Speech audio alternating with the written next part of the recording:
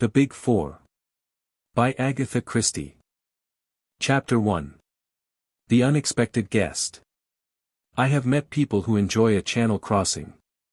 Men who can sit calmly in their deck chairs and, on arrival, wait until the boat is moored, then gather their belongings together without fuss and disembark. Personally, I can never manage this. From the moment I get on board I feel that the time is too short to settle down to anything. I move my suitcases from one spot to another, and if I go down to the saloon for a meal, I bolt my food with an uneasy feeling that the boat may arrive unexpectedly whilst I am below. Perhaps all this is merely a legacy from one's short leaves in the war, when it seemed a matter of such importance to secure a place near the gangway. And to be amongst the first to disembark lest one should waste precious minutes of one's 3 or 5 days' leave. On this particular July morning, as I stood by the rail and watched the white cliffs of Dover drawing nearer, I marveled at the passengers who could sit calmly in their chairs and never even raise their eyes for the first sight of their native land. Yet perhaps their case was different from mine.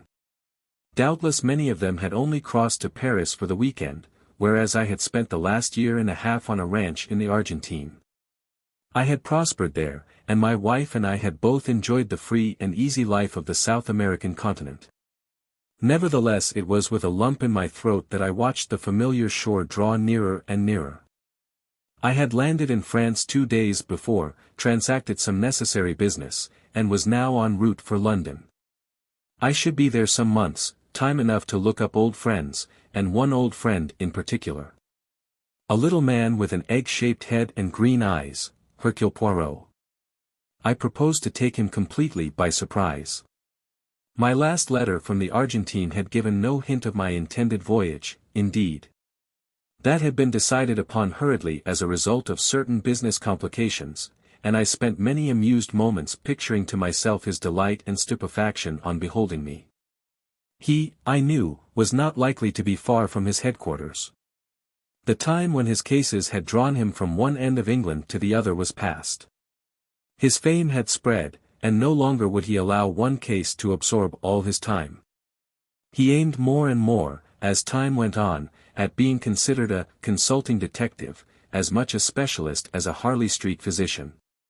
He had always scoffed at the popular idea of the human bloodhound who assumed wonderful disguises to track criminals, and who paused at every footprint to measure it. "No, my friend Hastings," he would say, "we leave that to Giroux and his friends. Hercule Poirot's methods are his own. Order and method, and the little grey cells. Sitting at ease in our own armchairs we see the things that these others overlook, and we do not jump to the conclusion like the worthy Japp." No. There was little fear of finding Hercule Poirot far afield. On arrival in London, I deposited my luggage at an hotel and drove straight on to the old address. What poignant memories it brought back to me! I hardly waited to greet my old landlady, but hurried up the stairs 2 at a time and rapped on Poirot's door. "Enter, then," cried a familiar voice from within. I strode in. Poirot stood facing me. In his arms he carried a small valise, which he dropped with a crash on beholding me. "Mon ami, Hastings!" he cried. "Mon ami, Hastings!" And, rushing forward, he enveloped me in a capacious embrace. Our conversation was incoherent and inconsequent. Ejaculations, eager questions, incomplete answers, messages from my wife, explanations as to my journey, were all jumbled up together. "I suppose there's someone in my old rooms?" I asked at last, when we had calmed down somewhat. "I'd love to put up here again with you." Poirot's face changed with startling suddenness. "Mon Dieu! But what a chance épouvantable! Regard around you, my friend." For the first time I took note of my surroundings. Against the wall stood a vast ark of a trunk of prehistoric design. Near to it were placed a number of suitcases, ranged neatly in order of size from large to small. The inference was unmistakable. "You are going away?" "Yes." "Where to?" "South America." "What?" "Yes, it is a droll farce, is it not?" It is to Rio I go, and every day I say to myself, I will write nothing in my letters, but oh! the surprise of the good Hastings when he beholds me. But when are you going? Poirot looked at his watch. In an hour's time. I thought you always said nothing would induce you to make a long sea voyage. Poirot closed his eyes and shuddered. Speak not of it to me, my friend. My doctor, he assures me that one dies not of it, and it is for the one time only, you understand, that never, never shall I return. He pushed me into a chair. Come, I will tell you how it all came about. Do you know who is the richest man in the world? Richer even than Rockefeller? Abe Ryland. The American soap king. Precisely. One of his secretaries approached me. There is some very considerable, as you would call it, hocus-pocus going on in connection with a big company in Rio. He wished me to investigate matters on the spot. I refused. I told him that if the facts were laid before me, I would give him my expert opinion. But that he professed himself unable to do. I was to be put in possession of the facts only on my arrival out there. Normally, that would have closed the matter. To dictate to Hercule Poirot is sheer impertinence. But the sum offered was so stupendous that for the first time in my life I was tempted by mere money. It was a competence, a fortune. And there was a second attraction, you, my friend. For this last year and a half I have been a very lonely old man. I thought to myself, why not? I am beginning to weary of this unending solving of foolish problems. I have achieved sufficient fame. Let me take this money and settle down somewhere near my old friend. I was quite affected by this token of Poirot's regard. So I accepted, he continued, and in an hour's time I must leave to catch the boat train. One of life's little ironies, is it not? But I will admit to you, Hastings, that had not the money offered been so big, I might have hesitated, for just lately I have begun a little investigation of my own. Tell me, what is commonly meant by the phrase, the Big Four? I suppose it had its origin at the Versailles Conference, and then there's the famous Big Four in the film world, and the term is used by hosts of smaller fry. I see, said Poirot thoughtfully. I have come across the phrase, you understand, under certain circumstances where none of those explanations would apply. It seems to refer to a gang of international criminals or something of that kind, only. Only what? I asked, as he hesitated. Only that I fancy that it is something on a large scale. Just a little idea of mine, nothing more. Ah, but I must complete my packing. The time advances. Don't go, I urged. Cancel your passage and come out on the same boat with me. Poirot drew himself up and glanced at me reproachfully. Ah, it is that you don't understand. I have passed my word, you comprehend, the word of Hercule Poirot. Nothing but a matter of life or death could detain me now. And that's not likely to occur, I murmured ruefully. Unless at the 11th hour the door opens and the unexpected guest comes in. I quoted the old saw with a slight laugh, and then, in the pause that succeeded it, we both started as a sound came from the inner room. What's that? I cried. Ma foi, retorted Poirot. It sounds very like your unexpected guest in my bedroom. But how can anyone be in there? There's no door except into this room. Your memory is excellent, Hastings. Now for the deductions. The window. But it's a burglar, then. He must have had a stiff climb of it, I should say it was almost impossible. I had risen to my feet and was striding in the direction of the door when the sound of fumbling at the handle from the other side arrested me. The door swung slowly open. Framed in the doorway stood a man. He was coated from head to foot with dust and mud, his face was thin and emaciated. He stared at us for a moment, and then swayed and fell. Poirot hurried to his side, then he looked up and spoke to me. Brandy, quickly. I dashed some brandy into a glass and brought it. Poirot managed to administer a little, and together we raised him and carried him to the couch. In a few minutes he opened his eyes and looked round him with an almost vacant stare. "What is it you want, monsieur?" asked Poirot. The man opened his lips and spoke in a queer mechanical voice. Hercule Poirot, 14, Faraway Street. Yes, yes, I am he.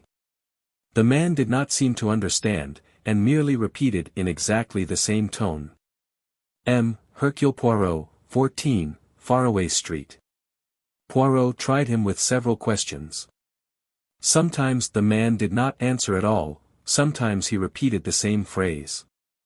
Poirot made a sign to me to ring up on the telephone. "Get Dr. Ridgway to come round." The doctor was in, luckily. And as his house was only just round the corner, few minutes elapsed before he came bustling in. "What's all this, eh?" Poirot gave him a brief explanation, and the doctor started examining our strange visitor, who seemed quite unconscious of his presence or ours. Said Dr. Ridgway, when he had finished. "Curious case. Brain fever?" I suggested. The doctor immediately snorted with contempt. "Brain fever. Brain fever. No such thing as brain fever. An invention of novelists. No. The man's had a shock of some kind.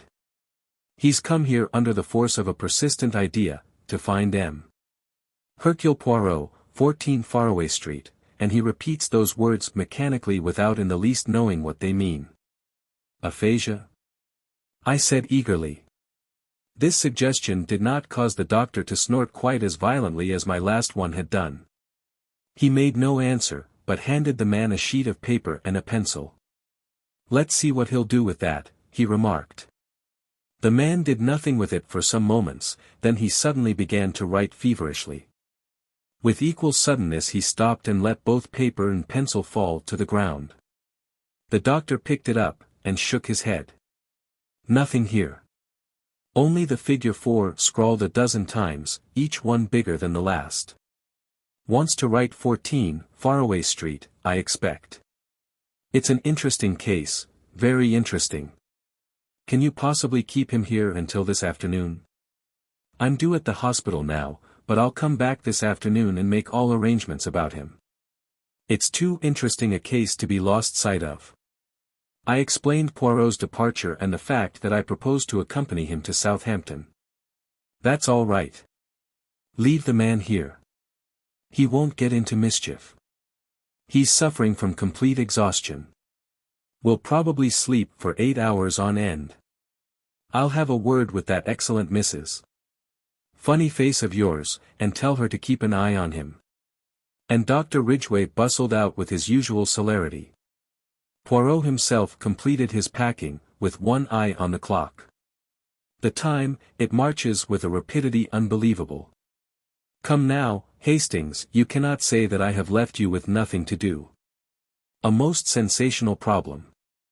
The man from the unknown. Who is he? What is he?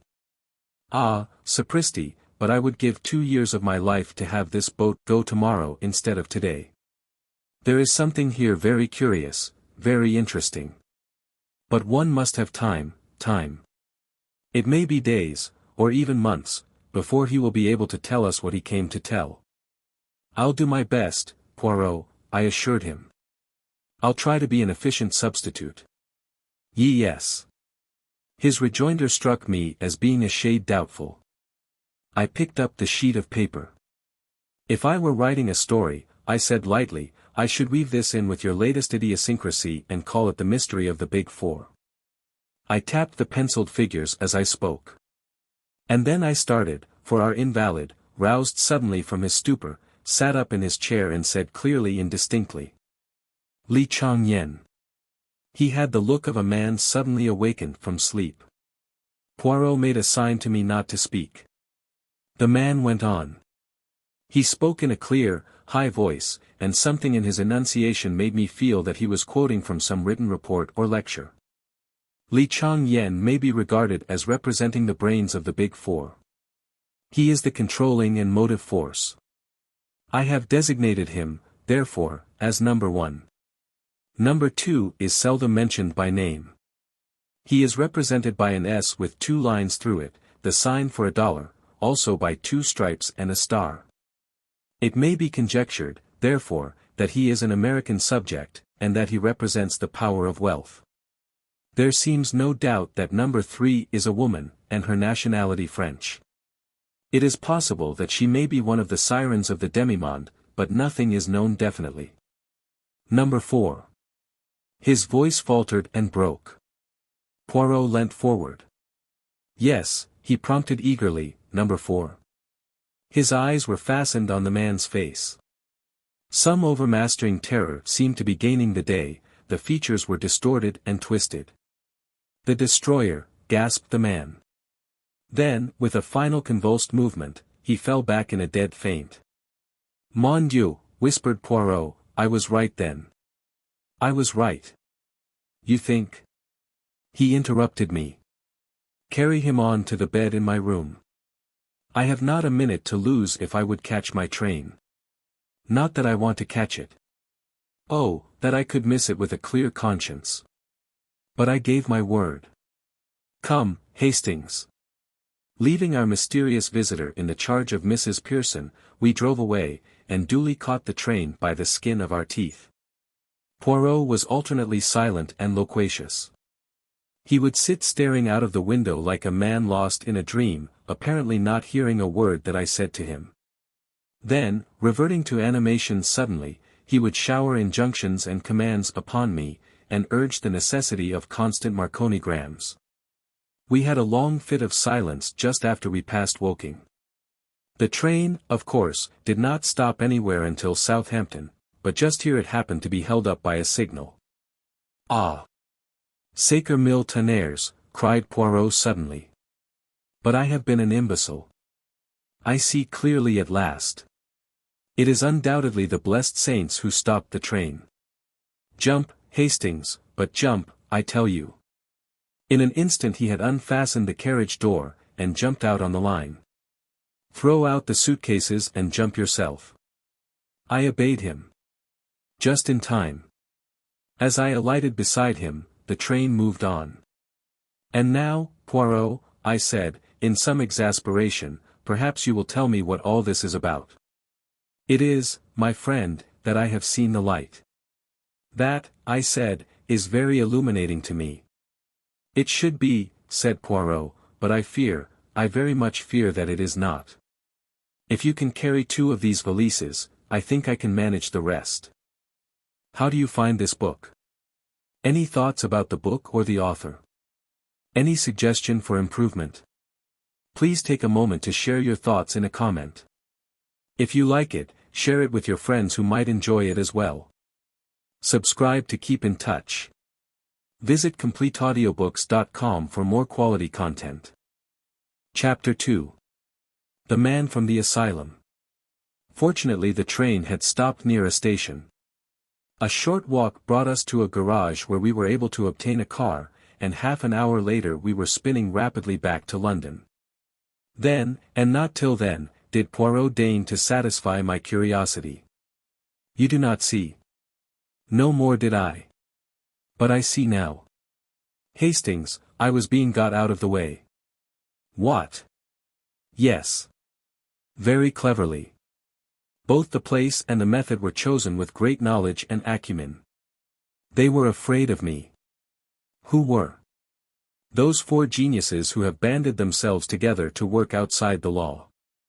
A Chinaman, an American, a Frenchwoman, and another. Pray the good God we arrive back in time, Hastings. You think there is danger to our visitor? I am sure of it. Mrs. Pearson greeted us on arrival. Brushing aside her ecstasies of astonishment on beholding Poirot, we asked for information. It was reassuring. No one had called, and our guest had not made any sign. With a sigh of relief we went up to the rooms. Poirot crossed the outer one and went through to the inner one. Then he called me, his voice strangely agitated. Hastings, he's dead. I came running to join him. The man was lying as we had left him, but he was dead, and had been dead some time. I rushed out for a doctor.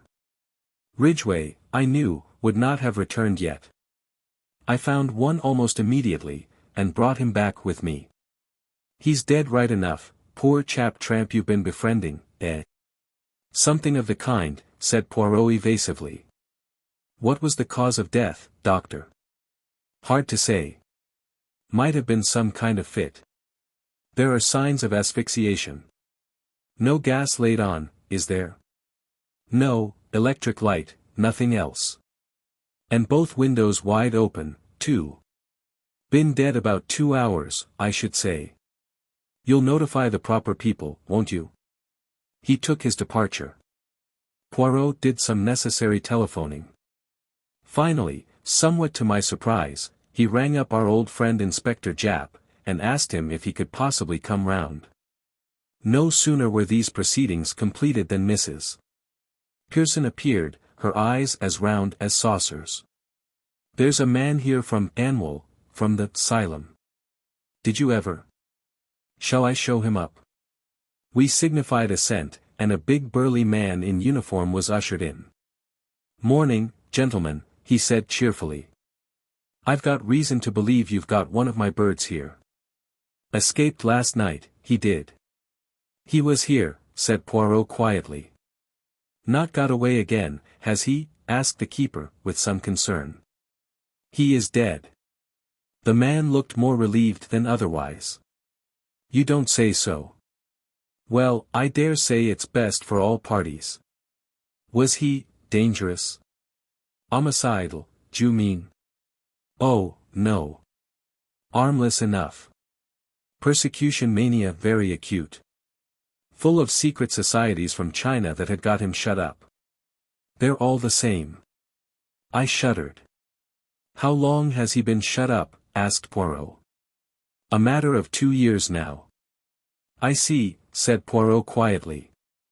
It never occurred to anybody that he might be sane. The keeper permitted himself to laugh. If he was sane, what would he be doing in a lunatic asylum? They all say they're sane, you know. Poirot said no more. He took the man in to see the body. The identification came immediately. That's him, right enough, said the keeper callously. Funny sort of bloke, ain't he? Well, gentlemen, I had best go off now and make arrangements under the circumstances. We won't trouble you with the corpse much longer. If there's a inquest, you will have to appear at it, I dare say. Good morning, sir. With a rather uncouth bow he shambled out of the room. A few minutes later Japp arrived. The Scotland Yard inspector was jaunty and dapper as usual. Here I am, Monsieur Poirot. What can I do for you? Thought you were off to the coral strands of somewhere or other today. My good Japp, I want to know if you have ever seen this man before. He led Japp into the bedroom. The inspector stared down at the figure on the bed with a puzzled face. Let me see now, he seems sort of familiar, and I pride myself on my memory, too. Why, God bless my soul, it's Mayerling. And who is, or was, Mayerling? Secret Service chap, not one of our people. Went to Russia 5 years ago. Never heard of again. Always thought the Bolsheviks had done him in. It all fits in, said Poirot, when Japp had taken his leave, except for the fact that he seems to have died a natural death. He stood looking down on the motionless figure with a dissatisfied frown. A puff of wind set the window curtains flying out, and he looked up sharply. I suppose you opened the windows when you laid him down on the bed, Hastings? No, I didn't, I replied. As far as I remember, they were shut. Poirot lifted his head suddenly. Shut, and now they are open. What can that mean? Somebody came in that way, I suggested. Possibly, agreed Poirot, but he spoke absently and without conviction. After a minute or two he said. That is not exactly the point I had in mind, Hastings. If only one window was open it would not intrigue me so much. It is both windows being open that strikes me as curious. He hurried into the other room. The sitting room window is open, too. That also we left shut. Ah! He bent over the dead man, examining the corners of the mouth minutely. Then he looked up suddenly. He has been gagged, Hastings. Gagged and then poisoned. Good heavens! I exclaimed, shocked. I suppose we shall find out all about it from the post-mortem. We shall find out nothing. He was killed by inhaling strong prussic acid. It was jammed right under his nose. Then the murderer went away again, first opening all the windows. Hydrocyanic acid is exceedingly volatile, but it has a pronounced smell of bitter almonds. With no trace of the smell to guide them, and no suspicion of foul play, death would be put down to some natural cause by the doctors. So this man was in the Secret Service, Hastings. And 5 years ago he disappeared in Russia. The last 2 years he's been in the asylum, I said. But what of the 3 years before that? Poirot shook his head, and then caught my arm. The clock, Hastings, look at the clock. I followed his gaze to the mantelpiece. The clock had stopped at 4 o'clock. Mon ami, someone has tampered with it. It had still 3 days to run. It is an 8-day clock, you comprehend? But what should they want to do that for? Some idea of a false scent by making the crime appear to have taken place at 4 o'clock? No, no. Rearrange your ideas, mon ami. Exercise your little grey cells. You are Mayerling. You hear something perhaps, and you know well enough that your doom is sealed. You have just time to leave a sign. 4 o'clock, Hastings. Number 4, the destroyer. Ah! An idea. He rushed into the other room and seized the telephone. He asked for Hanwell. You are the asylum, yes. I understand there has been an escape today. What is that you say? A little moment, if you please. Will you repeat that? Ah! Parfaitement. He hung up the receiver, and turned to me. You heard, Hastings. There has been no escape. But the man who came, the keeper. I said. I wonder, I very much wonder. You mean? Number 4, the destroyer. I gazed at Poirot dumbfounded. A minute or two after, on recovering my voice, I said. We shall know him again, anywhere, that's one thing. He was a man of very pronounced personality. Was he, mon ami? I think not. He was burly and bluff and red-faced, with a thick mustache and a hoarse voice.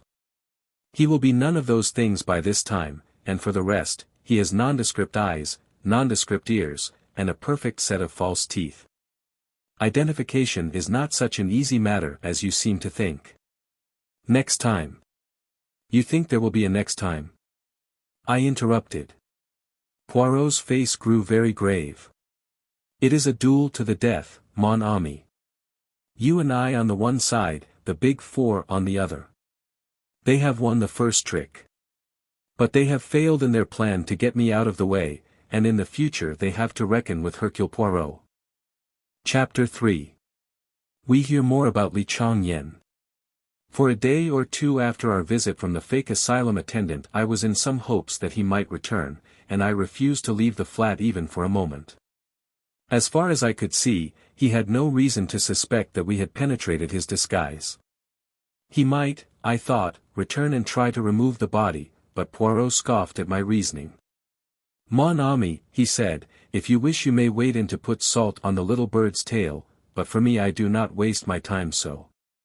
Well, then, Poirot, I argued, why did he run the risk of coming at all? If he intended to return later for the body, I can see some point in his visit. He would at least be removing the evidence against himself. As it is, he does not seem to have gained anything. Poirot shrugged his most Gallic shrug. But you do not see with the eyes of number 4, Hastings, he said. You talk of evidence, but what evidence have we against him? True, we have a body, but we have no proof even that the man was murdered. Prussic acid, when inhaled, leaves no trace. Again, we can find no one who saw anyone enter the flat during our absence, and we have found out nothing about the movements of our late friend, Mayerling. No, Hastings. Number 4 has left no trace, and he knows it. His visit we may call a reconnaissance. Perhaps he wanted to make quite sure that Mayerling was dead, but more likely, I think, he came to see Hercule Poirot, and to have speech with the adversary whom alone he must fear. Poirot's reasoning appeared to be typically egotistical, but I forbore to argue. And what about the inquest? I asked. I suppose you will explain things clearly there, and let the police have a full description of number 4. And to what end? Can we produce anything to impress a coroner's jury of your solid Britishers? Is our description of number 4 of any value? No. We shall allow them to call it accidental death, and maybe, although I have not much hope, our clever murderer will pat himself on the back that he deceived Hercule Poirot in the first round. Poirot was right as usual. We saw no more of the man from the asylum, and the inquest, at which I gave evidence, but which Poirot did not even attend, aroused no public interest. As, in view of his intended trip to South America, Poirot had wound up his affairs before my arrival, he had at this time no cases on hand. But although he spent most of his time in the flat, I could get little out of him. He remained buried in an armchair, and discouraged my attempts at conversation. And then one morning, about a week after the murder, he asked me if I would care to accompany him on a visit he wished to make. I was pleased, for I felt he was making a mistake in trying to work things out so entirely on his own, and I wished to discuss the case with him. But I found he was not communicative. Even when I asked where we were going, he would not answer. Poirot loves being mysterious. He will never part with a piece of information until the last possible moment. In this instance, having taken successively a bus and 2 trains, and arrived in the neighborhood of one of London's most depressing southern suburbs, he consented at last to explain matters. We go, Hastings, to see the one man in England who knows most of the underground life of China. Indeed. Who is he? A man you have never heard of, a Mr. John Ingles. To all intents and purposes, he is a retired civil servant of mediocre intellect, with a house full of Chinese curios with which he bores his friends and acquaintances. Nevertheless, I am assured by those who should know that the only man capable of giving me the information I seek is this same John Ingles. A few moments more saw us ascending the steps of the Laurels, as Mr. Ingles's residence was called. Personally, I did not notice a laurel bush of any kind, so deduced that it had been named according to the usual obscure nomenclature of the suburbs. We were admitted by an impassive-faced Chinese servant and ushered into the presence of his master. Mr. Ingles was a squarely built man, somewhat yellow of countenance, with deep-set eyes that were oddly reflective in character. He rose to greet us, setting aside an open letter which he had held in his hand. He referred to it after his greeting. "Sit down, won't you?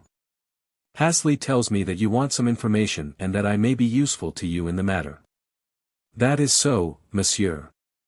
I ask of you if you have any knowledge of a man named Li Chang-yen."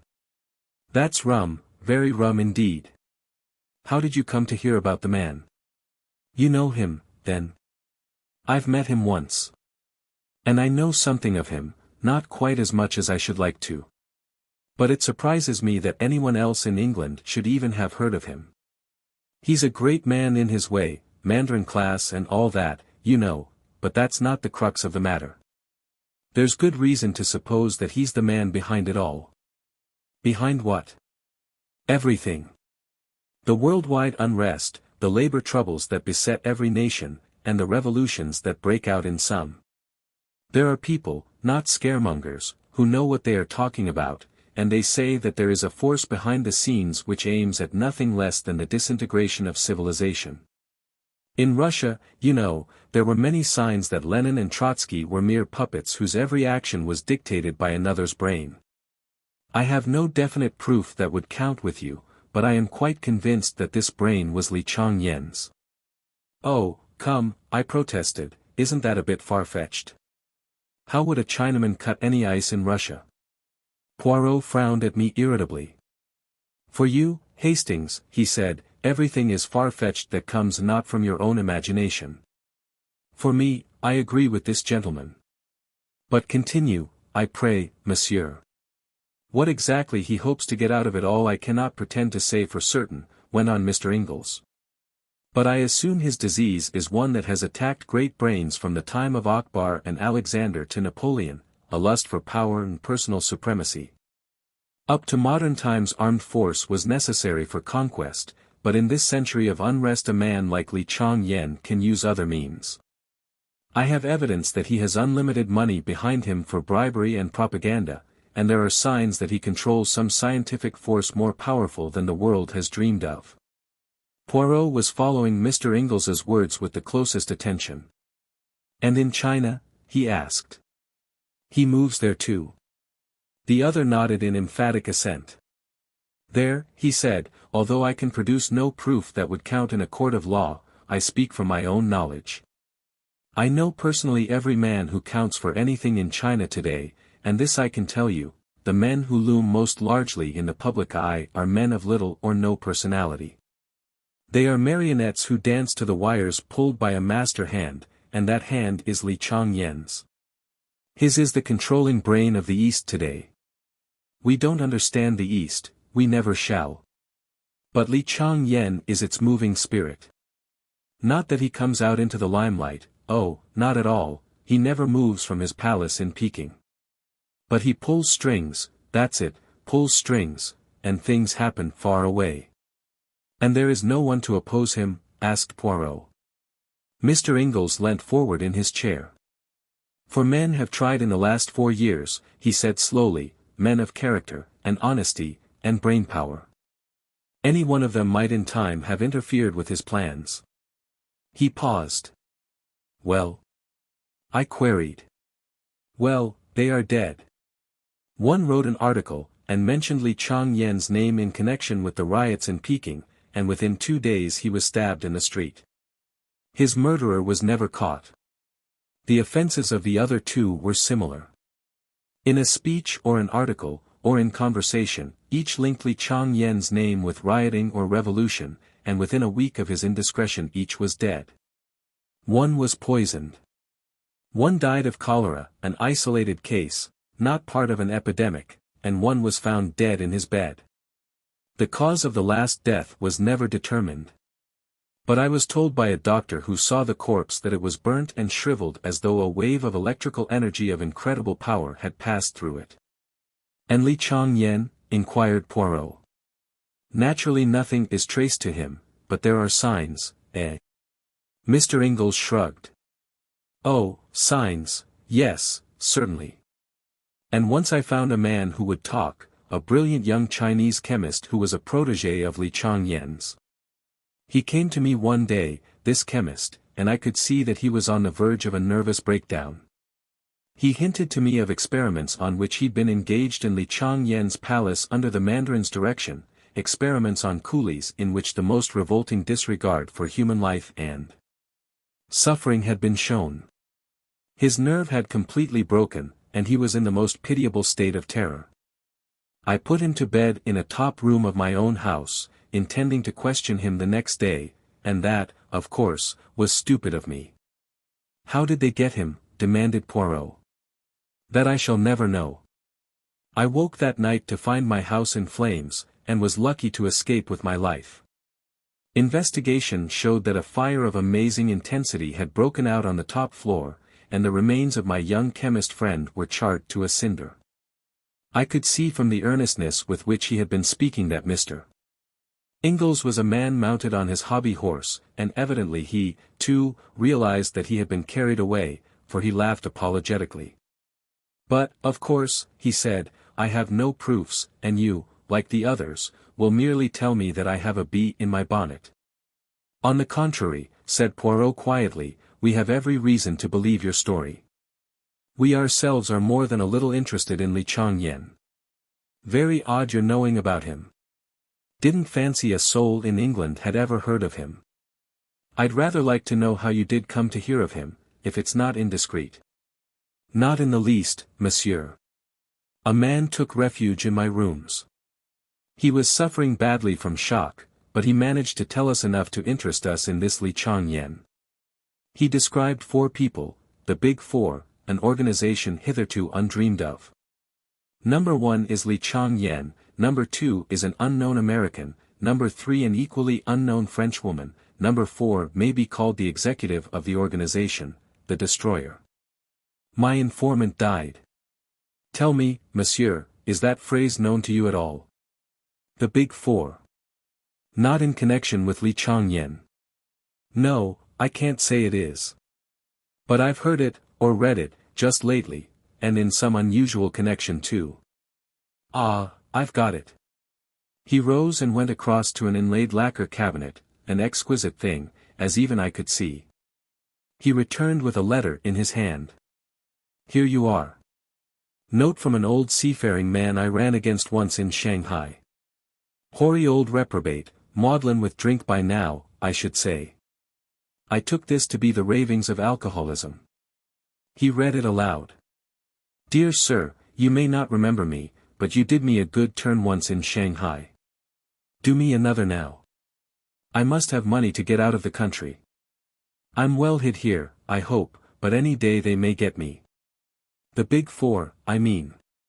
It's life or death. I've plenty of money, but I daren't get at it, for fear of putting them wise. Send me a couple of hundred in notes. I'll repay it faithful, I swear to that. Your servant, sir. Jonathan Wally. Dated from Granite Bungalow, Hoppiton, Dartmoor. I'm afraid I regarded it as rather a crude method of relieving me of a couple of hundred which I can ill spare. If it's any use to you, he held it out. Je vous remercie, monsieur. I start for Hoppiton à l'Ormine. Dear me, this is very interesting. Supposing I came along too? Any objection? I should be charmed to have your company, but we must start at once. We shall not reach Dartmoor until close on nightfall, as it is. John Ingles did not delay us more than a couple of minutes, and soon we were in the train moving out of Paddington bound for the West Country. Hoppiton was a small village clustering in a hollow right on the fringe of the moorland. It was reached by a 9-mile drive from Moreton Hampstead. It was about 8 o'clock when we arrived. But as the month was July, the daylight was still abundant. We drove into the narrow street of the village and then stopped to ask our way of an old rustic. Granite Bungalow, said the old man reflectively, it be Granite Bungalow you do want? Eh. We assured him that this was what we did want. The old man pointed to a small grey cottage at the end of the street. There be tea bungalow. Do you want to see tea inspector? What inspector? Asked Poirot sharply, what do you mean? Haven't ye heard about tea murder, then? A shocking business tea was seemingly. Pools of blood, they do say. Mon Dieu, murmured Poirot. This inspector of yours, I must see him at once. 5 minutes later we were closeted with Inspector Meadows. The inspector was inclined to be stiff at first, but at the magic name of Inspector Japp of Scotland Yard, he unbent. Yes, sir. Murdered this morning. A shocking business. They phoned to Moreton, and I came out at once. Looked a mysterious thing to begin with. The old man, he was about 70, you know, and fond of his glass, from all I hear, was lying on the floor of the living room. There was a bruise on his head and his throat was cut from ear to ear. Blood all over the place, as you can understand. The woman who cooks for him, Betsy Andrews, she told us that her master had several little Chinese jade figures, that he told her were very valuable, and these had disappeared. That, of course, looked like assault and robbery, but there were all sorts of difficulties in the way of that solution. The old fellow had 2 people in the house. Betsy Andrews, who is a Hoppiton woman, and a rough kind of manservant, Robert Grant. Grant had gone to the farm to fetch the milk, which he does every day, and Betsy had stepped out to have a chat with a neighbor. She was only away 20 minutes, between 10 and half past, and the crime must have been done then. Grant returned to the house first. He went in by the back door, which was open. No one locks up doors round here, not in broad daylight, at all events, put the milk in the larder. And went into his own room to read the paper and have a smoke. He had no idea anything unusual had occurred, at least, that's what he says. Then Betsy comes in, goes into the living room, sees what's happened, and lets out a screech to wake the dead. That's all fair and square. Someone got in whilst those two were out, and did the poor old man in. But it struck me at once that he must be a pretty cool customer. He'd have to come right up the village street, or creep through someone's backyard. Granite Bungalow has got houses all round it, as you can see. How was it that no one had seen him? The inspector paused with a flourish. "Aha, I perceive your point," said Poirot. "To continue?" "Well, sir, fishy," I said to myself, fishy. And I began to look about me. Those jade figures, now. Would a common tramp ever suspect that they were valuable? Anyway, it was madness to try such a thing in broad daylight. Suppose the old man had yelled for help? I suppose. "Inspector," said Mr. Ingles, "that the bruise on the head was inflicted before death." "Quite right, sir. First knocked him silly, the murderer did, and then cut his throat. That's clear enough. But how the dickens did he come or go? They notice strangers quick enough in a little place like this. It came to me all at once, nobody did come. I took a good look round. It had rained the night before, and there were footprints clear enough going in and out of the kitchen. In the living room there were two sets of footprints only. Betsy Andrews's stopped at the door, Mr. Wally's, he was wearing carpet slippers, and another man's. The other man had stepped in the bloodstains, and I traced his bloody footprints. I beg your pardon, sir. Not at all, said Mr. Ingles, with a faint smile, the adjective is perfectly understood. I traced them to the kitchen, but not beyond. Point number 1. On the lintel of Robert Grant's door was a faint smear, a smear of blood. That's point number 2. Point number 3 was when I got hold of Grant's boots, which he had taken off, and fitted them to the marks. That settled it. It was an inside job. I warned Grant and took him into custody. And what do you think I found packed away in his portmanteau? The little jade figures and a ticket of leave. Robert Grant was also Abraham Biggs, convicted for felony in housebreaking 5 years ago. The inspector paused triumphantly. What do you think of that, gentlemen? I think, said Poirot, that it appears a very clear case, of a surprising clearness, in fact. This Biggs, or Grant, he must be a man very foolish and uneducated, eh? Oh, he is that, a rough, common sort of fellow. No idea of what a footprint may mean. Clearly he reads not the detective fiction. Well, Inspector, I congratulate you. We may look at the scene of the crime. Yes. I'll take you there myself this minute. I'd like you to see those footprints. I, too, should like to see them. Yes, yes, very interesting, very ingenious. We set out forthwith. Mr. Ingles and the inspector forged ahead. I drew Poirot back a little so as to be able to speak to him out of the inspector's hearing. What do you really think, Poirot? Is there more in this than meets the eye? That is just the question, mon ami. Wally says plainly enough in his letter that the Big Four are on his track, and we know, you and I, that the Big Four is no bogey for the children. Yet everything seems to say that this man Grant committed the crime. Why did he do so? For the sake of the little jade figures? Or is he an agent of the Big Four? I confess that this last seems more likely. However valuable the jade, a man of that class was not likely to realize the fact, at any rate, not to the point of committing murder for them. That, par example, ought to have struck the inspector. He could have stolen the jade and made off with it instead of committing a brutal murder. Ah, yes. I fear our Devonshire friend has not used his little grey cells. He has measured footprints, and has omitted to reflect and arrange his ideas with the necessary order and method. Chapter 4. The importance of a leg of mutton. The inspector drew a key from his pocket and unlocked the door of Granite Bungalow. The day had been fine and dry, so our feet were not likely to leave any prints. Nevertheless, we wiped them carefully on the mat before entering. A woman came up out of the gloom and spoke to the inspector, and he turned aside. Then he spoke over his shoulder. "Have a good look round, Mr. Poirot, and see all there is to be seen. I'll be back in about 10 minutes. By the way, here's Grant's boot. I brought it along with me for you to compare the impressions." We went into the living room, and the sound of the inspector's footsteps died away outside. Ingles was attracted immediately by some Chinese curios on a table in the corner, and went over to examine them. He seemed to take no interest in Poirot's doings. I, on the other hand, watched him with breathless interest. The floor was covered with a dark green linoleum which was ideal for showing up footprints. A door at the farther end led into the small kitchen. From there another door led into the scullery, where the back door was situated, and another into the bedroom which had been occupied by Robert Grant.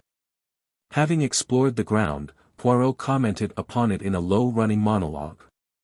"Here is where the body lay, that big dark stain and the splashes all around mark the spot. Traces of carpet slippers and number 9 boots, you observe, but all very confused. Then 2 sets of tracks leading to and from the kitchen. Whoever the murderer was, he came in that way. You have the boot, Hastings. Give it to me." He compared it carefully with the prints. "Yes, both made by the same man, Robert Grant. He came in that way, killed the old man, and went back to the kitchen. He had stepped in the blood, see the stains he left as he went out. Nothing to be seen in the kitchen, all the village has been walking about in it. He went into his own room. No, first he went back again to the scene of the crime. Was that to get the little jade figures? Or had he forgotten something that might incriminate him? Perhaps he killed the old man the second time he went in," I suggested. "Mais non, you do not observe. On one of the outgoing footmarks stained with blood there is superimposed an ingoing one.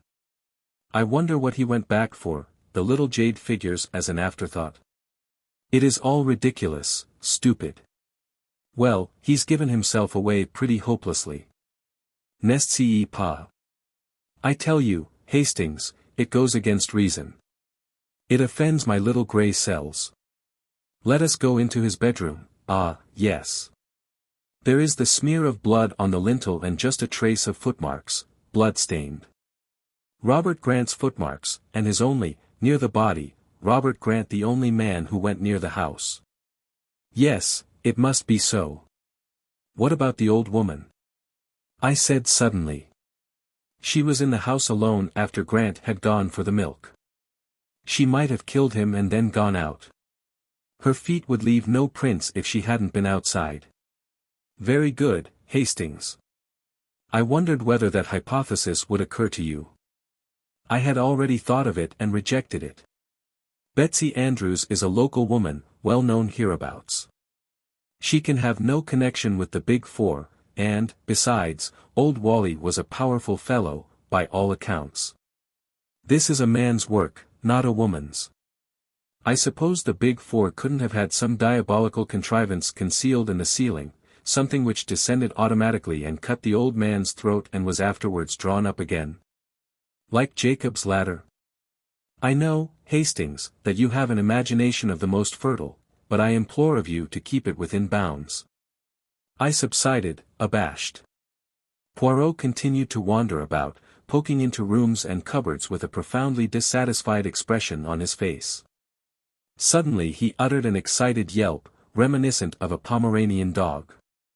I rushed to join him. He was standing in the larder in a dramatic attitude. In his hand he was brandishing a leg of mutton. "My dear Poirot," I cried. "What is the matter? Have you suddenly gone mad? Regard, I pray you, this mutton. But regard it closely." I regarded it as closely as I could, but could see nothing unusual about it. It seemed to me a very ordinary leg of mutton. I said as much. Poirot threw me a withering glance. But do you not see this, and this, and this? He illustrated each this with a jab at the unoffending joint, dislodging small icicles as he did so. Poirot had just accused me of being imaginative, but I now felt that he was far more wildly so than I had ever been. Did he seriously think these slivers of ice were crystals of a deadly poison? That was the only construction I could put upon his extraordinary agitation. It's frozen meat, I explained gently. Imported, you know. New Zealand. He stared at me for a moment or two and then broke into a strange laugh. How marvelous is my friend Hastings. He knows everything, but everything. How do they say, inquire within upon everything. That is my friend Hastings. He flung down the leg of mutton onto its dish again and left the larder. Then he looked through the window. Here comes our friend the inspector. It is well. I have seen all I want to see here. He drummed on the table absent-mindedly, as though absorbed in calculation, and then asked suddenly, what is the day of the week, mon ami? Monday, I said, rather astonished. What? Ah. Monday, is it? A bad day of the week. To commit a murder on a Monday is a mistake.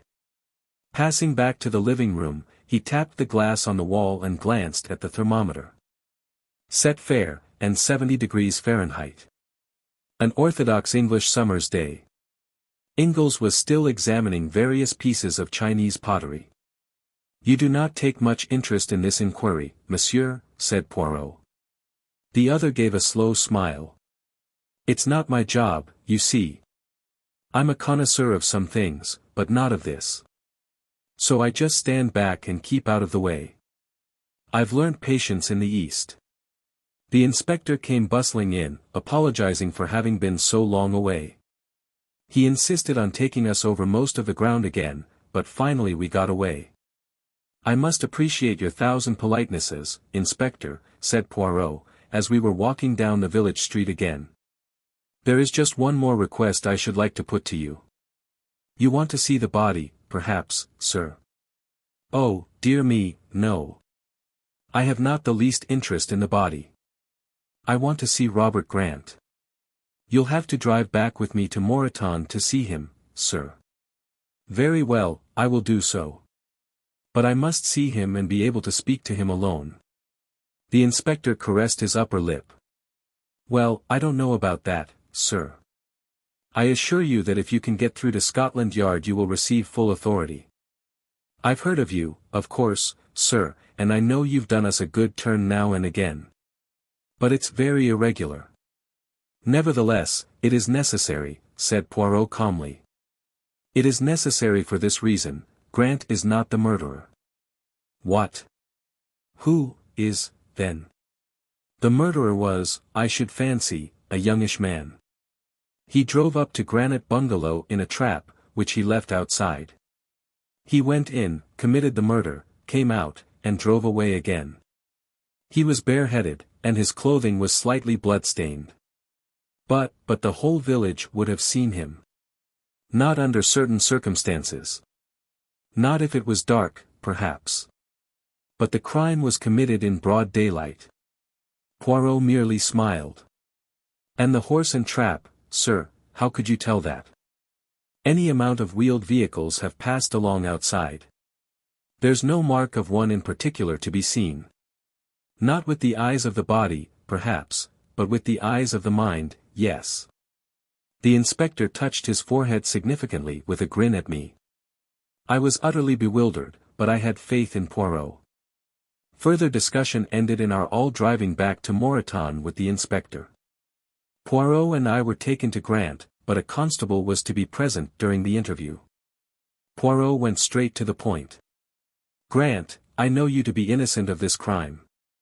Relate to me in your own words exactly what happened.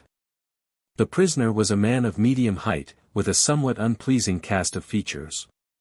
He looked a jailbird if ever a man did. Honest to God, I never did it, he whined. Someone put those little glass figures amongst my traps. It was a frame-up, that's what it was.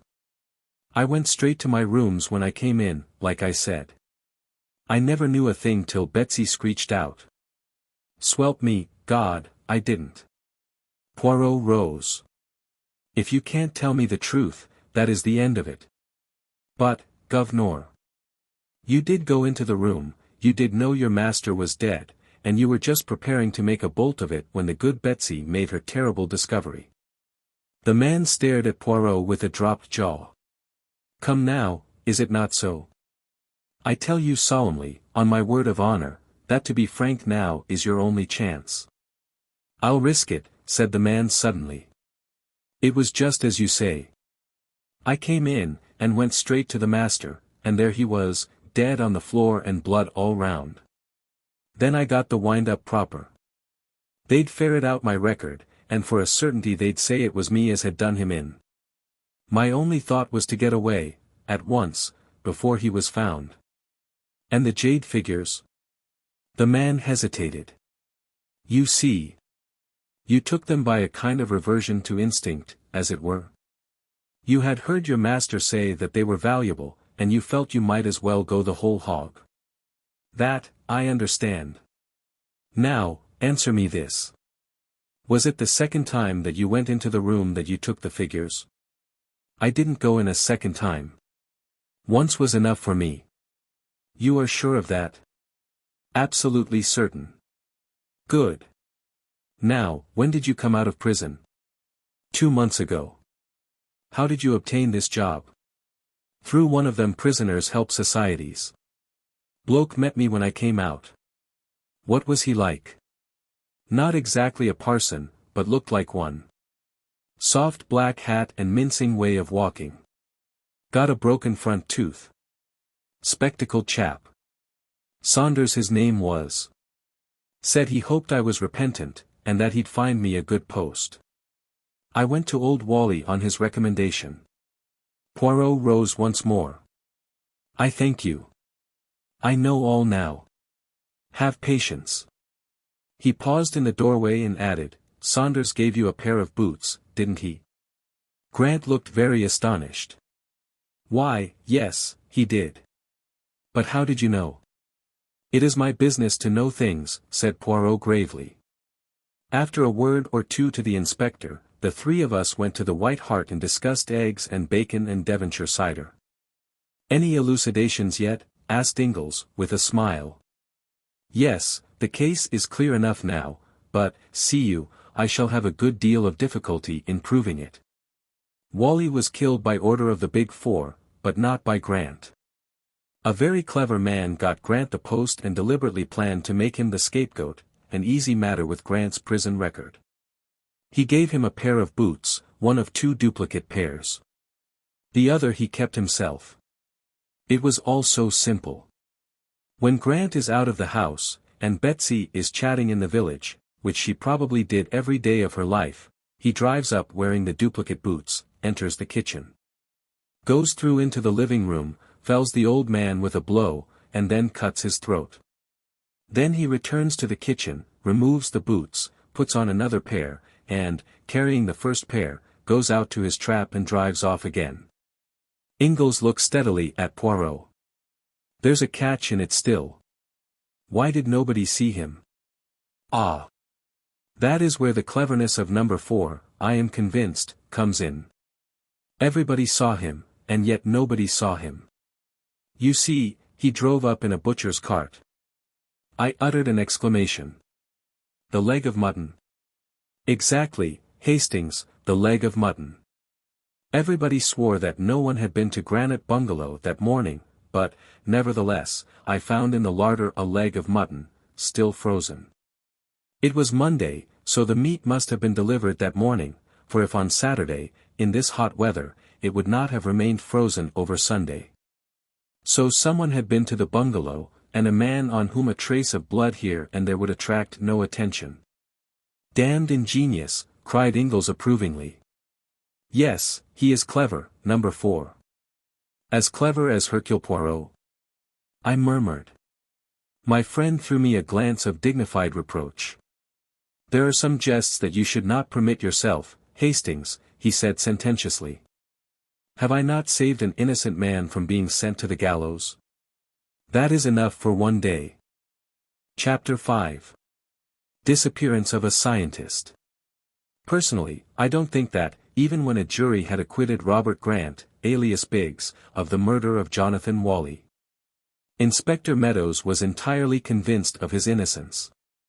The case which he had built up against Grant, the man's record, the jade which he had stolen, the boots which fitted the footprints so exactly, was to his matter-of-fact mind too complete to be easily upset. But Poirot, compelled much against his inclination to give evidence, convinced the jury. 2 witnesses were produced who had seen a butcher's cart drive up to the bungalow on that Monday morning, and the local butcher testified that his cart only called there on Wednesdays and Fridays. A woman was actually found who, when questioned, remembered seeing the butcher's man leaving the bungalow, but she could furnish no useful description of him. The only impression he seemed to have left on her mind was that he was clean-shaven, of medium height, and looked exactly like a butcher's man. At this description Poirot shrugged his shoulders philosophically. "It is as I tell you, Hastings," he said to me, after the trial. "He is an artist, this one. He disguises himself not with the false beard and the blue spectacles. He alters his features, yes, but that is the least part. For the time being he is the man he would be. He lives in his part." Certainly I was compelled to admit that the man who had visited us from Hanwell had fitted in exactly with my idea of what an asylum attendant should look like. I should never for a moment have dreamt of doubting that he was genuine. It was all a little discouraging, and our experience on Dartmoor did not seem to have helped us at all. I said as much to Poirot, but he would not admit that we had gained nothing. "We progress," he said, "we progress. At every contact with this man we learn a little of his mind and his methods. Of us and our plans he knows nothing." "And there, Poirot," I protested, "he and I seem to be in the same boat. You don't seem to me to have any plans, you seem to sit and wait for him to do something."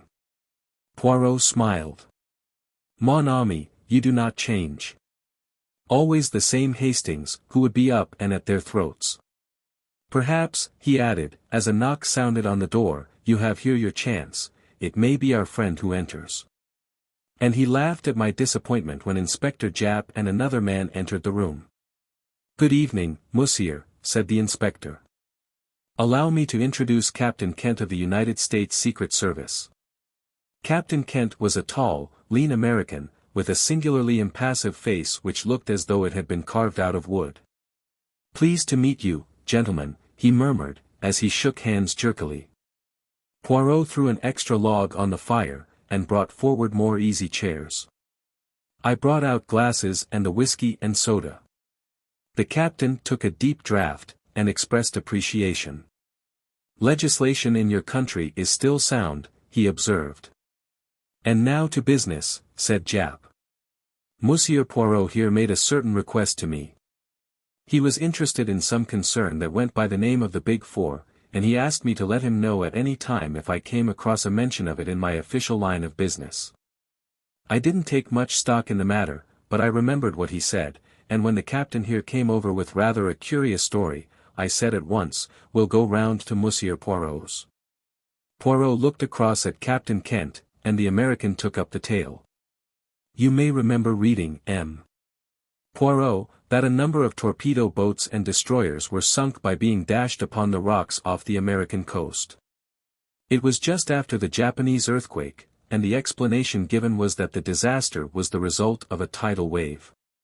Now, a short time ago, a roundup was made of certain crooks and gunmen, and with them were captured some papers which put an entirely new face upon the matter. They appeared to refer to some organization called the Big Four, and gave an incomplete description of some powerful wireless installation, a concentration of wireless energy far beyond anything so far attempted, and capable of focusing a beam of great intensity upon some given spot.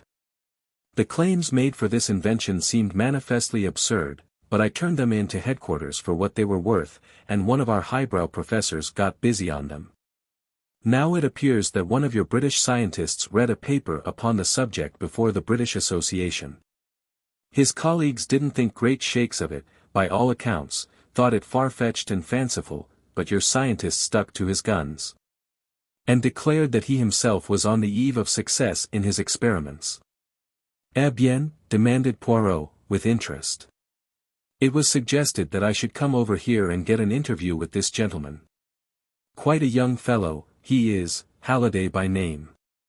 He is the leading authority on the subject, and I was to get from him whether the thing suggested was any way possible. And was it? I asked eagerly. That's just what I don't know. I haven't seen Mr. Halliday, and I'm not likely to, by all accounts. The truth of the matter is, said Japp shortly, Halliday's disappeared. When? 2 months ago. Was his disappearance reported? Of course it was. His wife came to us in a great state. We did what we could, but I knew all along it would be no good. Why not? Never is, when a man disappears that way. Japp winked. What way? Paris. So Halliday disappeared in Paris? Yes. Went over there on scientific work, so he said. Of course, he'd have to say something like that. But you know what it means when a man disappears over there. Either it's Apache work, and that's the end of it, or else it's voluntary disappearance, and that's a great deal the commoner of the two, I can tell you. Gay Paris and all that, you know. Sick of home life. Halliday and his wife had had a tiff before he started, which all helps to make it a pretty clear case. I wonder, said Poirot thoughtfully. The American was looking at him curiously. Say, mister, he drawled, what's this Big Four idea? The Big Four, said Poirot, is an international organization which has at its head a Chinaman. He is known as Number 1. Number 2 is an American. Number 3 is a Frenchwoman. Number 4, the destroyer, is an Englishman. A Frenchwoman, eh? The American whistled. And Halliday disappeared in France. Maybe there's something in this. What's her name? I don't know. I know nothing about her. But it's a mighty big proposition, suggested the other. Poirot nodded, as he arranged the glasses in a neat row on the tray. His love of order was as great as ever. What was the idea in sinking those boats? Are the Big Four a German stunt? The Big Four are for themselves, and for themselves only, le Capitaine. Their aim is world domination. The American burst out laughing, but broke off at the sight of Poirot's serious face. You laugh, monsieur, said Poirot, shaking a finger at him. You reflect not, you use not the little grey cells of the brain. Who are these men who send a portion of your navy to destruction simply as a trial of their power? For that was all it was, monsieur, a test of this new force of magnetical attraction which they hold. Go on with you, monsieur, said Japp good-humouredly. I've read of super-criminals many a time, but I've never come across them. Well, you've heard Captain Kent's story. Anything further I can do for you? Yes, my good friend. You can give me the address of Mrs. Halliday, and also a few words of introduction to her if you will be so kind. Thus it was that the following day saw us bound for Chetwynd Lodge, near the village of Chobham in Surrey. Mrs. Halliday received us at once, a tall, fair woman, nervous and eager in manner. With her was her little girl, a beautiful child of 5. Poirot explained the purpose of our visit. Oh! Monsieur Poirot, I am so glad, so thankful. I have heard of you, of course. You will not be like these Scotland Yard people, who will not listen or try to understand. And the French police are just as bad, worse, I think. They are all convinced that my husband has gone off with some other woman. But he wasn't like that. All he thought of in life was his work. Half our quarrels came from that. He cared for it more than he did for me. Englishmen, they are like that, said Poirot soothingly. And if it is not work, it is the games, the sport. All those things they take au grand sérieux. Now, madam, recount to me exactly, in detail, and as methodically as you can, the exact circumstances of your husband's disappearance. My husband went to Paris on Thursday, the 20th of July. He was to meet and visit various people there connected with his work, amongst them Madame Olivier. Poirot nodded at the mention of the famous French woman chemist, who had eclipsed even Madame Curie in the brilliance of her achievements. She had been decorated by the French government, and was one of the most prominent personalities of the day. He arrived there in the evening and went at once to the Hôtel Castiglione in the Rue de Castiglione. On the following morning he had an appointment with Professor Bourguignon, which he kept. His manner was normal and pleasant. The two men had a most interesting conversation, and it was arranged that he should witness some experiments in the professor's laboratory on the following day. He lunched alone at the Café Royal, went for a walk in the Bois, and then visited Madame Olivier at her house at Passy. There, also, his manner was perfectly normal. He left about 6. Where he dined is not known, probably alone at some restaurant. He returned to the hotel about 11 o'clock and went straight up to his room, after inquiring if any letters had come for him. On the following morning, he walked out of the hotel, and has not been seen again. At what time did he leave the hotel? At the hour when he would normally leave it to keep his appointment at Professor Bourguignon's laboratory? We do not know. He was not remarked leaving the hotel. But no petit déjeuner was served to him, which seems to indicate that he went out early. Or he might, in fact, have gone out again after he came in the night before. I do not think so. His bed had been slept in, and the night porter would have remembered anyone going out at that hour. A very just observation, madam. We may take it, then, that he left early on the following morning, and that is reassuring from one point of view. He is not likely to have fallen a victim to any Apache assault at that hour. His baggage, now, was it all left behind? Mrs. Halliday seemed rather reluctant to answer, but at last she said. No, he must have taken one small suitcase with him. Said Poirot thoughtfully, I wonder where he was that evening. If we knew that, we should know a great deal. Whom did he meet? There lies the mystery. Madam, myself I do not of necessity accept the view of the police, with them is it always cherchez la femme. Yet it is clear that something occurred that night to alter your husband's plans. You say he asked for letters on returning to the hotel.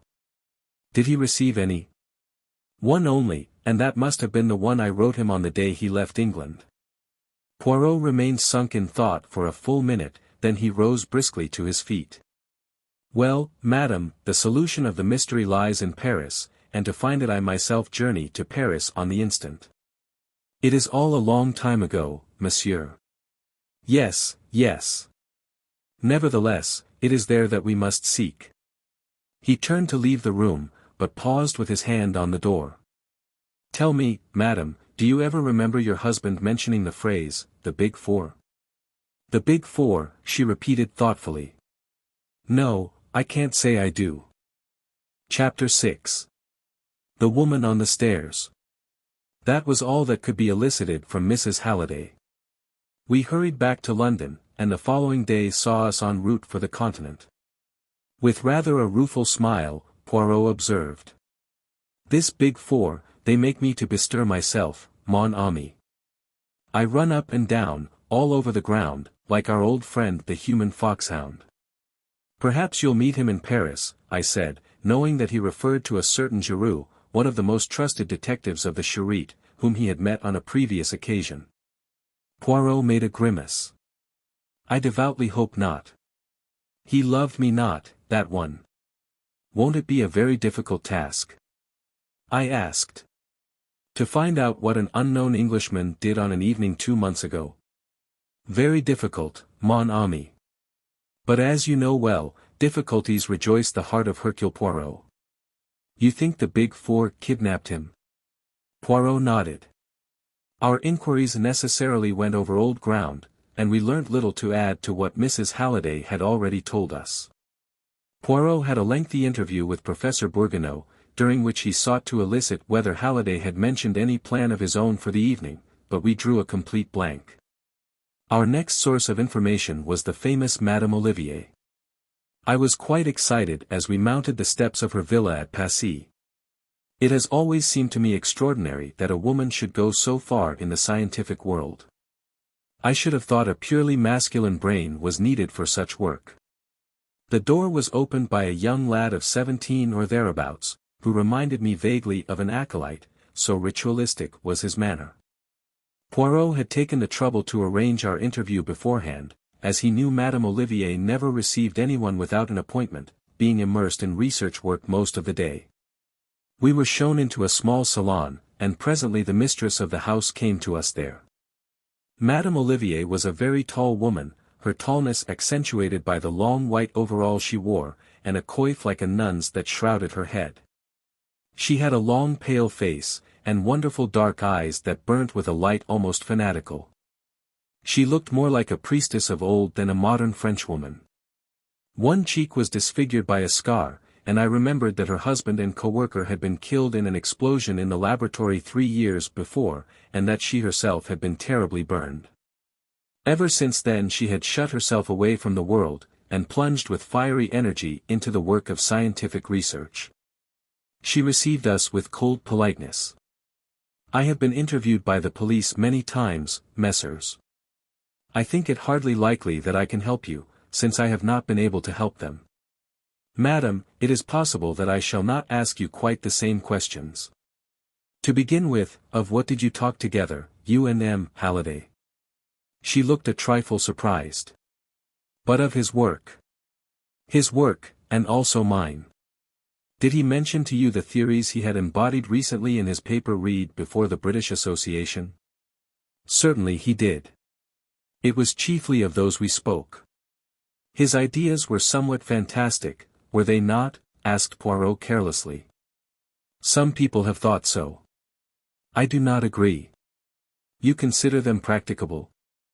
"Perfectly practicable. My own line of research has been somewhat similar, though not undertaken with the same end in view. I have been investigating the gamma rays emitted by the substance usually known as radium C, a product of radium emanation. And in doing so I have come across some very interesting magnetical phenomena.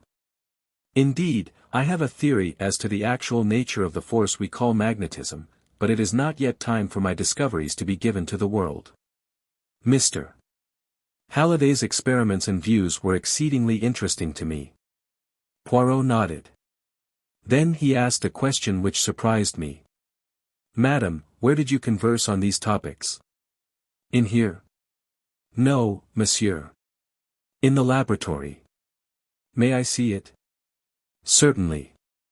She led the way to the door from which she had entered. It opened on a small passage. We passed through 2 doors and found ourselves in the big laboratory, with its array of beakers and crucibles and 100 appliances of which I did not even know the names. There were 2 occupants, both busy with some experiment. Madame Olivier introduced them. Mademoiselle Claude, one of my assistants. A tall, serious-faced young girl bowed to us. Monsieur Henri, an old and trusted friend. The young man, short and dark, bowed jerkily. Poirot looked round him. There were 2 other doors besides the one by which we had entered. One, Madame explained, led into the garden, the other into a smaller chamber also devoted to research. Poirot took all this in, then declared himself ready to return to the salon. "Madame, were you alone with M. Halliday during your interview?" "Yes, monsieur. My 2 assistants were in the smaller room next door." "Could your conversation be overheard, by them or anyone else?" Madame reflected, then shook her head. "I do not think so.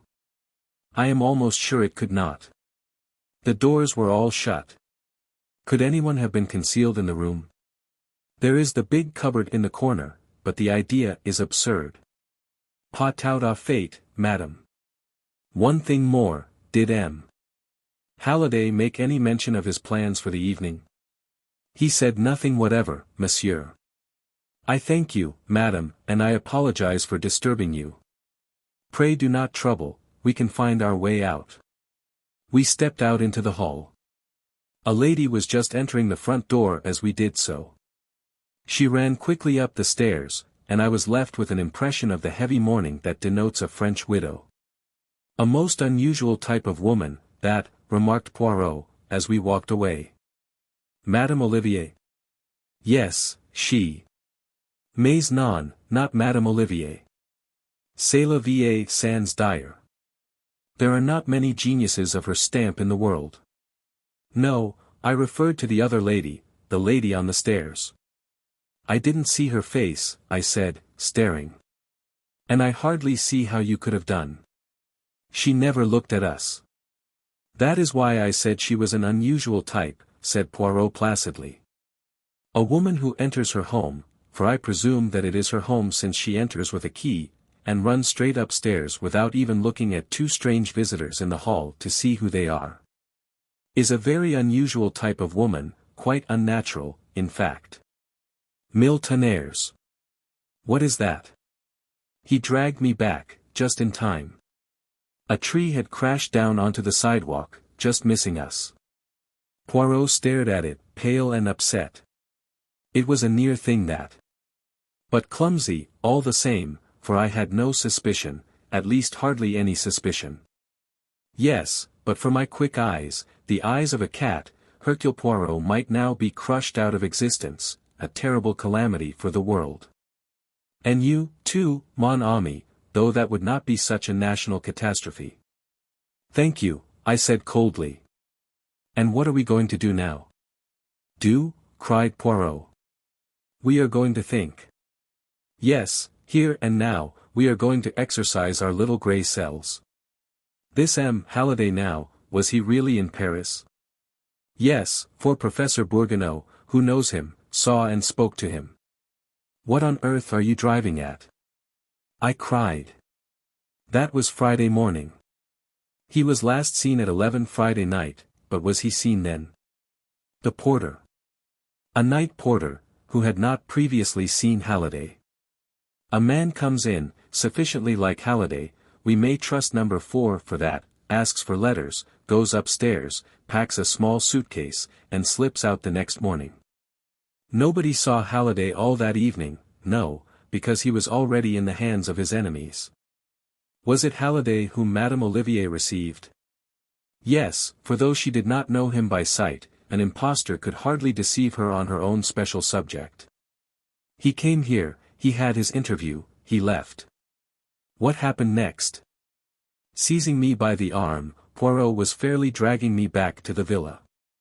Now, mon ami, imagine that it is the day after the disappearance, and that we are tracking footprints. You love footprints, do you not? See, here they go, a man's, Halliday's. He turns to the right as we did, he walks briskly, ah. Other footsteps following behind, very quickly, small footsteps, a woman's. See, she catches him up, a slim young woman, in a widow's veil. Pardon, monsieur, Madame Olivier desires that I recall you. He stops, he turns. Now where would the young woman take him?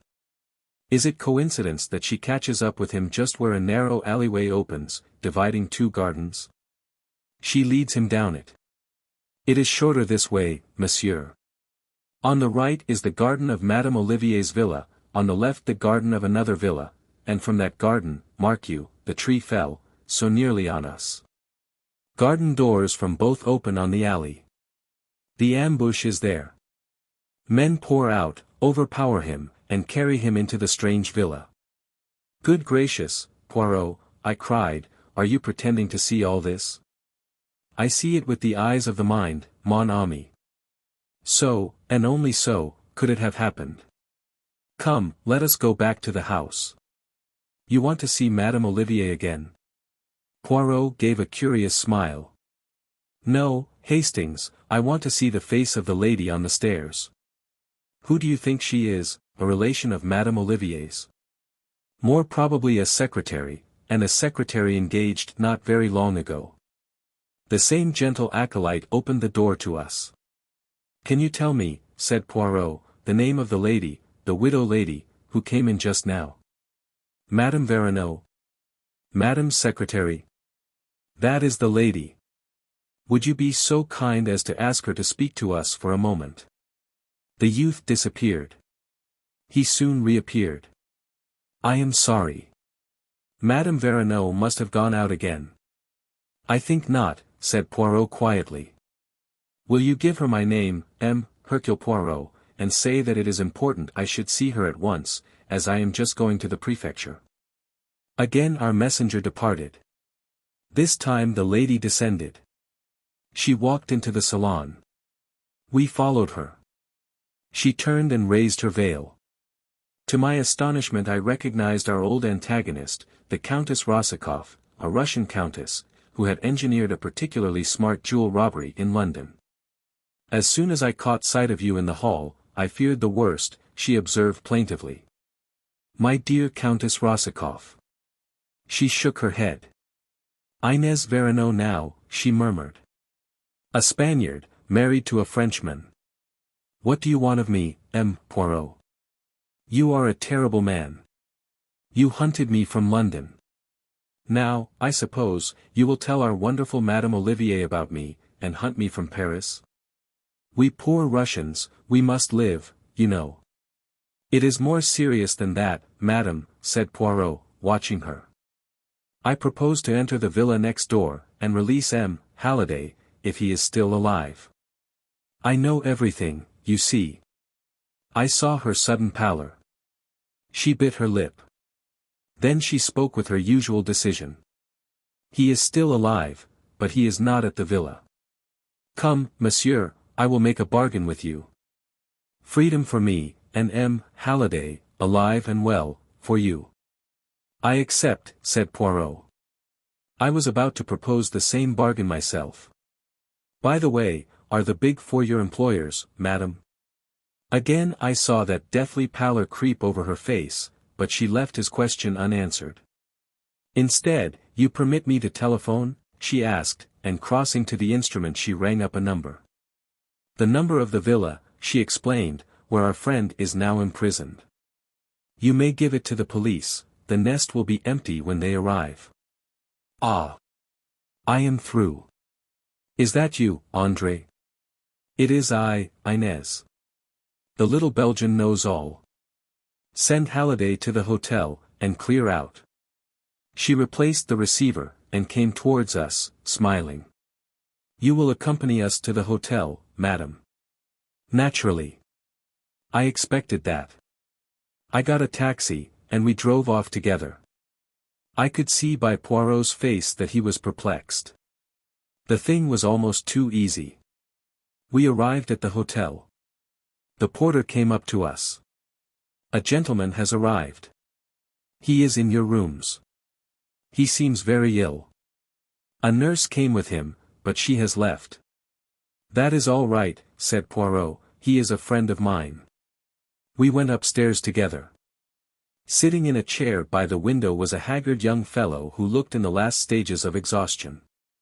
Poirot went over to him. Are you John Halliday? The man nodded. Show me your left arm. John Halliday has a mole just below the left elbow. The man stretched out his arm. The mole was there. Poirot bowed to the Countess. She turned and left the room. A glass of brandy revived Halliday somewhat. My God, he muttered. I have been through hell. Those fiends are devils incarnate. My wife, where is she? What does she think? They told me that she would believe. She does not, said Poirot firmly. Her faith in you has never wavered. She is waiting for you, she and the child. Thank God for that. I can hardly believe that I am free once more. Now that you are a little recovered, monsieur, I should like to hear the whole story from the beginning. Halliday looked at him with an indescribable expression. I remember nothing, he said. What? Have you ever heard of the Big Four? Something of them, said Poirot dryly. You do not know what I know. They have unlimited power. If I remain silent, I shall be safe. If I say one word, not only I, but my nearest and dearest will suffer unspeakable things. It is no good arguing with me. I know. I remember nothing. And, getting up, he walked from the room. Poirot's face wore a baffled expression. So it is like that, is it? He muttered. The Big Four win again. What is that you are holding in your hand, Hastings? I handed it to him. The Countess scribbled it before she left, I explained. He read it. Au revoir, I.V.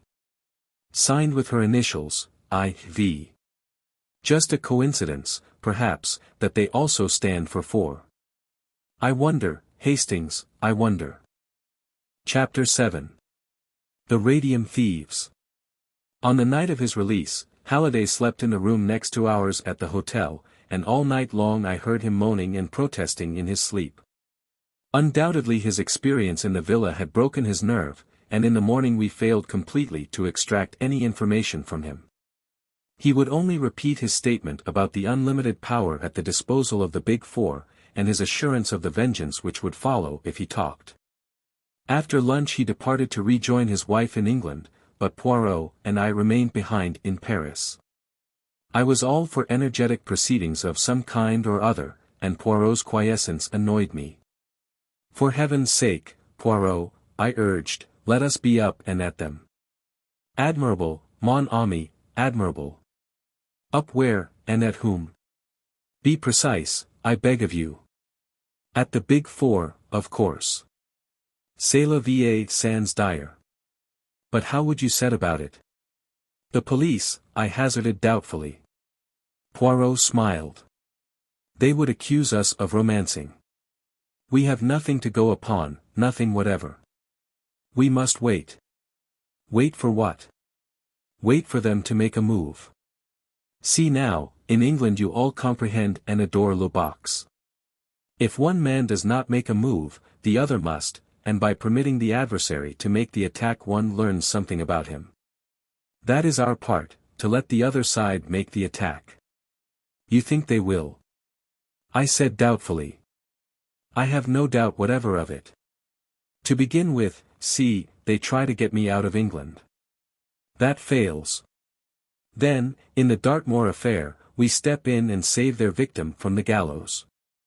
And yesterday, once again, we interfere with their plans. Assuredly, they will not leave the matter there. As I reflected on this, there was a knock on the door. Without waiting for a reply, a man stepped into the room and closed the door behind him. He was a tall, thin man, with a slightly hooked nose and a sallow complexion.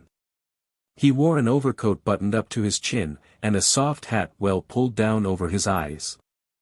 Excuse me, gentlemen, for my somewhat unceremonious entry, he said in a soft voice, but my business is of a rather unorthodox nature. Smiling, he advanced to the table and sat down by it. I was about to spring up, but Poirot restrained me with a gesture. As you say, monsieur, your entry is somewhat unceremonious. Will you kindly state your business? My dear M. Poirot, it is very simple. You have been annoying my friends. In what way? Come, M. Poirot. You do not seriously ask me that. You know as well as I do. It depends, monsieur, upon who these friends of yours are. Without a word, the man drew from his pocket a cigarette case, and, opening it, took out 4 cigarettes and tossed them on the table. Then he picked them up and returned them to his case, which he replaced in his pocket. Aha, said Poirot, so it is like that, is it? And what do your friends suggest? They suggest, monsieur, that you should employ your talents, your very considerable talents, in the detection of legitimate crime, return to your former avocations. And solve the problems of London society ladies. A peaceful program, said Poirot. And supposing I do not agree? The man made an eloquent gesture. We should regret it, of course, exceedingly, he said. So would all the friends and admirers of the great M. Hercule Poirot. But regrets, however poignant, do not bring a man to life again. Put very delicately, said Poirot, nodding his head. And supposing I accept? In that case I am empowered to offer you compensation. He drew out a pocketbook, and threw 10 notes on the table. They were for 10,000 francs each. That is merely a guarantee of our good faith, he said. 10 times that amount will be paid you. Good God, I cried, springing up, you dare to think. Sit down, Hastings, said Poirot autocratically. Subdue your so beautiful and honest nature and sit down. To you, monsieur, I will say this. What is to prevent me ringing up the police and giving you into their custody, whilst my friend here prevents you from escaping? By all means do so if you think it advisable, said our visitor calmly.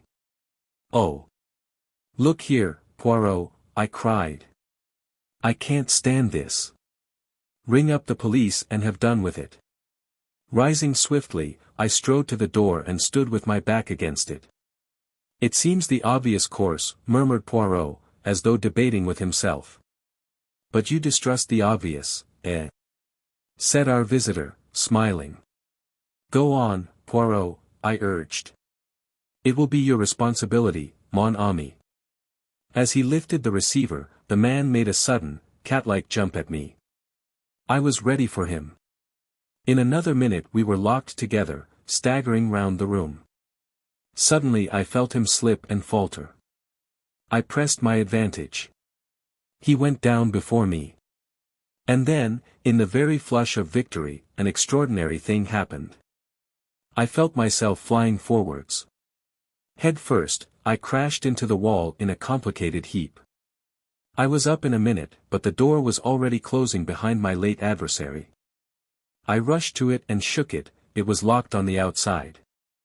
I seized the telephone from Poirot. Is that the bureau? Stop a man who is coming out. A tall man, with a buttoned-up overcoat and a soft hat. He is wanted by the police. Very few minutes elapsed before we heard a noise in the corridor outside. The key was turned and the door flung open. The manager himself stood in the doorway. The man, you have got him? I cried. No, monsieur. No one has descended. You must have passed him. We have passed no one, monsieur. It is incredible that he can have escaped. You have passed someone, I think, said Poirot, in his gentle voice. One of the hotel staff, perhaps. Only a waiter carrying a tray, monsieur. Ah, said Poirot, in a tone that spoke infinities. So that was why he wore his overcoat buttoned up to his chin, mused Poirot, when we had finally got rid of the excited hotel officials. I'm awfully sorry, Poirot, I murmured, rather crestfallen. I thought I'd downed him all right. Yes, that was a Japanese trick, I fancy. Do not distress yourself, mon ami. All went according to plan, his plan. That is what I wanted. What's this? I cried, pouncing on a brown object that lay on the floor. It was a slim pocketbook of brown leather, and had evidently fallen from our visitor's pocket during his struggle with me. It contained 2 receipted bills in the name of M. Felix Léon, and a folded-up piece of paper which made my heart beat faster. It was a half-sheet of notepaper on which a few words were scrawled in pencil, but they were words of supreme importance. The next meeting of the council will be on Friday at 34 Rue des Echelles at 11 a.m. It was signed with a big figure 4. And today was Friday, and the clock on the mantelpiece showed the hour to be 10:30. My God, what a chance! I cried. Fate is playing into our hands. We must start at once, though. What stupendous luck! So that was why he came, murmured Poirot. I see it all now. See what? Come on, Poirot, don't stay daydreaming there. Poirot looked at me, and slowly shook his head, smiling as he did so. Will you walk into my parlor, said the spider to the fly. That is your little English nursery rhyme, is it not? No, no, they are subtle, but not so subtle as Hercule Poirot. What on earth are you driving at, Poirot? My friend, I have been asking myself the reason of this morning's visit. Did our visitor really hope to succeed in bribing me? Or, alternatively, in frightening me into abandoning my task. It seemed hardly credible. Why, then, did he come? And now I see the whole plan, very neat, very pretty, the ostensible reason to bribe or frighten me, the necessary struggle which he took no pains to avoid. And which should make the dropped pocketbook natural and reasonable, and finally, the pitfall. Rue de Echelles, 11 a.m. I think not, mon ami. One does not catch Hercule Poirot as easily as that. Good heavens, I gasped. Poirot was frowning to himself. There is still one thing I do not understand. What is that? The time, Hastings, the time. If they wanted to decoy me away, surely nighttime would be better. Why this early hour? Is it possible that something is about to happen this morning? Something which they are anxious Hercule Poirot should not know about. He shook his head. We shall see. Here I sit, mon ami. We do not stir out this morning. We await events here. It was at 11:30 exactly that the summons came. A petit bleu. Poirot tore it open, then handed it to me. It was from Madame Olivier, the world-famous scientist, whom we had visited yesterday in connection with the Halliday case. It asked us to come out to Passy at once. We obeyed the summons without an instant's delay. Madame Olivier received us in the same small salon. I was struck anew with the wonderful power of this woman, with her long nun's face and burning eyes, this brilliant successor of Becquerel and the Curies. She came to the point at once. Messrs, you interviewed me yesterday about the disappearance of M. Halliday. I now learn that you returned to the house a second time, and asked to see my secretary, Inès Verneau. She left the house with you, and has not returned here since. Is that all, madam? No, monsieur, it is not. Last night the laboratory was broken into, and several valuable papers and memoranda were stolen. The thieves had a try for something more precious still, but luckily they failed to open the big safe. Madam, these are the facts of the case. Your late secretary, Madame Verneau, was really the Countess Rossakoff, an expert thief, and it was she who was responsible for the disappearance of M. Halliday. How long had she been with you? 5 months, monsieur. What you say amazes me. It is true, nevertheless. These papers, were they easy to find? Or do you think an inside knowledge was shown? It is rather curious that the thieves knew exactly where to look. You think Inès? Yes, I have no doubt that it was upon her information that they acted. But what is this precious thing that the thieves failed to find? Jewels? Madame Olivier shook her head with a faint smile. Something much more precious than that, monsieur. She looked round her, then bent forward, lowering her voice. Radium, monsieur. Radium? Yes, monsieur. I am now at the crux of my experiments. I possess a small portion of radium myself, more has been lent to me for the process I am at work upon. Small though the actual quantity is, it comprises a large amount of the world's stock and represents a value of millions of francs.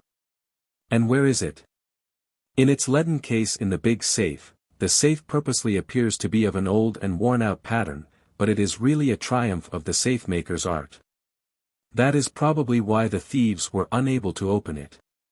How long are you keeping this radium in your possession? Only for 2 days more, monsieur. Then my experiments will be concluded. Poirot's eyes brightened. And Inès Verneau is aware of the fact. Good, then our friends will come back. Not a word of me to anyone, madam. But rest assured, I will save your radium for you. You have a key of the door leading from the laboratory to the garden? Yes, monsieur. Here it is. I have a duplicate for myself. And here is the key of the garden door leading out into the alleyway between this villa and the next one. I thank you, madam. Tonight, go to bed as usual, have no fears, and leave all to me.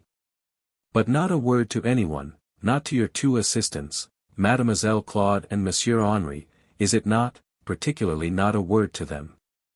Poirot left the villa rubbing his hands in great satisfaction. What are we going to do now? I asked. Now, Hastings, we are about to leave Paris, for England. What? We will pack our effects, have lunch, and drive to the Gare du Nord. But the Radium? I said we were going to leave for England, I did not say we were going to arrive there. Reflect a moment, Hastings. It is quite certain that we are being watched and followed. Our enemies must believe that we are going back to England, and they certainly will not believe that unless they see us get on board the train and start. Do you mean we are to slip off again at the last minute? No, Hastings. Our enemies will be satisfied with nothing less than a bona fide departure. But the train doesn't stop until Calais. It will stop if it is paid to do so. Oh, come now, Poirot, surely you can't pay an express to stop, they'd refuse. My dear friend, have you never remarked the little handle, the signal d'arrêt, penalty for improper use, 100 francs, I think? Oh. You are going to pull that? Or rather a friend of mine, Pierre Combeau, will do so. Then, while he is arguing with the guard, and making a big scene, and all the train is agog with interest, you and I will fade quietly away. We duly carried out Poirot's plan. Pierre Combeau, an old crony of Poirot's, and who evidently knew my little friend's methods pretty well, fell in with the arrangements. The communication cord was pulled just as we got to the outskirts of Paris. Combeau made a scene in the most approved French fashion, and Poirot and I were able to leave the train without anyone being interested in our departure. Our first proceeding was to make a considerable change in our appearance.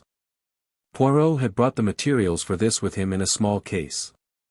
2 loafers in dirty blue blouses were the result. We had dinner in an obscure hostelry, and started back to Paris afterwards. It was close on 11 o'clock when we found ourselves once more in the neighborhood of Madame Olivier's villa. We looked up and down the road before slipping into the alleyway. The whole place appeared to be perfectly deserted. One thing we could be quite certain of, no one was following us. I do not expect them to be here yet, whispered Poirot to me. Possibly they may not come until tomorrow night, but they know perfectly well that there are only 2 nights on which the Radium will be there. Very cautiously we turned the key in the garden door.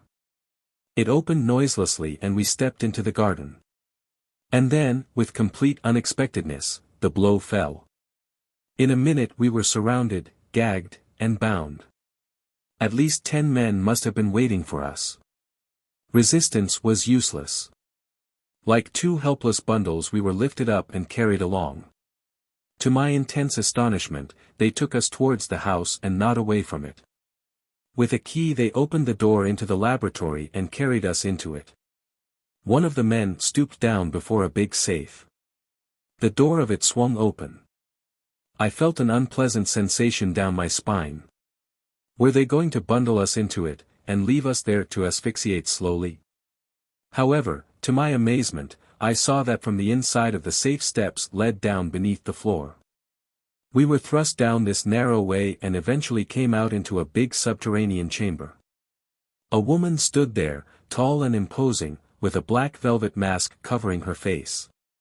She was clearly in command of the situation by her gestures of authority.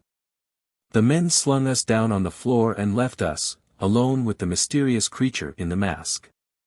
I had no doubt who she was. This was the unknown Frenchwoman, number 3 of the Big Four. She knelt down beside us and removed the gags, but left us bound, then rising and facing us, with a sudden swift gesture she removed her mask. It was Madame Olivier. M. Poirot, she said, in a low mocking tone. The great, the wonderful, the unique, M. Poirot. I sent a warning to you yesterday morning. You chose to disregard it, you thought you could pit your wits against us. And now, you are here. There was a cold malignity about her that froze me to the marrow. It was so at variance with the burning fire of her eyes. She was mad, mad, with the madness of genius. Poirot said nothing. His jaw had dropped, and he was staring at her. "Well," she said softly, "this is the end. We cannot permit our plans to be interfered with. Have you any last request to make?" "Never before, or since, have I felt so near death." Poirot was magnificent. He neither flinched nor paled, just stared at her with unabated interest. "Your psychology interests me enormously, madam," he said quietly. "It is a pity that I have so short a time to devote to studying it. Yes, I have a request to make. A condemned man is always allowed a last smoke, I believe. I have my cigarette case on me. If you would permit," he looked down at his bonds. "Oh, yes," she laughed. "You would like me to untie your hands, would you not? You are clever, Hercule Poirot, I know that. I shall not untie your hands, but I will find you a cigarette." She knelt down by him, extracted his cigarette case, took out a cigarette, and placed it between his lips. "And now a match," she said, rising. "It is not necessary, madam." Something in his voice startled me. She, too, was arrested. "Do not move, I pray of you, madam. You will regret it if you do. Are you acquainted at all with the properties of curare? The South American Indians use it as an arrow poison. A scratch with it means death. Some tribes use a little blowpipe, too, have a little blowpipe constructed so as to look exactly like a cigarette. I have only to blow. Ah! You start. Do not move, madam. The mechanism of this cigarette is most ingenious. One blows, and a tiny dart resembling a fishbone flies through the air, to find its mark. You do not wish to die, madam. Therefore, I beg of you to release my friend Hastings from his bonds. I cannot use my hands, but I can turn my head, so, you are still covered, madam. Make no mistake, I beg of you." Slowly, with shaking hands, and rage and hate convulsing her face, she bent down and did his bidding. I was free. Poirot's voice gave me instructions. "Your bonds will now do for the lady, Hastings." "That is right." "Is she securely fastened?" "Then release me, I pray of you." It is a fortunate circumstance she sent away her henchman. With a little luck we may hope to find the way out unobstructed. In another minute, Poirot stood by my side. He bowed to the lady. "Hercule Poirot is not killed so easily, madam. I wish you good night." The gag prevented her from replying, but the murderous gleam in her eyes frightened me. I hoped devoutly that we should never fall into her power again. 3 minutes later we were outside the villa, and hurriedly traversing the garden. The road outside was deserted, and we were soon clear of the neighborhood. Then Poirot broke out. "I deserve all that that woman said to me. I am a triple imbecile, a miserable animal, 36 times an idiot. I was proud of myself for not falling into their trap. And it was not even meant as a trap, except exactly in the way in which I fell into it. They knew I would see through it, they counted on my seeing through it. This explains all, the ease with which they surrendered Halliday, everything. Madame Olivier was the ruling spirit, Vera Rosikoff only her lieutenant. Madame needs Halliday's ideas, she herself had the necessary genius to supply the gaps that perplexed him. Yes, Hastings, we know now who number 3 is, the woman who is probably the greatest scientist in the world. Think of it. The brain of the East, the science of the West, and 2 others whose identities we do not yet know. But we must find out. Tomorrow we will return to London and set about it. You are not going to denounce Madame Olivier to the police. I should not be believed. The woman is one of the idols of France. And we can prove nothing. We are lucky if she does not denounce us. What? Think of it. We are found at night upon the premises with keys in our possession which she will swear she never gave us. She surprises us at the safe, and we gag and bind her and make away. Have no illusions, Hastings. The boot is not upon the right leg, is that how you say it? Chapter 8. In the House of the Enemy. After our adventure in the villa at Passy, we returned post-haste to London. Several letters were awaiting Poirot. He read one of them with a curious smile, and then handed it to me. "Read this, mon ami." I turned first to the signature, Abe Ryland, and recalled Poirot's words, the richest man in the world. Mr. Ryland's letter was curt and incisive. He expressed himself as profoundly dissatisfied with the reason Poirot had given for withdrawing from the South American proposition at the last moment.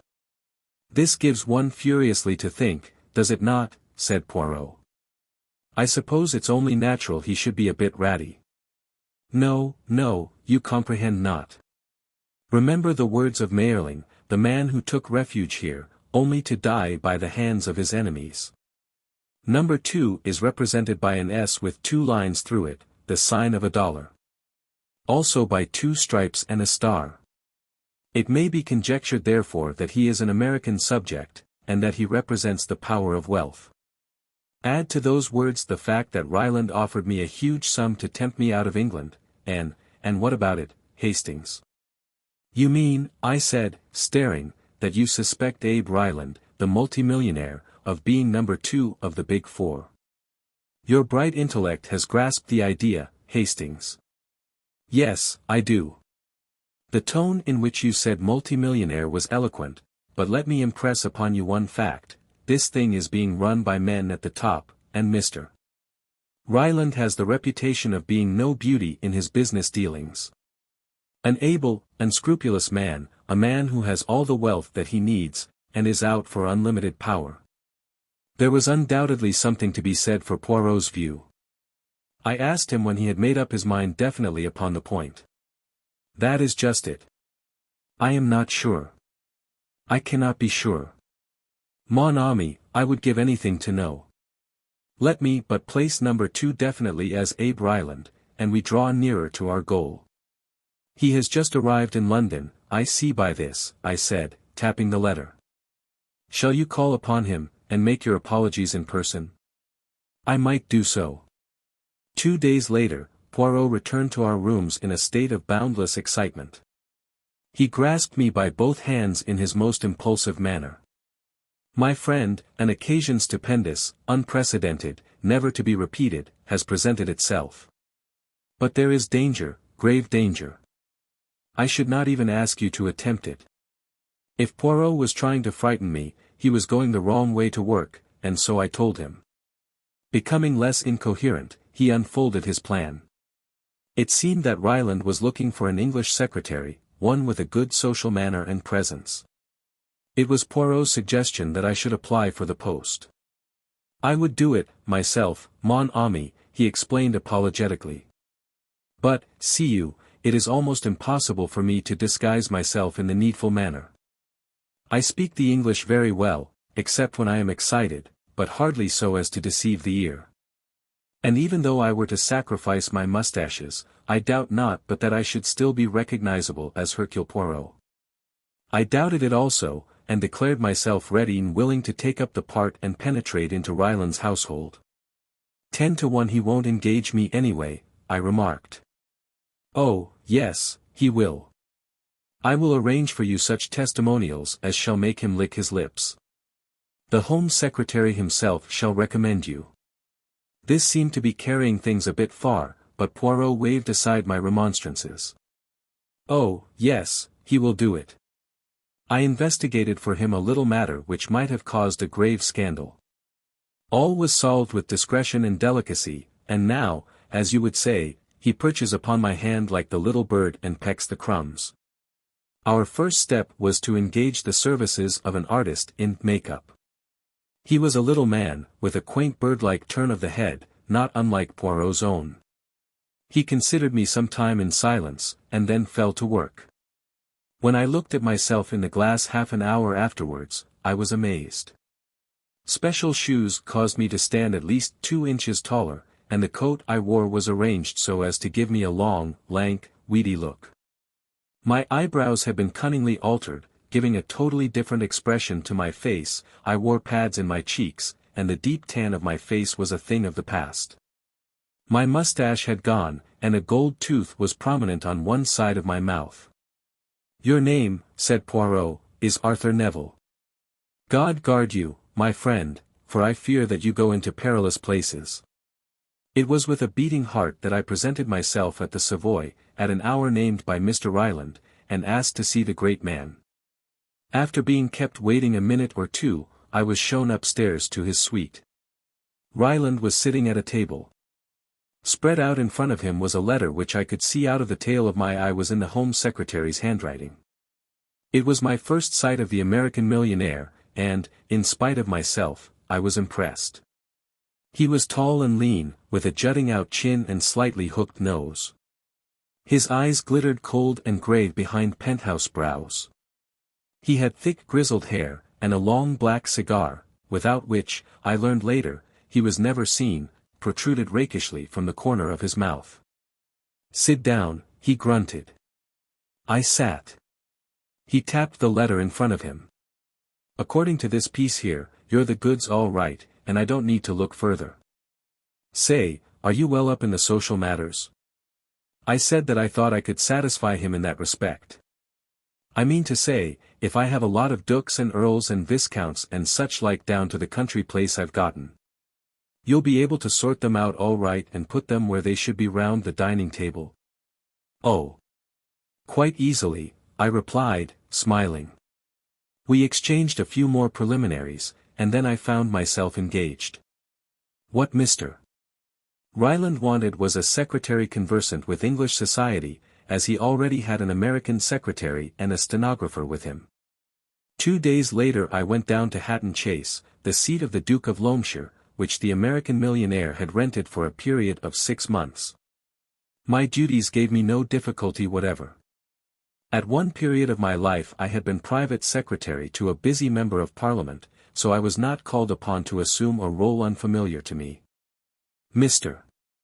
Ryland usually entertained a large party over the weekend, but the middle of the week was comparatively quiet. I saw very little of Mr. Appleby, the American secretary, but he seemed a pleasant, normal young American, very efficient in his work. Of Miss Martin, the stenographer, I saw rather more. She was a pretty girl of about 23 or 4, with auburn hair and brown eyes that could look mischievous enough upon occasion, though they were usually cast demurely down. I had an idea that she both disliked and distrusted her employer, though, of course, she was careful never to hint at anything of the kind.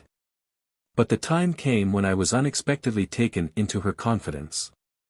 I had, of course, carefully scrutinized all the members of the household. 1 or 2 of the servants had been newly engaged, 1 of the footmen, I think, and some of the housemaids. The butler, the housekeeper, and the chef were the Duke's own staff, who had consented to remain on in the establishment. The housemaids I dismissed as unimportant. I scrutinized James, the second footman, very carefully, but it was clear that he was an under-footman and an under-footman only. He had, indeed, been engaged by the butler. A person of whom I was far more suspicious was Thieves, Ryland's valet, whom he had brought over from New York with him. An Englishman by birth, with an irreproachable manner, I yet harbored vague suspicions about him.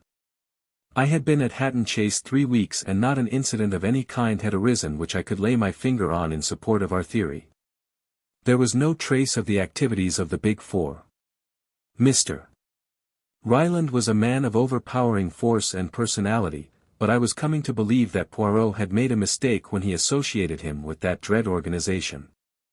I even heard him mention Poirot in a casual way at dinner one night. "Wonderful little man," they say. "But he's a quitter." How do I know? I put him on a deal, and he turned me down the last minute. "I'm not taking any more of your Monsieur Hercule Poirot." It was at moments such as these that I felt my cheek pads most wearisome. And then Miss Martin told me a rather curious story. Ryland had gone to London for the day, taking Appleby with him. Miss Martin and I were strolling together in the garden after tea. I liked the girl very much, she was so unaffected and so natural. I could see that there was something on her mind, and at last out it came. "Do you know, Major Neville," she said, I am really thinking of resigning my post here. I looked somewhat astonished, and she went on hurriedly. Oh. I know it's a wonderful job to have got, in a way. I suppose most people would think me a fool to throw it up. But I can't stand abuse, Major Neville. To be sworn at like a trooper is more than I can bear. No gentleman would do such a thing. Has Ryland been swearing at you? She nodded. Of course, he's always rather irritable and short-tempered. That one expects. It's all in the day's work. But to fly into such an absolute fury, over nothing at all. He really looked as though he could have murdered me. And, as I say, over nothing at all. Tell me about it. I said, keenly interested. As you know, I open all Mr. Ryland's letters. Some I hand on to Mr. Appleby, others I deal with myself, but I do all the preliminary sorting. Now there are certain letters that come, written on blue paper, and with a tiny 4 marked on the corner. I beg your pardon, did you speak? I had been unable to repress a stifled exclamation, but I hurriedly shook my head, and begged her to continue. Well, as I was saying, these letters come, and there are strict orders that they are never to be opened, but to be handed over to Mr. Ryland intact. And, of course, I always do so. But there was an unusually heavy mail yesterday morning, and I was opening these letters in a terrific hurry. By mistake I opened one of these letters. As soon as I saw what I had done, I took it to Mr. Ryland and explained. To my utter amazement he flew into the most awful rage. As I tell you, I was quite frightened. What was there in the letter, I wonder, to upset him so? Absolutely nothing, that's just the curious part of it. I had read it before I discovered my mistake. It was quite short. I can still remember it word for word, and there was nothing in it that could possibly upset anyone. You can repeat it, you say? I encouraged her. Yes. She paused a minute and then repeated slowly, whilst I noted down the words unobtrusively, the following. Dear Sir, the essential thing now, I should say, is to see the property. If you insist on the quarry being included, then 17,000 seems reasonable. 11% commission too much, 4% is ample. Yours truly. Arthur Leversham. Miss Martin went on. Evidently about some property Mr. Ryland was thinking of buying. But really, I do feel that a man who can get into a rage over such a trifle is, well, dangerous. What do you think I ought to do, Major Neville? You've more experience of the world than I have. I soothed the girl down, pointed out to her that Mr. Ryland had probably been suffering from the enemy of his race, dyspepsia. In the end I sent her away quite comforted. But I was not so easily satisfied myself. When the girl had gone, and I was alone, I took out my notebook, and ran over the letter which I had jotted down. What did it mean, this apparently innocent-sounding missive? Did it concern some business deal which Ryland was undertaking, and was he anxious that no details about it should leak out until it was carried through? That was a possible explanation. But I remembered the small figure 4 with which the envelopes were marked, and I felt that, at last, I was on the track of the thing we were seeking.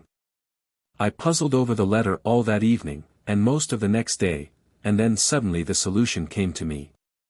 It was so simple, too. The figure 4 was the clue. Read every 4th word in the letter, and an entirely different message appeared. Essential should see you quarry 1711-4. The solution of the figures was easy.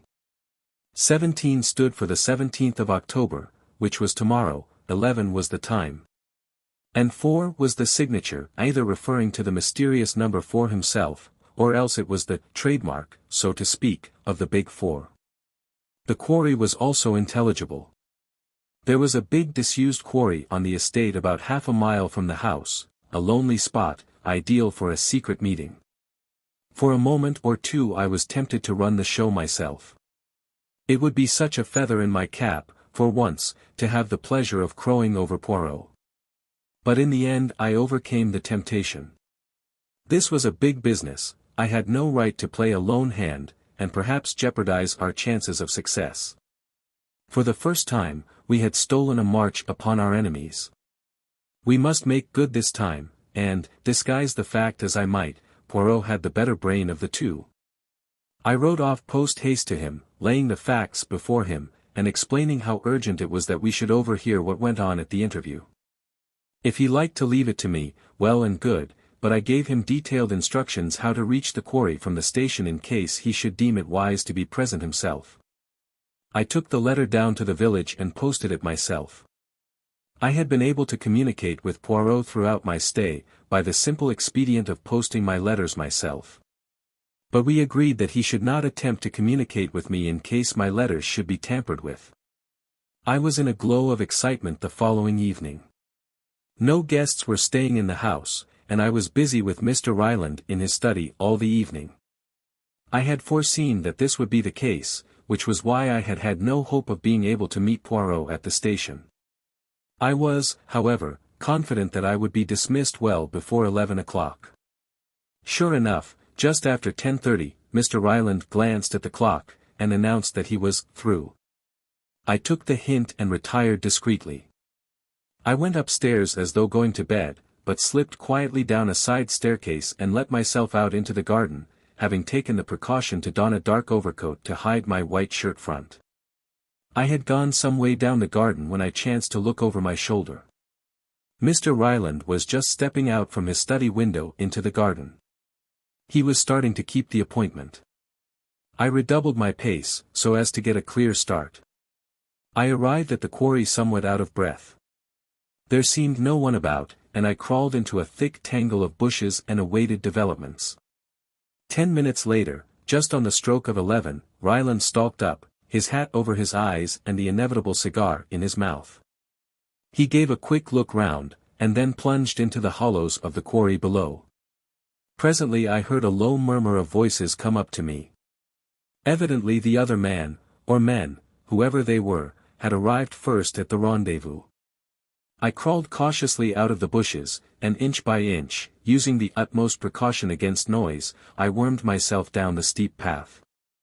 Only a boulder now separated me from the talking men. Secure in the blackness, I peeped round the edge of it and found myself facing the muzzle of a black, murderous-looking automatic. "Hands up," said Mr. Ryland succinctly. "I've been waiting for you." He was seated in the shadow of the rock, so that I could not see his face, but the menace in his voice was unpleasant. Then I felt a ring of cold steel on the back of my neck, and Ryland lowered his own automatic. "That's right, George," he drawled. "March him around here." Raging inwardly, I was conducted to a spot in the shadows, where the unseen George, whom I suspected of being the impeccable Thieves, gagged and bound me securely. Ryland spoke again in a tone which I had difficulty in recognizing, so cold and menacing was it. "This is going to be the end of you too. You've got in the way of the Big Four once too often. Ever heard of landslides? There was one about here 2 years ago. There's going to be another tonight. I've fixed that good and square. Say, that friend of yours doesn't keep his dates very punctually." A wave of horror swept over me. Poirot. In another minute he would walk straight into the trap. And I was powerless to warn him. I could only pray that he had elected to leave the matter in my hands, and had remained in London. Surely, if he had been coming, he would have been here by now. With every minute that passed, my hopes rose. Suddenly they were dashed to pieces. I heard footsteps, cautious footsteps, but footsteps nevertheless. I writhed in impotent agony. They came down the path, paused, and then Poirot himself appeared, his head a little on one side, peering into the shadows. I heard the growl of satisfaction Ryland gave as he raised the big automatic and shouted, "Hands up." Thieves sprang forward as he did so, and took Poirot in the rear. The ambush was complete. "Pleased to meet you, Mr. Hercule Poirot," said the American grimly. Poirot's self-possession was marvelous. He did not turn a hair. But I saw his eyes searching in the shadows. "My friend? He is here." "Yes, you are both in the trap, the trap of the Big Four. He laughed. A trap? Queried Poirot. Say, haven't you tumbled to it yet? I comprehend that there is a trap, yes, said Poirot gently. But you are in error, monsieur. It is you who are in it, not I and my friend. What? Ryland raised the big automatic, but I saw his gaze falter.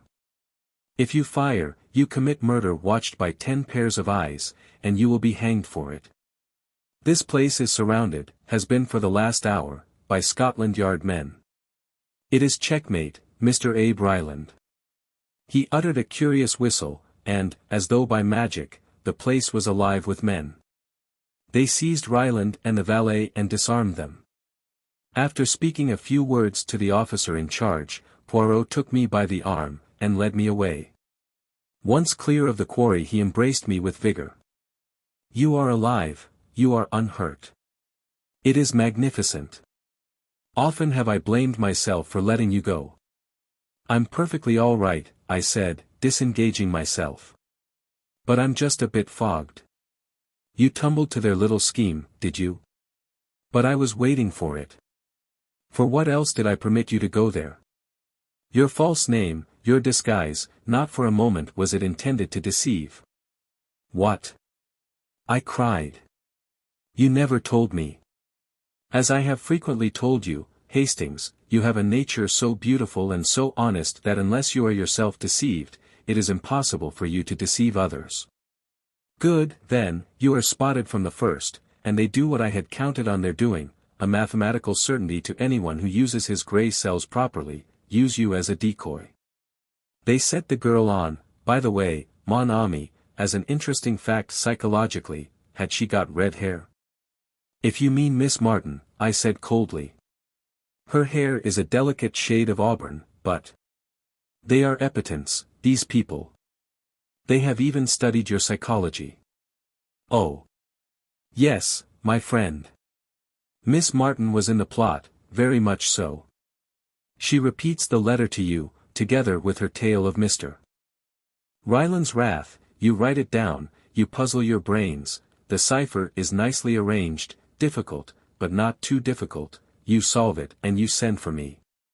But what they do not know is that I am waiting for just this very thing to happen. I go post-haste to Japp and arrange things. And so, as you see, all is triumph.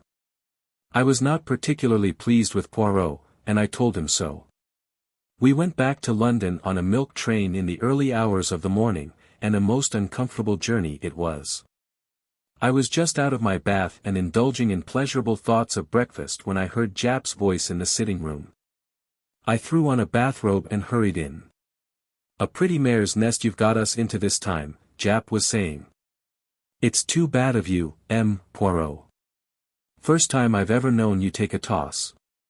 Poirot's face was a study. Japp went on. There were we, taking all this Black Hand stuff seriously, and all the time it was the footman. The footman? I gasped. Yes, James, or whatever his name is. Seems he laid a wager in the servants' hall that he could get taken for the old man by his nibs, that's you, Captain Hastings, and would hand him out a lot of spy stuff about a Big Four gang. Impossible. I cried. Don't you believe it? I marched our gentlemen straight to Hatton Chase, and there was the real Ryland in bed and asleep, and the butler and the cook and God knows how many of them to swear to the wager. Just a silly hoax, that's all it was, and the valet is with him. So that was why he kept in the shadow, murmured Poirot. After Japp had gone we looked at each other. We know, Hastings, said Poirot at last. Number 2 of the Big Four is Abe Ryland. The masquerading on the part of the footman was to ensure a way of retreat in case of emergencies. And the footman? Yes, I breathed. Number 4, said Poirot gravely. Chapter 9. The Yellow Jasmine Mystery. It was all very well for Poirot to say that we were acquiring information all the time and gaining an insight into our adversaries' minds. I felt myself that I required some more tangible success than this. Since we had come into contact with the Big Four, they had committed 2 murders, abducted Halliday, and had been within an ace of killing Poirot and myself. Whereas so far we had hardly scored a point in the game. Poirot treated my complaints lightly.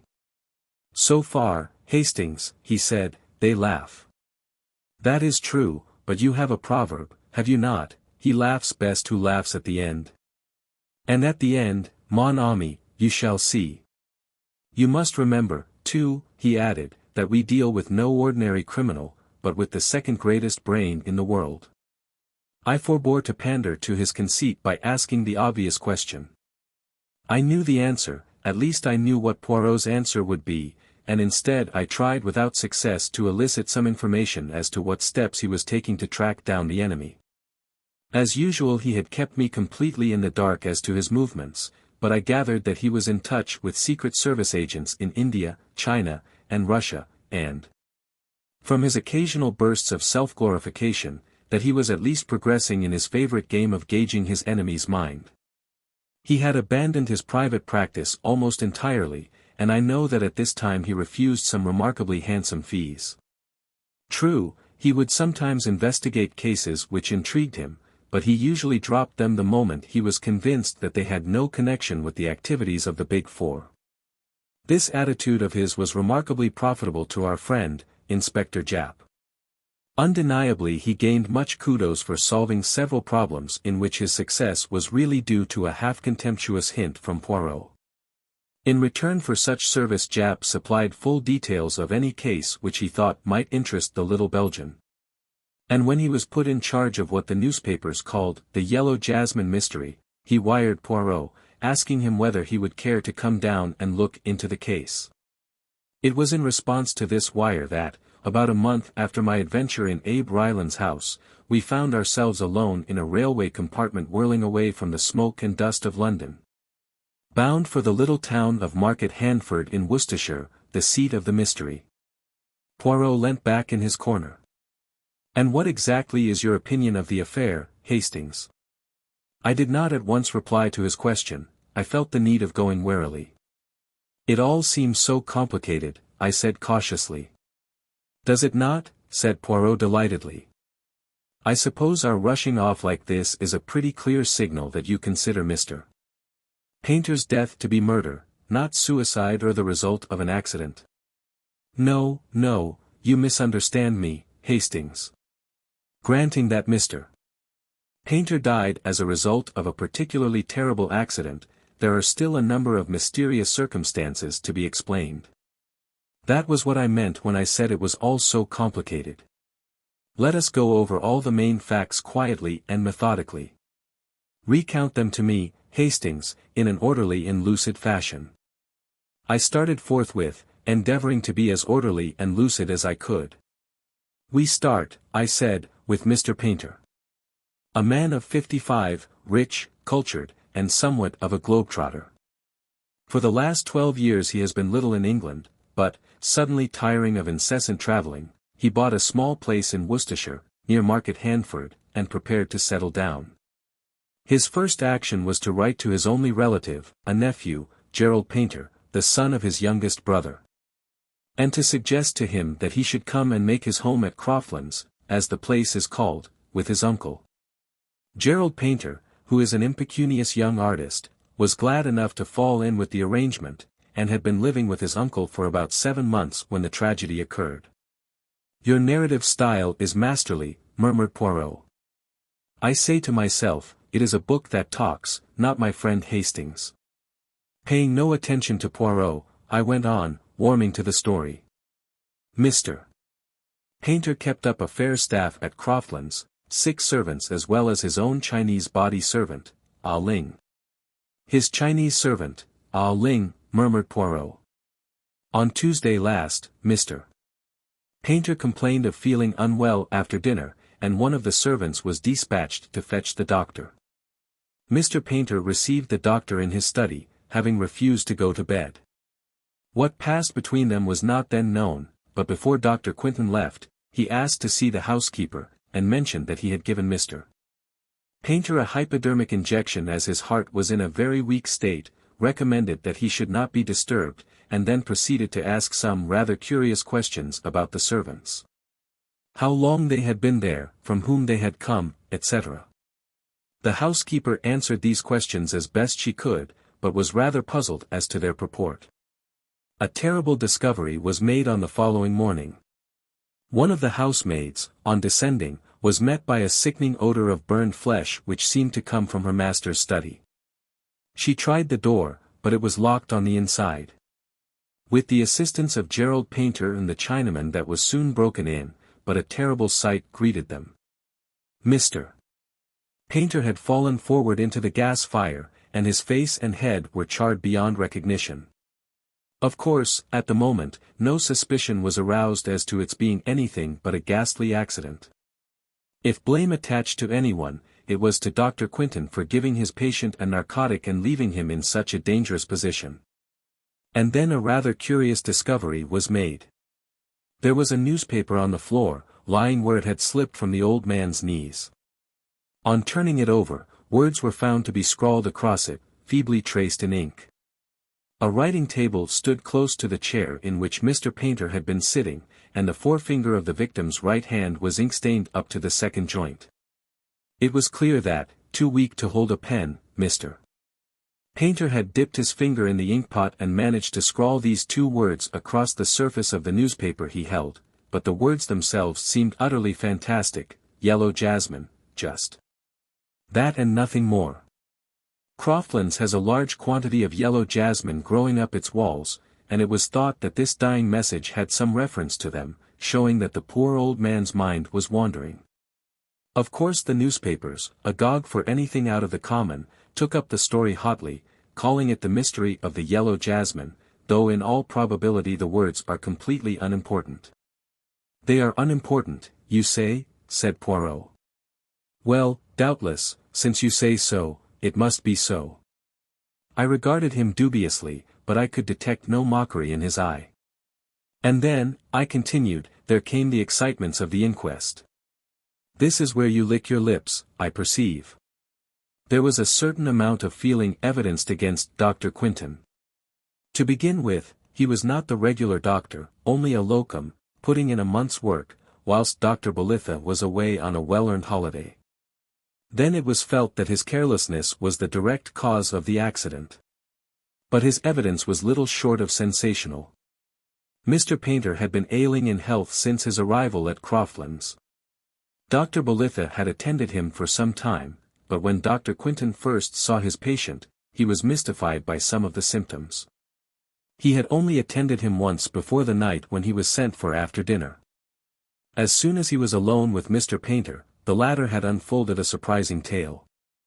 To begin with, he was not feeling ill at all, he explained, but the taste of some curry that he had been eating at dinner had struck him as peculiar. Making an excuse to get rid of Ah Ling for a few minutes, he had turned the contents of his plate into a bowl. And he now handed it over to the doctor with injunctions to find out if there were really anything wrong with it. In spite of his statement that he was not feeling ill, the doctor noted that the shock of his suspicions had evidently affected him, and that his heart was feeling it. Accordingly he administered an injection, not of a narcotic, but of strychnine. That, I think, completes the case, except for the crux of the whole thing, the fact that the uneaten curry, duly analyzed, was found to contain enough powdered opium to have killed 2 men. I paused. And your conclusions, Hastings? Asked Poirot quietly. It's difficult to say. It might be an accident, the fact that someone attempted to poison him the same night might be merely a coincidence. But you don't think so? You prefer to believe it, murder. Don't you? Mon ami, you and I do not reason in the same way. I am not trying to make up my mind between two opposite solutions, murder or accident, that will come when we have solved the other problem, the mystery of the yellow jasmine.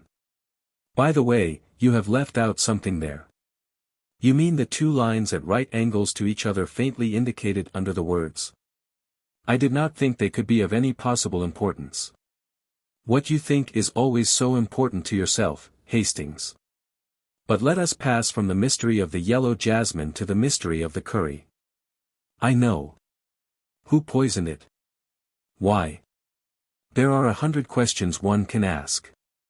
Ah Ling, of course, prepared it. But why should he wish to kill his master? Is he a member of a tong, or something like that? One reads of such things. The tong of the yellow Jasmine, perhaps. Then there is Gerald Painter. I came to an abrupt pause. Yes, said Poirot, nodding his head. There is Gerald Painter, as you say. He is his uncle's heir. He was dining out that night, though. He might have got at some of the ingredients of the curry, I suggested. And he would take care to be out, so as not to have to partake of the dish. I think my reasoning rather impressed Poirot. He looked at me with a more respectful attention than he had given me so far. He returns late, I mused, pursuing a hypothetical case. Sees the light in his uncle's study, enters, and, finding his plan has failed, thrusts the old man down into the fire. Mr. Painter, who was a fairly hearty man of 55, would not permit himself to be burnt to death without a struggle, Hastings. Such a reconstruction is not feasible. Well, Poirot, I cried, we're nearly there, I fancy. Let us hear what you think. Poirot threw me a smile, swelled out his chest, and began in a pompous manner. Assuming murder, the question at once arises, why choose that particular method? I can think of only one reason, to confuse identity, the face being charred beyond recognition. What? I cried. You think? A moment's patience, Hastings. I was going on to say that I examine that theory. Is there any ground for believing that the body is not that of Mr. Painter? Is there anyone else whose body it possibly could be? I examine these two questions and finally I answer them both in the negative. Oh! I said, rather disappointed. And then? Poirot's eyes twinkled a little. And then I say to myself, since there is here something that I do not understand, it would be well that I should investigate the matter. I must not permit myself to be wholly engrossed by the big four.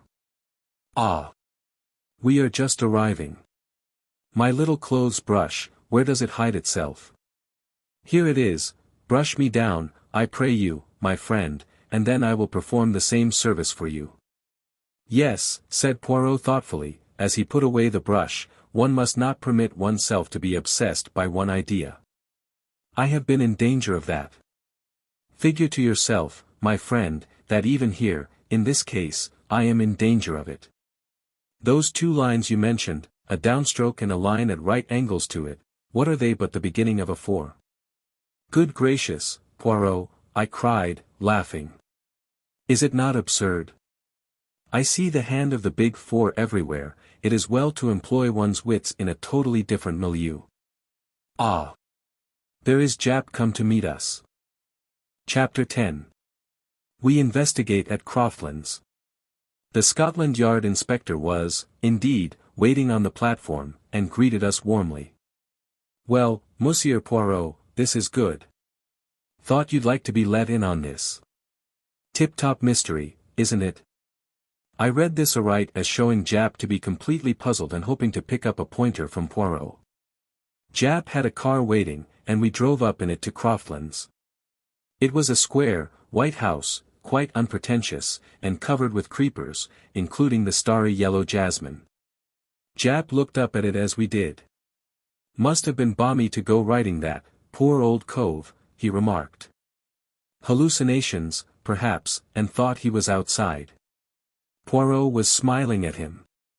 Which was it, my good Japp, he asked, accident or murder? The inspector seemed a little embarrassed by the question. Well, if it weren't for that curry business, I'd be for accident every time. There's no sense in holding a live man's head in the fire, why, he'd scream the house down. Ah! Said Poirot in a low voice. Fool that I have been. Triple imbecile. You are a cleverer man than I am, Japp. Japp was rather taken aback by the compliment, Poirot being usually given to exclusive self-praise. He reddened and muttered something about there being a lot of doubt about that.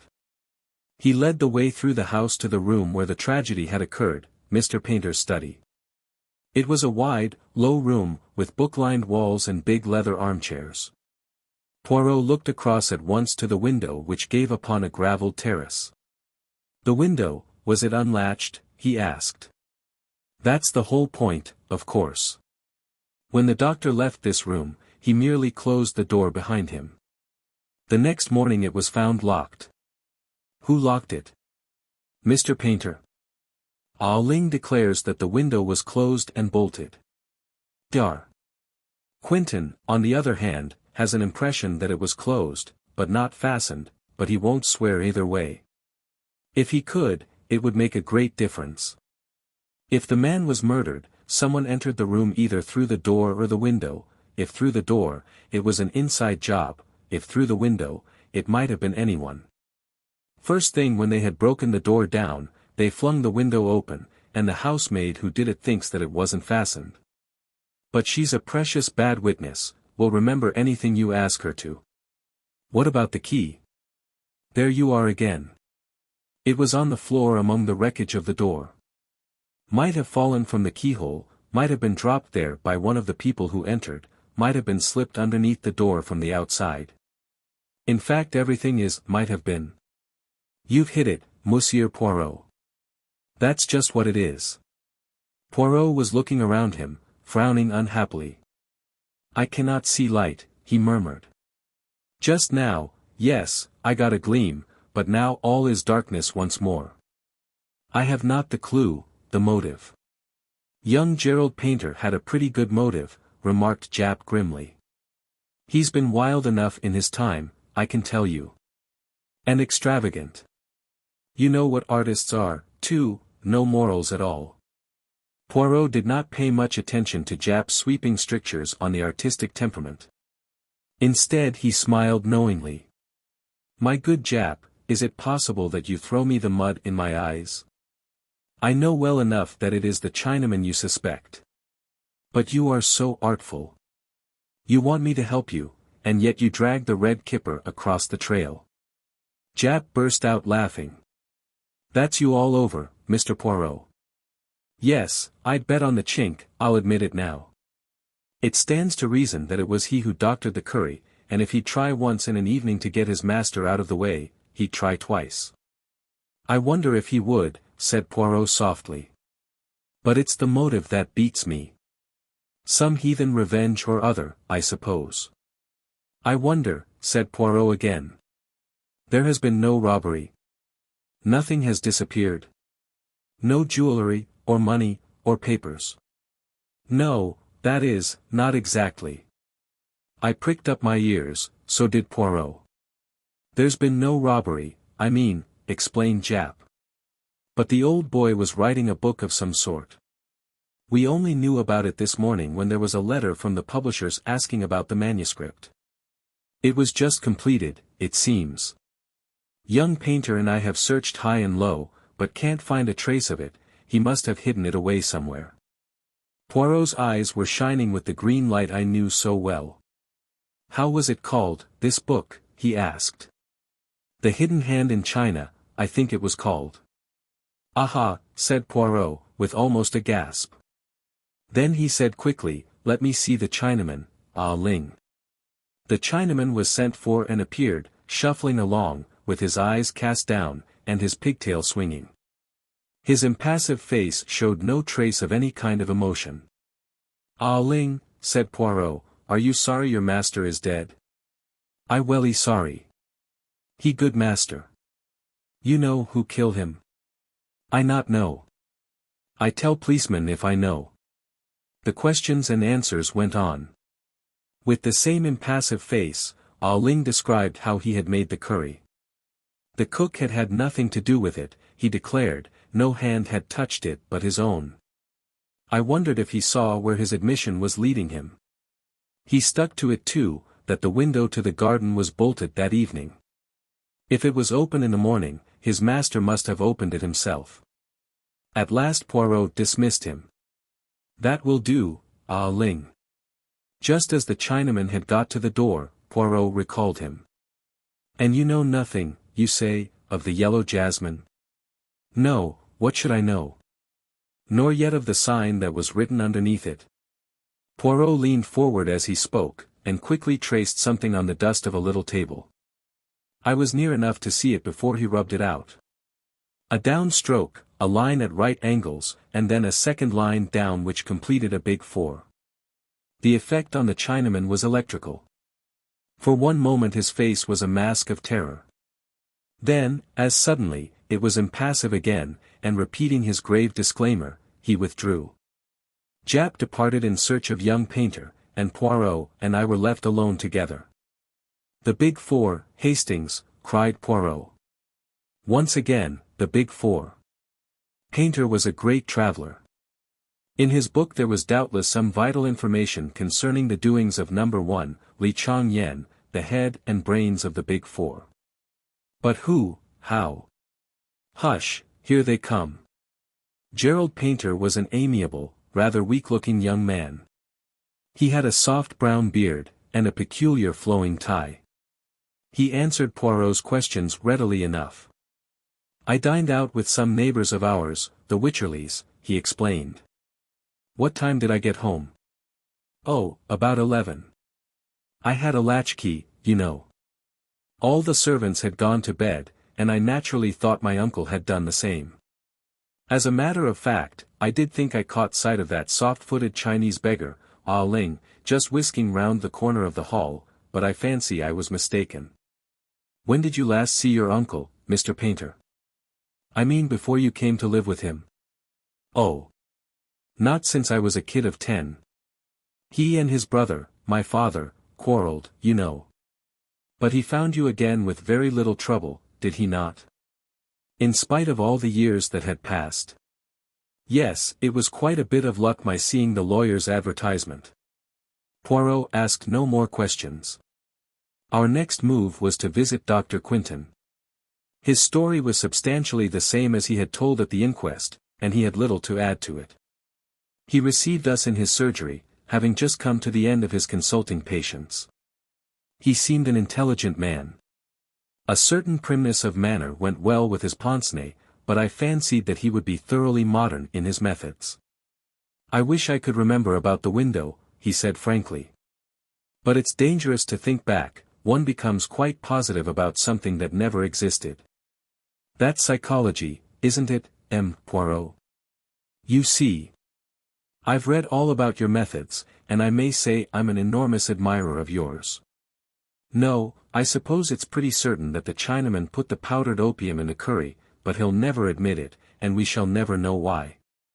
But holding a man down in a fire, that's not in keeping with our Chinese friend's character, it seems to me." I commented on this last point to Poirot as we walked down the main street of Market Handford.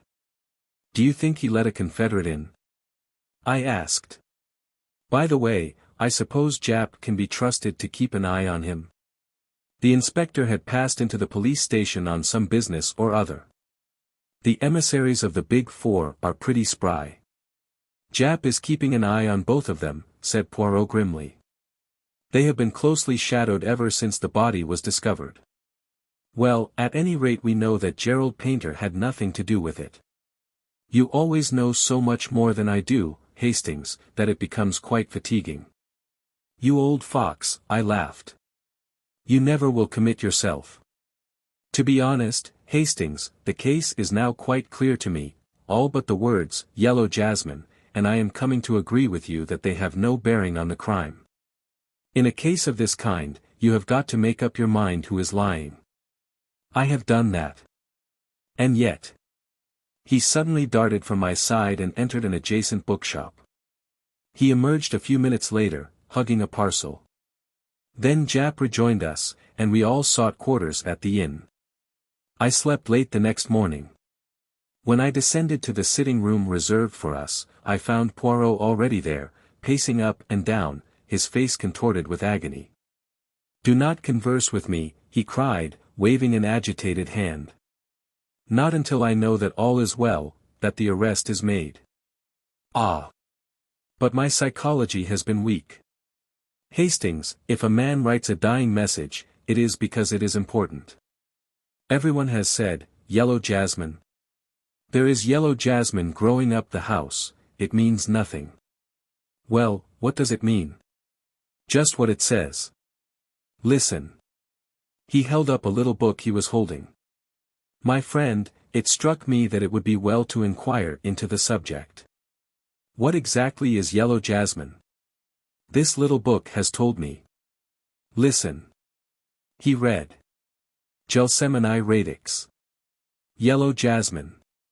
Composition, alkaloids gelseminin C22H26N2O3, a potent poison acting like coniine, gelsamine C12H14NO2, acting like strychnine, gelsemic acid, etc. Gelsemium is a powerful depressant to the central nervous system. At a late stage in its action it paralyzes the motor nerve endings, and in large doses causes giddiness and loss of muscular power. Death is due to paralysis of the respiratory center. You see, Hastings. At the beginning I had an inkling of the truth when Japp made his remark about a live man being forced into the fire. I realized then that it was a dead man who was burned. But why? What was the point? My friend, if you were to shoot a man, or stab a man after he were dead, or even knock him on the head, it would be apparent that the injuries were inflicted after death. But with his head charred to a cinder, no one is going to hunt about for obscure causes of death. And a man who has apparently just escaped being poisoned at dinner is not likely to be poisoned just afterwards. Who is lying? That is always the question. I decided to believe Ah Ling. What? I exclaimed. You are surprised, Hastings. Ah Ling knew of the existence of the Big Four, that was evident, so evident that it was clear he knew nothing of their association with the crime until that moment. Had he been the murderer, he would have been able to retain his impassive face perfectly. So I decided then, to believe Ah Ling, and I fixed my suspicions on Gerald Painter. It seemed to me that number 4 would have found an impersonation of a long-lost nephew very easy. What? I cried. Number 4. No, Hastings, not number 4. As soon as I had read up the subject of yellow jasmine, I saw the truth. In fact, it leapt to the eye. As always, I said coldly, it doesn't leap to mine. Because you will not use your little grey cells. Who had a chance to tamper with the curry? Ah Ling. No one else. No one else. What about the doctor? But that was afterwards. Of course it was afterwards. There was no trace of powdered opium in the curry served to Mr. Painter, but acting in obedience to the suspicions Dr. Quinton had aroused, the old man eats none of it, and preserves it to give to his medical attendant, whom he summons according to plan.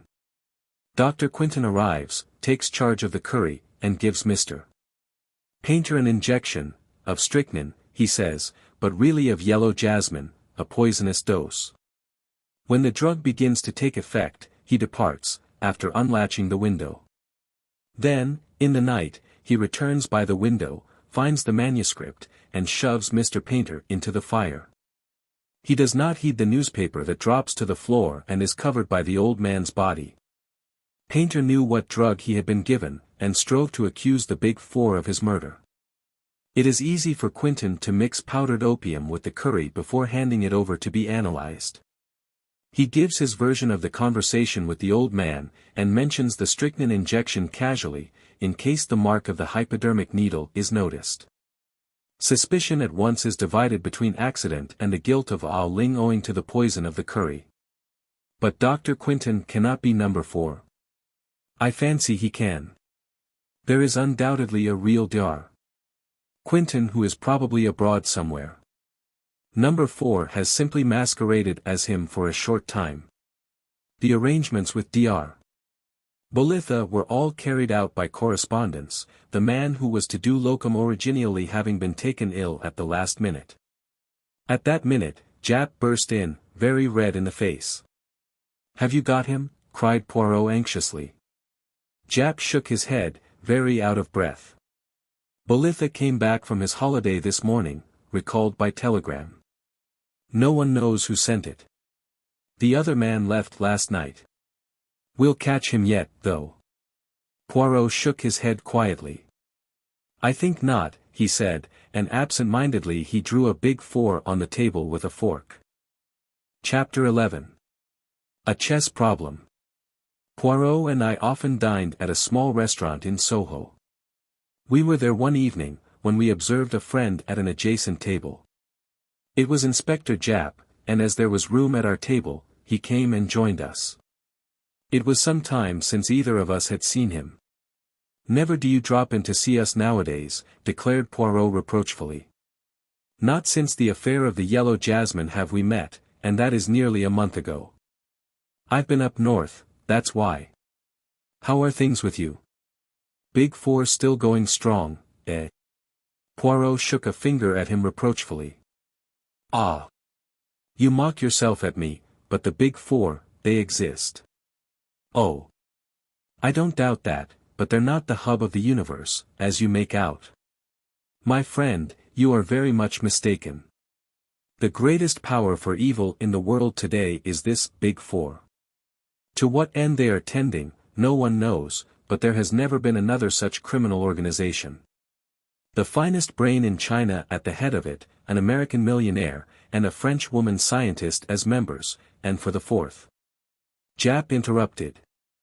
I know. Regular bee in your bonnet over it all. It's becoming your little mania, Monsieur Poirot. Let's talk of something else for a change. Take any interest in chess? I have played it, yes. Did you see that curious business yesterday? Match between two players of worldwide reputation, and one died during the game. I saw mention of it. Dar. Savronov, the Russian champion, was one of the players, and the other, who succumbed to heart failure, was the brilliant young American, Gilmore Wilson. Quite right. Savronov beat Rubinstein and became Russian champion some years ago. Wilson was said to be a second Capablanca. A very curious occurrence, mused Poirot. If I mistake not, you have a particular interest in the matter. Japp gave a rather embarrassed laugh. You've hit it, Monsieur Poirot. I'm puzzled. Wilson was sound as a bell, no trace of heart trouble. His death is quite inexplicable. You suspect Dr. Savronov of putting him out of the way? I cried. Hardly that, said Japp dryly. I don't think even a Russian would murder another man in order not to be beaten at chess, and anyway, from all I can make out, the boot was likely to be on the other leg. The doctor is supposed to be very hot stuff, second to Lasker they say he is. Poirot nodded thoughtfully. Then what exactly is your little idea, he asked. Why should Wilson be poisoned? For, I assume, of course, that it is poison you suspect. Naturally. Heart failure means your heart stops beating, that's all there is to that. That's what a doctor says officially at the moment, but privately he tips us the wink that he's not satisfied. When is the autopsy to take place? Tonight. Wilson's death was extraordinarily sudden. He seemed quite as usual and was actually moving one of the pieces when he suddenly fell forward, dead. There are very few poisons would act in such a fashion, objected Poirot. I know. The autopsy will help us, I expect. But why should anyone want Gilmore Wilson out of the way, that's what I'd like to know. Harmless, unassuming young fellow. Just come over here from the States, and apparently hadn't an enemy in the world. It seems incredible, I mused. Not at all, said Poirot, smiling. Japp has his theory, I can see. I have, Monsieur Poirot. I don't believe the poison was meant for Wilson, it was meant for the other man. Savronov? Yes. Savronov fell foul of the Bolsheviks at the outbreak of the revolution. He was even reported killed. In reality he escaped, and for 3 years endured incredible hardships in the wilds of Siberia. His sufferings were so great that he is now a changed man. His friends and acquaintances declare they would hardly have recognized him. His hair is white, and his whole aspect that of a man terribly aged. He is a semi-invalid, and seldom goes out, living alone with a niece, Sonia Daviloff, and a Russian manservant in a flat-down Westminster way. It is possible that he still considers himself a marked man. Certainly he was very unwilling to agree to this chess contest. He refused several times point blank, and it was only when the newspapers took it up and began making a fuss about the unsportsmanlike refusal, that he gave in. Gilmore Wilson had gone on challenging him with real Yankee pertinacity, and in the end he got his way. Now I ask you, Monsieur Poirot, why wasn't he willing? Because he didn't want attention drawn to him. Didn't want somebody or other to get on his track. That's my solution. Gilmore Wilson got pipped by mistake. There is no one who has any private reason to gain by Savernoff's death. Well, his niece, I suppose. He's recently come into an immense fortune. Left him by Madame Gaspoja, whose husband was a sugar profiteer under the old regime. They had an affair together once, I believe, and she refused steadfastly to credit the reports of his death. Where did the match take place? In Savernoff's own flat. He's an invalid, as I told you. Many people there to watch it. At least a dozen, probably more. Poirot made an expressive grimace. My poor Japp, your task is not an easy one. Once I know definitely that Wilson was poisoned, I can get on. Has it occurred to you that, in the meantime, supposing your assumption that Savernoff was the intended victim to be correct, the murderer may try again? Of course it has. 2 men are watching Savernoff's flat. That will be very useful if anyone should call with a bomb under his arm, said Poirot dryly. You're getting interested, Monsieur Poirot, said Japp, with a twinkle. Care to come round to the mortuary and see Wilson's body before the doctors start on it? Who knows, his tie-pin may be askew, and that may give you a valuable clue that will solve the mystery. My dear Japp, all through dinner my fingers have been itching to rearrange your own tie-pin. You permit, yes. Ah. That is much more pleasing to the eye. Yes, by all means, let us go to the mortuary. I could see that Poirot's attention was completely captivated by this new problem. It was so long since he had shown any interest over any outside case that I was quite rejoiced to see him back in his old form. For my own part, I felt a deep pity as I looked down upon the motionless form and convulsed face of the hapless young American who had come by his death in such a strange way. Poirot examined the body attentively. There was no mark on it anywhere, except a small scar on the left hand. And the doctor says that's a burn, not a cut, explained Japp. Poirot's attention shifted to the contents of the dead man's pockets which a constable spread out for our inspection. There was nothing much, a handkerchief, keys, note-case filled with notes, and some unimportant letters. But one object standing by itself filled Poirot with interest. A chessman, he exclaimed. A white bishop. Was that in his pocket? No, clasped in his hand. We had quite a difficulty to get it out of his fingers. It must be returned to Dr. Savernoff sometime. It's part of a very beautiful set of carved ivory chessmen. Permit me to return it to him. It will make an excuse for my going there. Aha, cried Japp. So you want to come in on this case? I admit it. So skillfully have you aroused my interest. That's fine. Got you away from your brooding. Captain Hastings is pleased, too, I can see. Quite right, I said, laughing. Poirot turned back towards the body. No other little detail you can tell me about him, he asked. I don't think so. Not even, that he was left-handed. You're a wizard, Monsieur Poirot. How did you know that? He was left-handed. Not that it's anything to do with the case. Nothing whatever, agreed Poirot hastily, seeing that Japp was slightly ruffled. My little joke, that was all. I like to play you the trick, see you. We went out upon an amicable understanding. The following morning saw us wending our way to Dr. Savernoff's flat in Westminster. Sonia Daviloff, I mused. It's a pretty name. Poirot stopped, and threw me a look of despair. Always looking for romance. You are incorrigible. It would serve you right if Sonia Daviloff turned out to be our friend and enemy the Countess Vera Rosikoff. At the mention of the Countess, my face clouded over. Surely, Poirot, you don't suspect. But, no. It was a joke. I have not the big four on the brain to that extent, whatever Japp may say. The door of the flat was opened to us by a manservant with a peculiarly wooden face. It seemed impossible to believe that that impassive countenance could ever display emotion.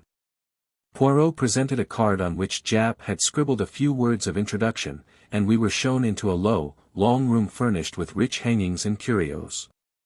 One or two wonderful icons hung upon the walls, and exquisite Persian rugs lay upon the floor. A samovar stood upon a table. I was examining one of the icons which I judged to be of considerable value, and turned to see Poirot prone upon the floor.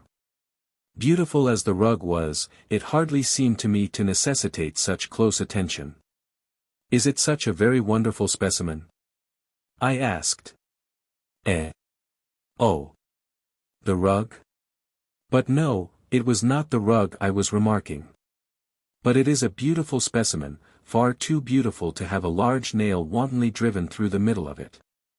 No, Hastings, as I came forward, the nail is not there now. But the hole remains. A sudden sound behind us made me spin round, and Poirot sprang nimbly to his feet. A girl was standing in the doorway. Her eyes, full upon us, were dark with suspicion. She was of medium height, with a beautiful, rather sullen face, dark blue eyes, and very black hair which was cut short. Her voice, when she spoke, was rich and sonorous, and completely un-English. "I fear my uncle will be unable to see you. He is a great invalid. That is a pity, but perhaps you will kindly help me instead. You are Mademoiselle Daviloff, are you not?" "Yes, I am Sonia Daviloff." "What is it you want to know?" "I am making some inquiries about that sad affair the night before last, the death of M. Gilmore Wilson." "What can you tell me about it?" The girl's eyes opened wide. "He died of heart failure, as he was playing chess." "The police are not so sure that it was heart failure, mademoiselle." The girl gave a terrified gesture. "It was true then," she cried. "Ivan was right." "Who is Ivan, and why do you say he was right?" "It was Ivan who opened the door to you, and he has already said to me that in his opinion Gilmore Wilson did not die a natural death, that he was poisoned by mistake." "By mistake?" "Yes, the poison was meant for my uncle."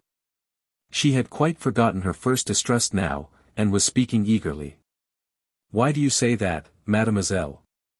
Who should wish to poison Dr. Savernoff?" She shook her head. "I do not know. I am all in the dark. And my uncle, he will not trust me. It is natural, perhaps. You see, he hardly knows me. He saw me as a child, and not since till I came to live with him here in London. But this much I do know, he is in fear of something. We have many secret societies in Russia, and one day I overheard something which made me think it was of just such a society he went in fear. Tell me, monsieur," she came a step nearer, and dropped her voice, "have you ever heard of a society called the Big Four?" Poirot jumped nearly out of his skin. His eyes positively bulged with astonishment. What do you know of the Big Four, mademoiselle?" "There is such an association, then. I overheard a reference to them, and asked my uncle about it afterwards. Never have I seen a man so afraid. He turned all white and shaking. He was in fear of them, monsieur, in great fear, I am sure of it. And, by mistake, they killed the American, Wilson." "The Big Four," murmured Poirot. "Always the Big Four. An astonishing coincidence, mademoiselle, your uncle is still in danger. I must save him. Now recount to me exactly the events of that fatal evening. Show me the chessboard, the table, how the two men sat, everything." She went to the side of the room and brought out a small table. The top of it was exquisite, inlaid with squares of silver and black to represent a chessboard. This was sent to my uncle a few weeks ago as a present, with the request that he would use it in the next match he played. It was in the middle of the room, so. Poirot examined the table with what seemed to me quite unnecessary attention. He was not conducting the inquiry at all as I would have done. Many of the questions seemed to me pointless, and upon really vital matters he seemed to have no questions to ask. I concluded that the unexpected mention of the Big Four had thrown him completely off his balance. After a minute examination of the table and the exact position it had occupied, he asked to see the chessmen. Sonia Daviloff brought them to him in a box. He examined one or two of them in a perfunctory manner. An exquisite set, he murmured absent-mindedly. Still not a question as to what refreshments there had been, or what people had been present. I cleared my throat significantly. Don't you think, Poirot, that... He interrupted me peremptorily. Do not think, my friend. Leave all to me. Mademoiselle, is it quite impossible that I should see your uncle? A faint smile showed itself on her face. He will see you, yes. You understand, it is my part to interview all strangers first. She disappeared. I heard a murmur of voices in the next room, and a minute later she came back and motioned us to pass into the adjoining room. The man who lay there on a couch was an imposing figure. Tall, gaunt, with huge bushy eyebrows and white beard, and a face haggard as the result of starvation and hardships. Dar. Savarinoff was a distinct personality.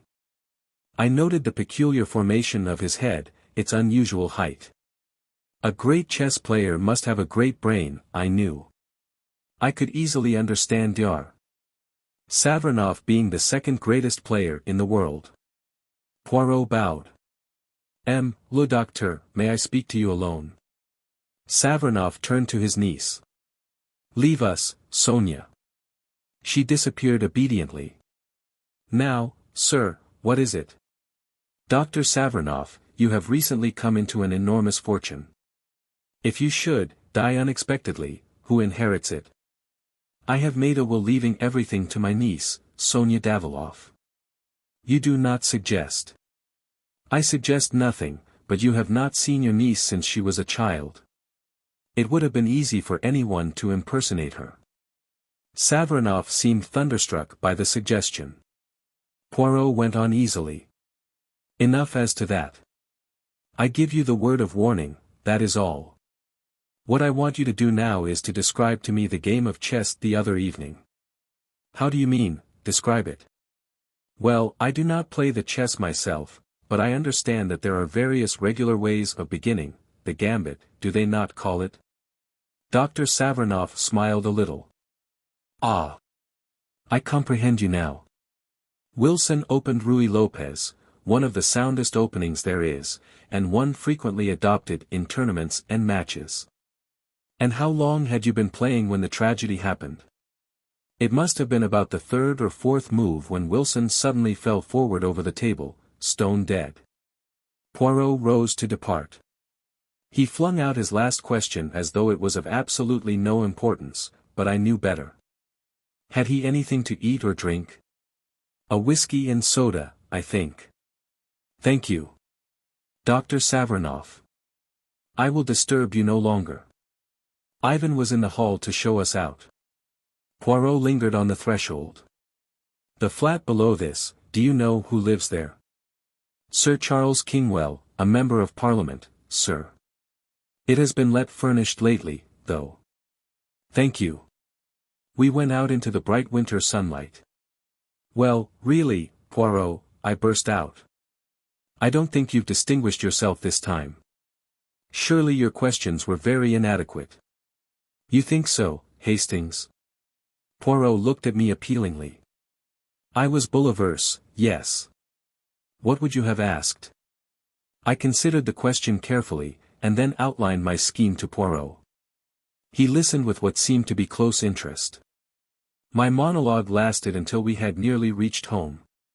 Very excellent, very searching, Hastings, said Poirot, as he inserted his key in the door and preceded me up the stairs.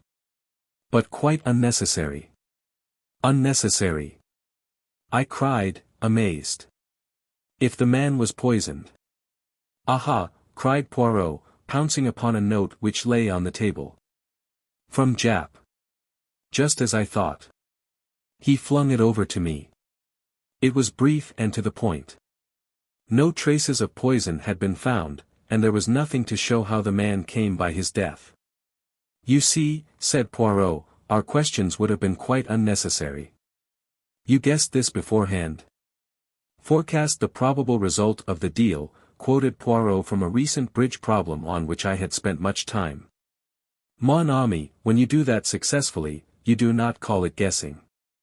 Don't let's split hairs, I said impatiently. You foresaw this? I did. Why? Poirot put his hand into his pocket and pulled out a white bishop. Why, I cried, you forgot to give it back to Dr. Savranoff. You are in error, my friend. That bishop still reposes in my left-hand pocket. I took its fellow from the box of chessmen Mademoiselle Daviloff kindly permitted me to examine. The plural of one bishop is two bishops. He sounded the final S with a great hiss. I was completely mystified. But why did you take it?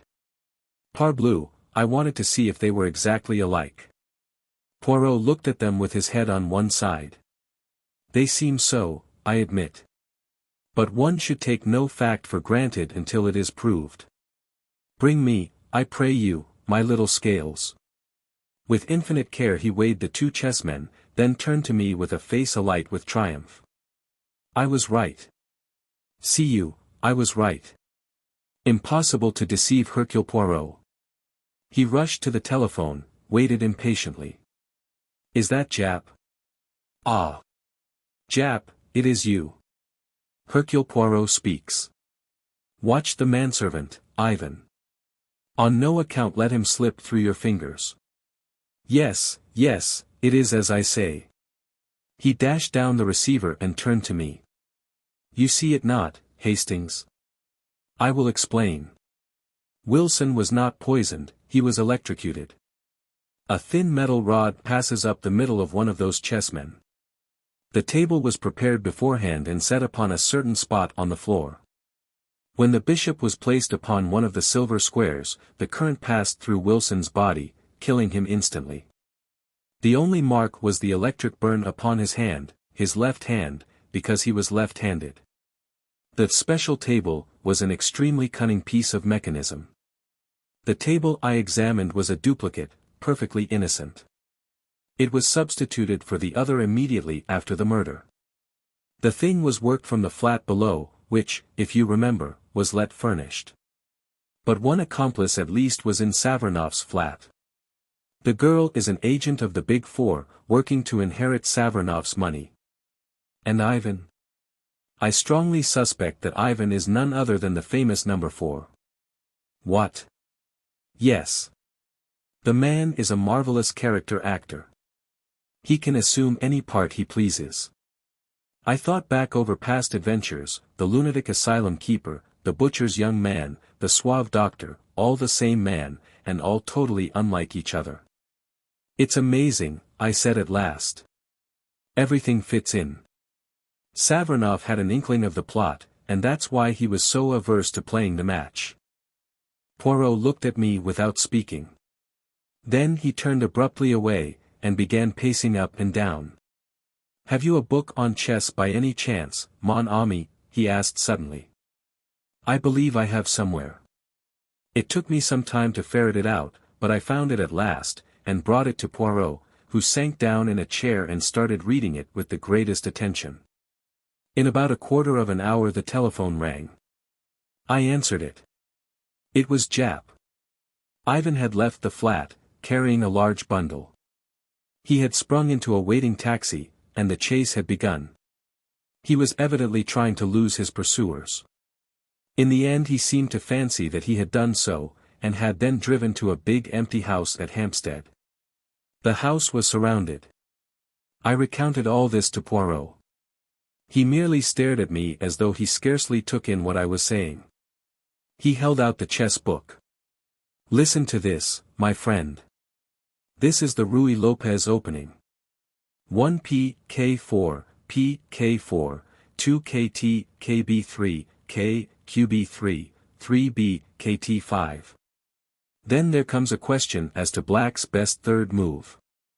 He has the choice of various defenses. It was White's third move that killed Gilmore Wilson, 3b, KT5. Only the third move, does that say nothing to you? I hadn't the least idea what he meant, and told him so.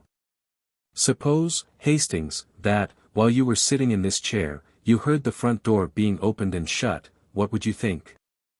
I should think someone had gone out, I suppose. Yes, but there are always two ways of looking at things. Someone gone out, someone come in, two totally different things, Hastings. But if you assumed the wrong one, presently some little discrepancy would creep in and show you that you were on the wrong track. What does all this mean, Poirot? Poirot sprang to his feet with sudden energy. It means that I have been a triple imbecile. Quick, quick, to the flat in Westminster.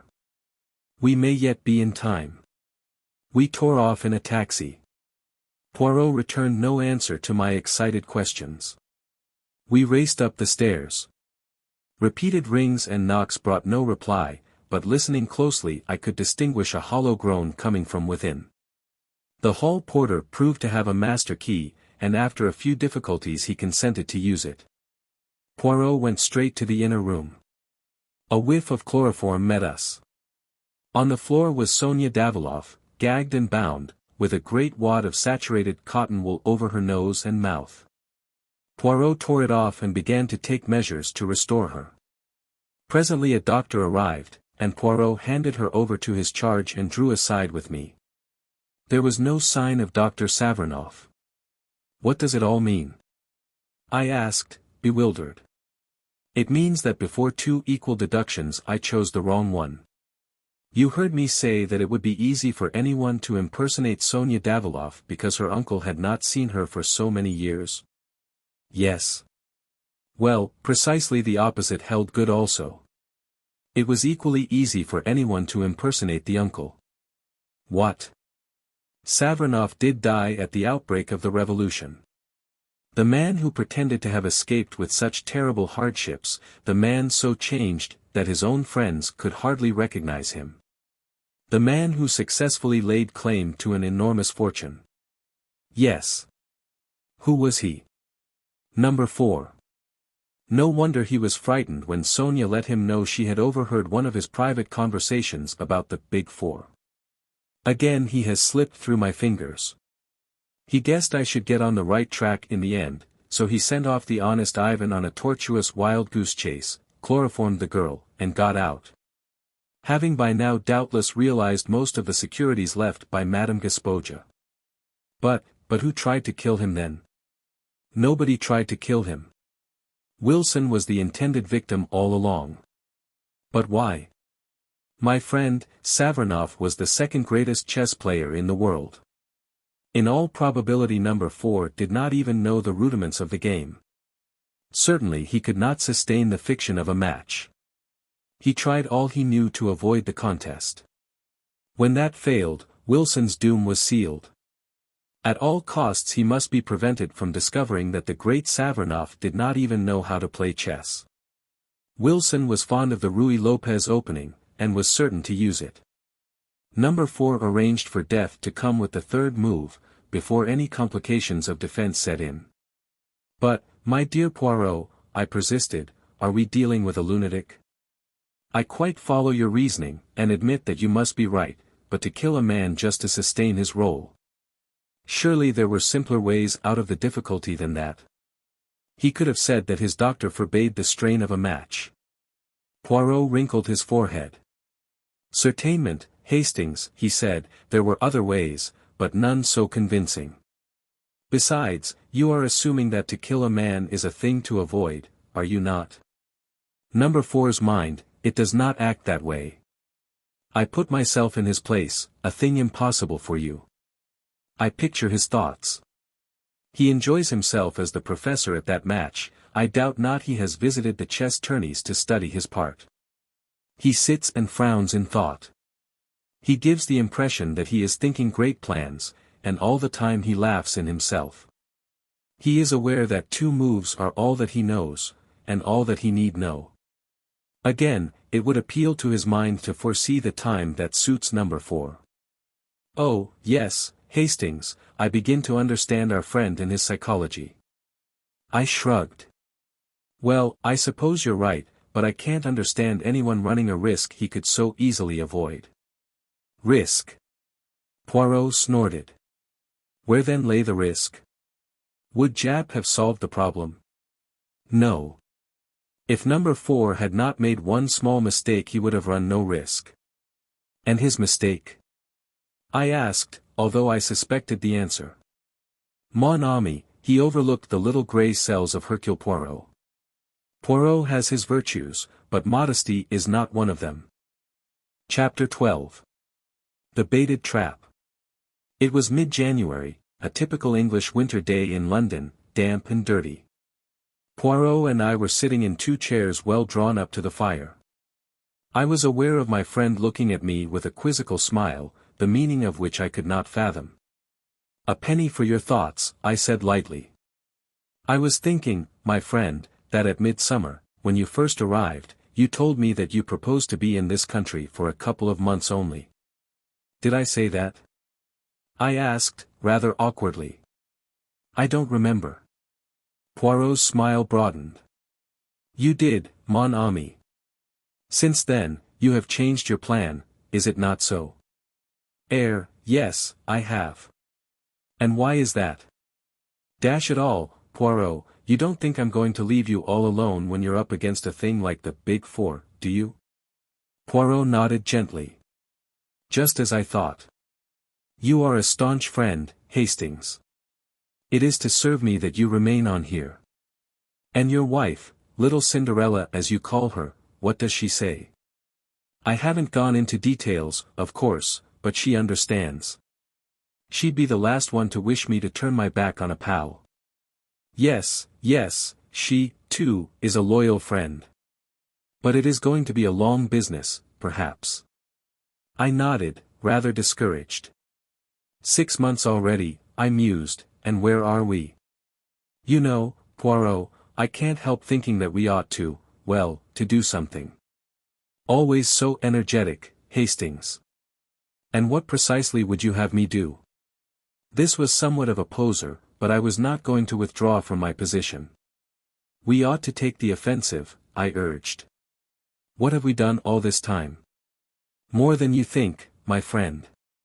After all, we have established the identity of number 2 and number 3, and we have learnt more than a little about the ways and methods of number 4.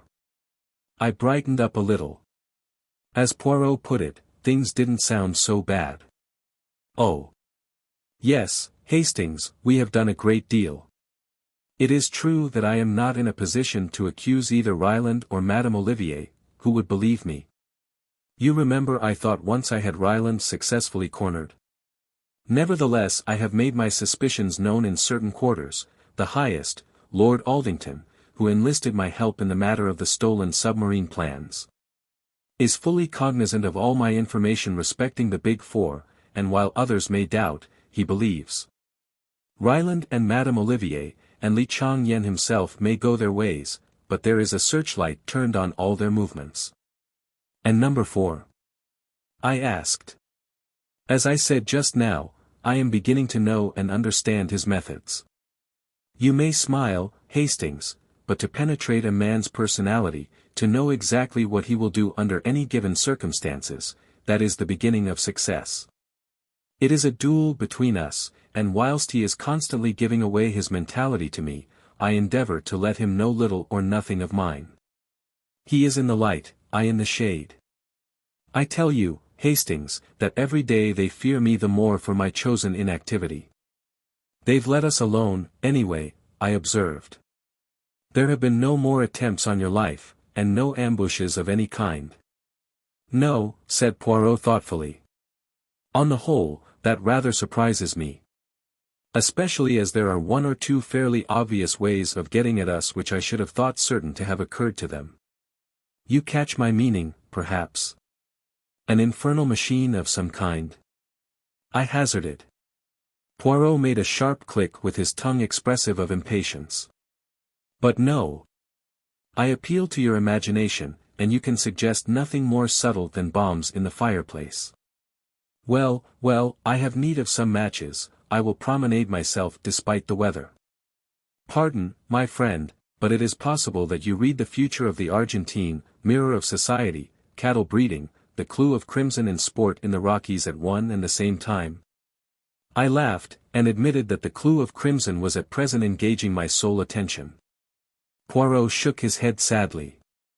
But replace then the others on the bookshelf.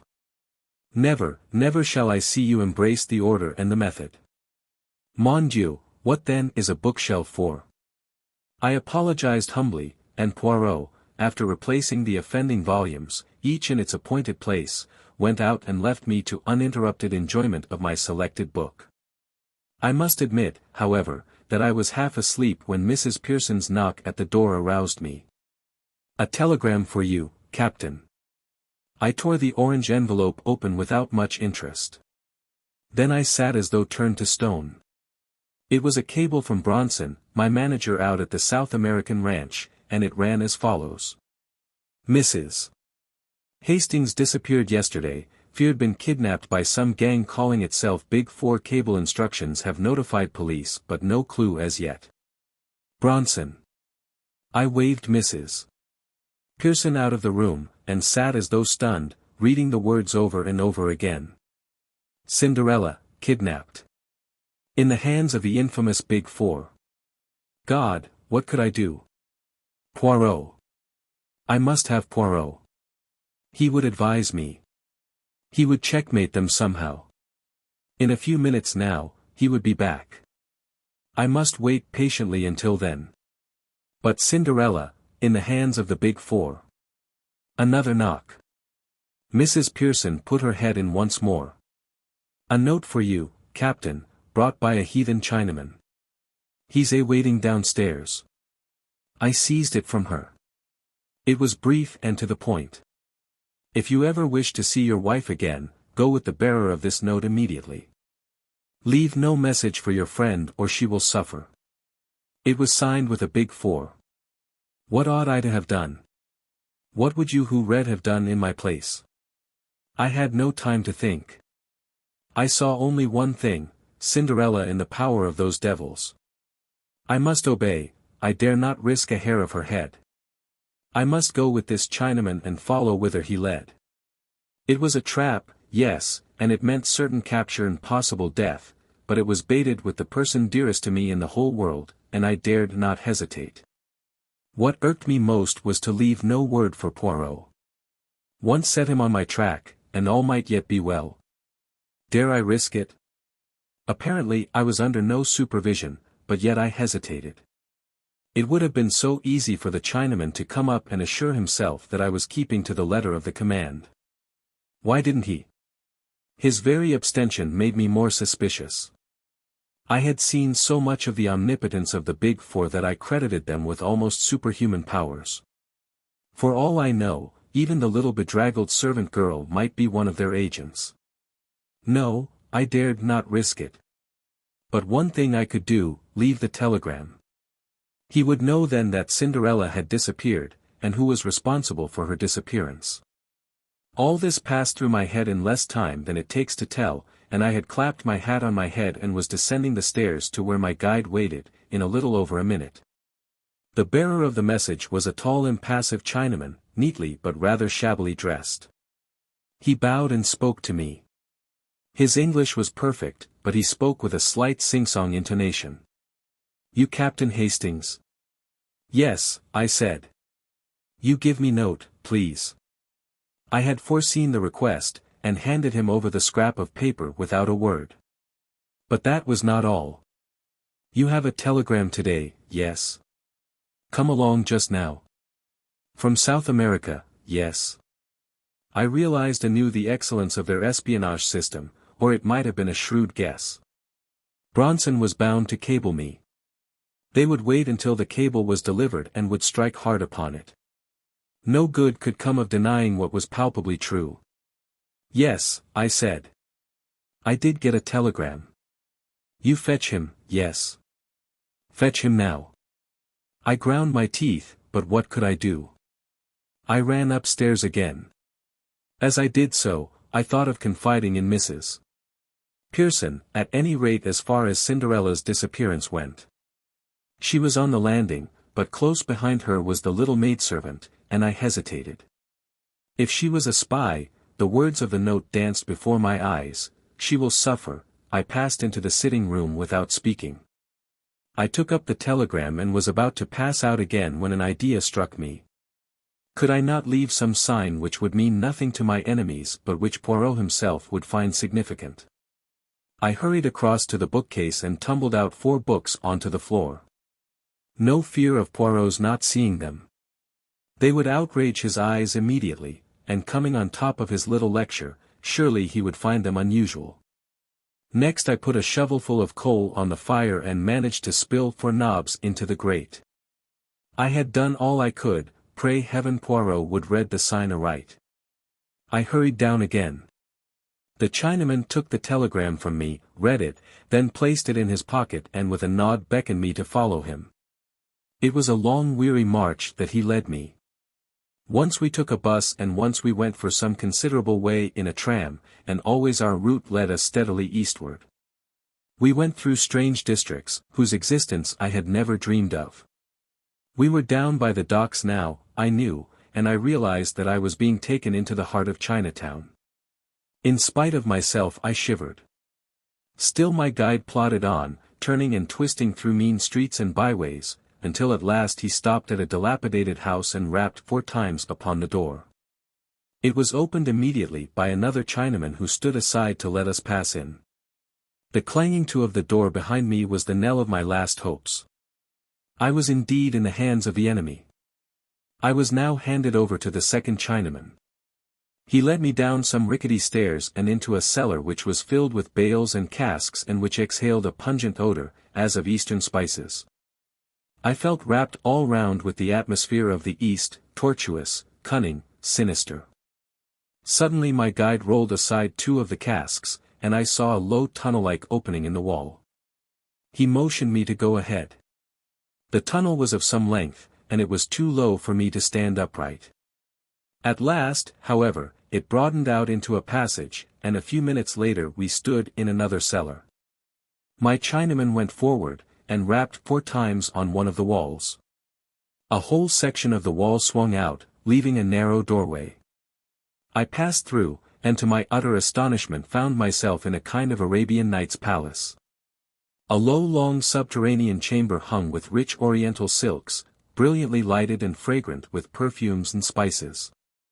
There were 5 or 6 silk-covered divans, and exquisite carpets of Chinese workmanship covered the ground.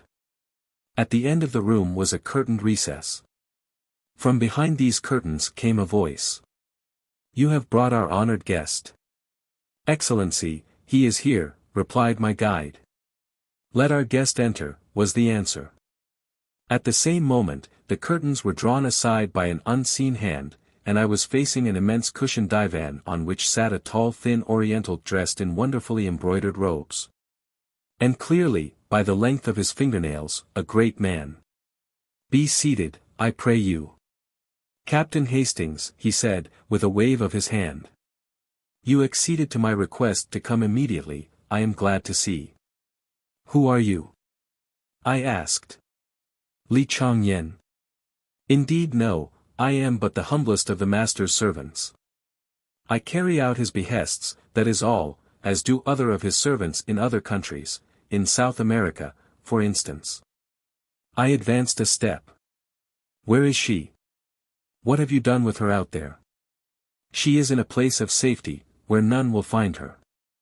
As yet, she is unharmed." You observe that I say, as yet. Cold shivers ran down my spine as I confronted this smiling devil. "What do you want?"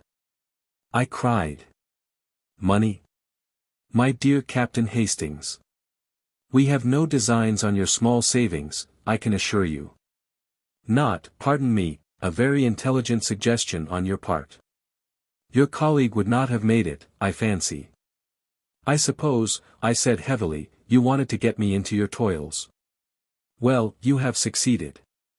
I have come here with my eyes open. Do what you like with me, and let her go.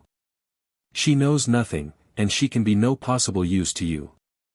You've used her to get hold of me, you've got me all right, and that settles it.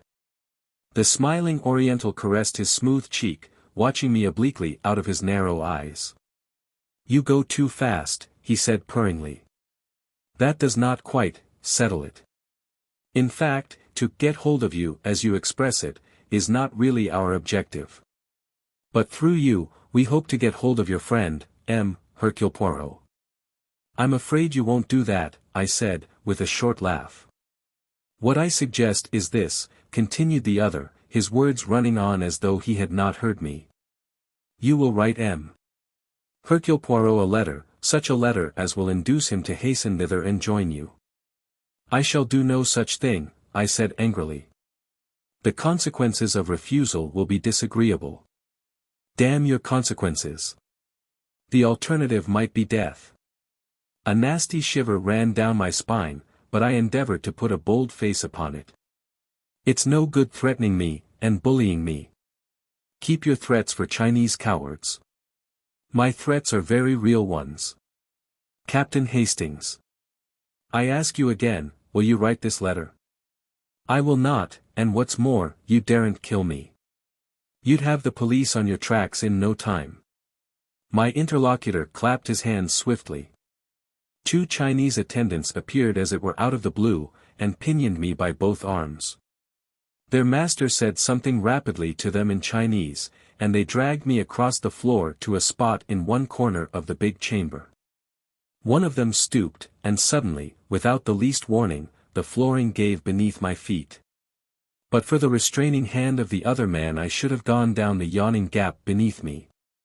It was inky black, and I could hear the rushing of water. The river, said my questioner from his place on the divan. Think well, Captain Hastings. If you refuse again, you go headlong to eternity, to meet your death in the dark waters below. For the last time, will you write that letter? I'm not braver than most men. I admit frankly that I was scared to death, and in a blue funk. That Chinese devil meant business, I was sure of that.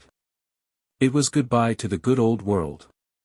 In spite of myself, my voice wobbled a little as I answered. For the last time, no. To hell with your letter. Then involuntarily I closed my eyes and breathed a short prayer. Chapter 13. The Mouse Walks In. Not often in a lifetime does a man stand on the edge of eternity. But when I spoke those words in that East End cellar I was perfectly certain that they were my last words on earth. I braced myself for the shock of those black, rushing waters beneath, and experienced in advance the horror of that breath-choking fall. But to my surprise a low laugh fell on my ears. I opened my eyes. Obeying a sign from the man on the divan, my 2 jailers brought me back to my old seat facing him. You are a brave man. Captain Hastings, he said. We of the East appreciate bravery. I may say that I expected you to act as you have done. That brings us to the appointed second act of your little drama. Death for yourself you have faced, will you face death for another? What do you mean? I asked hoarsely, a horrible fear creeping over me. Surely you have not forgotten the lady who is in our power, the rose of the garden. I stared at him in dumb agony. I think, Captain Hastings, that you will write that letter. See, I have a cable form here. The message I shall write on it depends on you, and means life or death for your wife. The sweat broke out on my brow. My tormentor continued, smiling amiably, and speaking with perfect sang-froid. There, Captain, the pen is ready to your hand. You have only to write. If not. If not. I echoed. If not, that lady that you love dies, and dies slowly. My master, Li Chang-yen, amuses himself in his spare hours by devising new and ingenious methods of tortures. My God! I cried. You fiend! Not that, you wouldn't do that. Shall I recount to you some of his devices? Without heeding my cry of protest, his speech flowed on, evenly, serenely, till with a cry of horror I clapped my hands to my ears. It is enough, I see. Take up the pen and write. You would not dare. Your speech is foolishness, and you know it. Take up the pen and write. If I do, your wife goes free. The cable shall be dispatched immediately. How do I know that you will keep faith with me?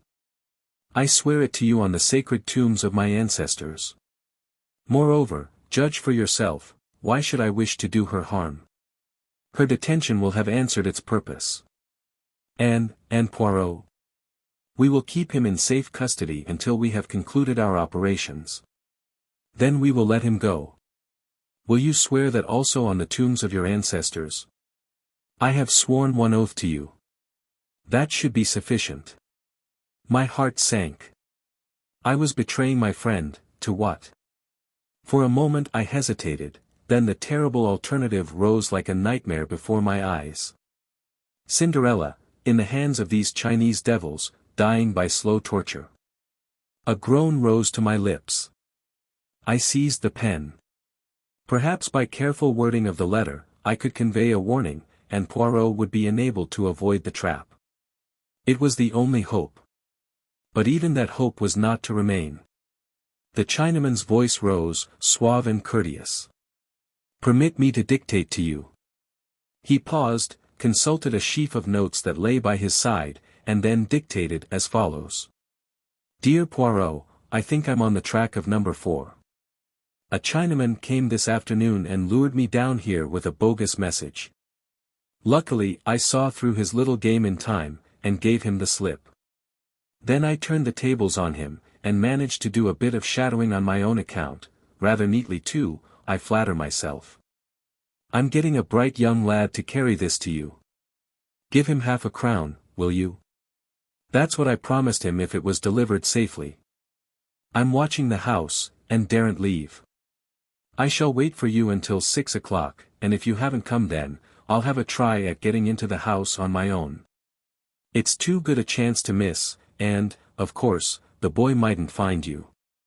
But if he does, get him to bring you down here right away. And cover up those precious mustaches of yours in case anyone's watching out from the house and might recognize you. Yours in haste.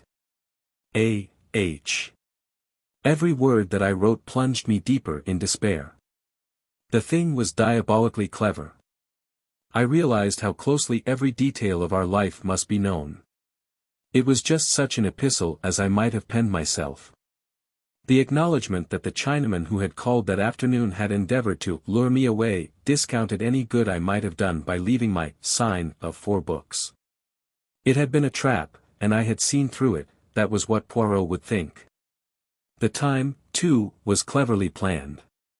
Poirot, on receiving the note, would have just time to rush off with his innocent-looking guide, and that he would do so, I knew. My determination to make my way into the house would bring him post-haste. He always displayed a ridiculous distrust of my capacities. He would be convinced that I was running into danger without being equal to the situation, and would rush down to take command of the situation. But there was nothing to be done. I wrote as bidden. My captor took the note from me, read it. Then nodded his head approvingly and handed it to one of the silent attendants who disappeared with it behind one of the silken hangings on the wall which masked a doorway. With a smile the man opposite me picked up a cable form and wrote. He handed it to me. It read, "Release the white bird with all dispatch." I gave a sigh of relief. "You will send it at once?" I urged. He smiled, and shook his head. "When Hercule Poirot is in my hands it shall be sent. Not until then." "But you promised." "If this device fails, I may have need of our white bird, to persuade you to further efforts." I grew white with anger. "My God! If you—" He waved a long, slim yellow hand. "Be reassured, I do not think it will fail. And the moment Poirot is in our hands, I will keep my oath." If you play me false. I have sworn it by my honored ancestors. Have no fear. Rest here a while. My servants will see to your needs whilst I am absent. I was left alone in this strange underground nest of luxury. The second Chinese attendant had reappeared. One of them brought food and drink and offered it to me, but I waved them aside. I was sick at heart. And then suddenly the master reappeared, tall and stately in his silken robes. He directed operations. By his orders I was hustled back through the cellar and tunnel into the original house I had entered. There they took me into a ground floor room. The windows were shuttered, but one could see through the cracks into the street. An old ragged man was shuffling along the opposite side of the road, and when I saw him make a sign to the window, I understood that he was one of the gang on watch. It is well, said my Chinese friend. Hercule Poirot has fallen into the trap. He approaches now, and alone except for the boy who guides him. Now, Captain Hastings, you have still one more part to play. Unless you show yourself he will not enter the house. When he arrives opposite, you must go out on the step and beckon him in. What? I cried, revolted. You play that part alone. Remember the price of failure. If Hercule Poirot suspects anything is amiss and does not enter the house, your wife dies by the 70 lingering deaths. Ah! Here he is. With a beating heart and a feeling of deathly sickness, I looked through the crack in the shutters. In the figure walking along the opposite side of the street I recognized my friend at once, though his coat collar was turned up and an immense yellow muffler hid the bottom part of his face. But there was no mistaking that walk, and the poise of that egg-shaped head. It was Poirot coming to my aid in all good faith, suspecting nothing amiss. By his side ran a typical London urchin, grimy of face and ragged of apparel. Poirot paused, looking across at the house, whilst the boy spoke to him eagerly and pointed. It was the time for me to act. I went out in the hall. At a sign from the tall Chinaman, one of the servants unlatched the door. Remember the price of failure, said my enemy in a low voice. I was outside on the steps. I beckoned to Poirot. He hastened across. Aha! So all is well with you, my friend. I was beginning to be anxious. You managed to get inside. Is the house empty, then? Yes, I said, in a low voice I strove to make natural. There must be a secret way out of it somewhere. Come in and let us look for it. I stepped back across the threshold. In all innocence Poirot prepared to follow me. And then something seemed to snap in my head. I saw only too clearly the part one was playing, the part of Judas. Back, Poirot. I cried. Back for your life. It's a trap. Never mind me. Get away at once. Even as I spoke, or rather shouted my warning, hands gripped me like a vice. One of the Chinese servants sprang past me to grab Poirot. I saw the latter spring back, his arm raised, then suddenly a dense volume of smoke was rising round me. Choking me, killing me. I felt myself falling, suffocating, this was death. I came to myself slowly and painfully, all my senses dazed. The first thing I saw was Poirot's face. He was sitting opposite me watching me with an anxious face. He gave a cry of joy when he saw me looking at him. Ah, you revive, you return to yourself. All is well. My friend, my poor friend. Where am I? I said painfully. Where? But chez vous. I looked round me. True enough, I was in the old familiar surroundings. And in the grate were the identical 4 knobs of coal I had carefully spilt there. Poirot had followed my glance. But yes, that was a famous idea of yours, that and the books. See you, if they should say to me any time, that friend of yours, that Hastings, he has not the great brain, is it not so? I shall reply to them, you are in error. It was an idea magnificent and superb that occurred to you there. You understood their meaning then? Am I an imbecile? Of course I understood. It gave me just the warning I needed, and the time to mature my plans. Somehow or other the Big Four had carried you off. With what object? Clearly not for your beaux-yeux, equally clearly not because they feared you and wanted to get you out of the way. No, their object was plain. You would be used as a decoy to get the great Hercule Poirot into their clutches. I have long been prepared for something of the kind.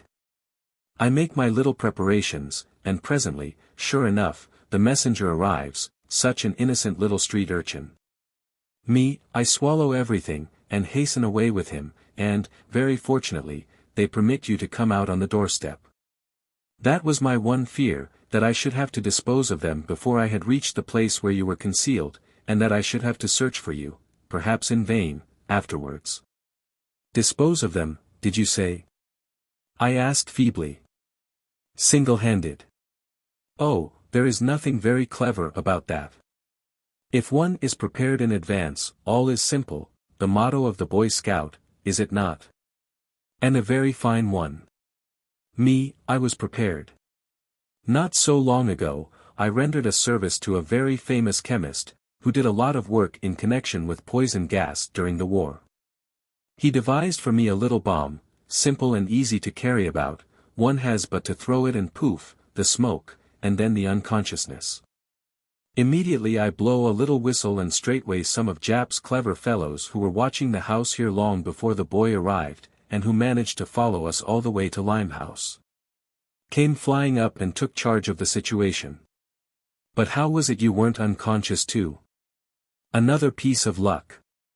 Our friend number 4, who certainly composed that ingenious letter, permitted himself a little jest at my mustaches, which rendered it extremely easy for me to adjust my respirator under the guise of a yellow muffler. I remember, I cried eagerly, and then with the word remember, all the ghastly horror that I had temporarily forgotten came back to me. Cinderella. I fell back with a groan. I must have lost consciousness again for a minute or two. I awoke to find Poirot forcing some brandy between my lips. What is it, mon ami? But what is it, then? Tell me. Word by word, I got the thing told, shuddering as I did so. Poirot uttered a cry. My friend! My friend! But what you must have suffered! And I who knew nothing of all this. But reassure yourself. All is well. You will find her, you mean. But she is in South America. And by the time we get there, long before, she will be dead, and God knows how and in what horrible way she will have died. No, no, you do not understand.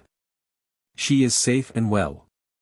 She has never been in their hands for one instant. But I got a cable from Bronson. No, no, you did not. You may have got a cable from South America signed Bronson, that is a very different matter. Tell me, has it never occurred to you that an organization of this kind, with ramifications all over the world, might easily strike at us through the little girl, Cinderella, whom you love so well? No, never, I replied. Well, it did to me. I said nothing to you because I did not want to upset you unnecessarily, but I took measures of my own.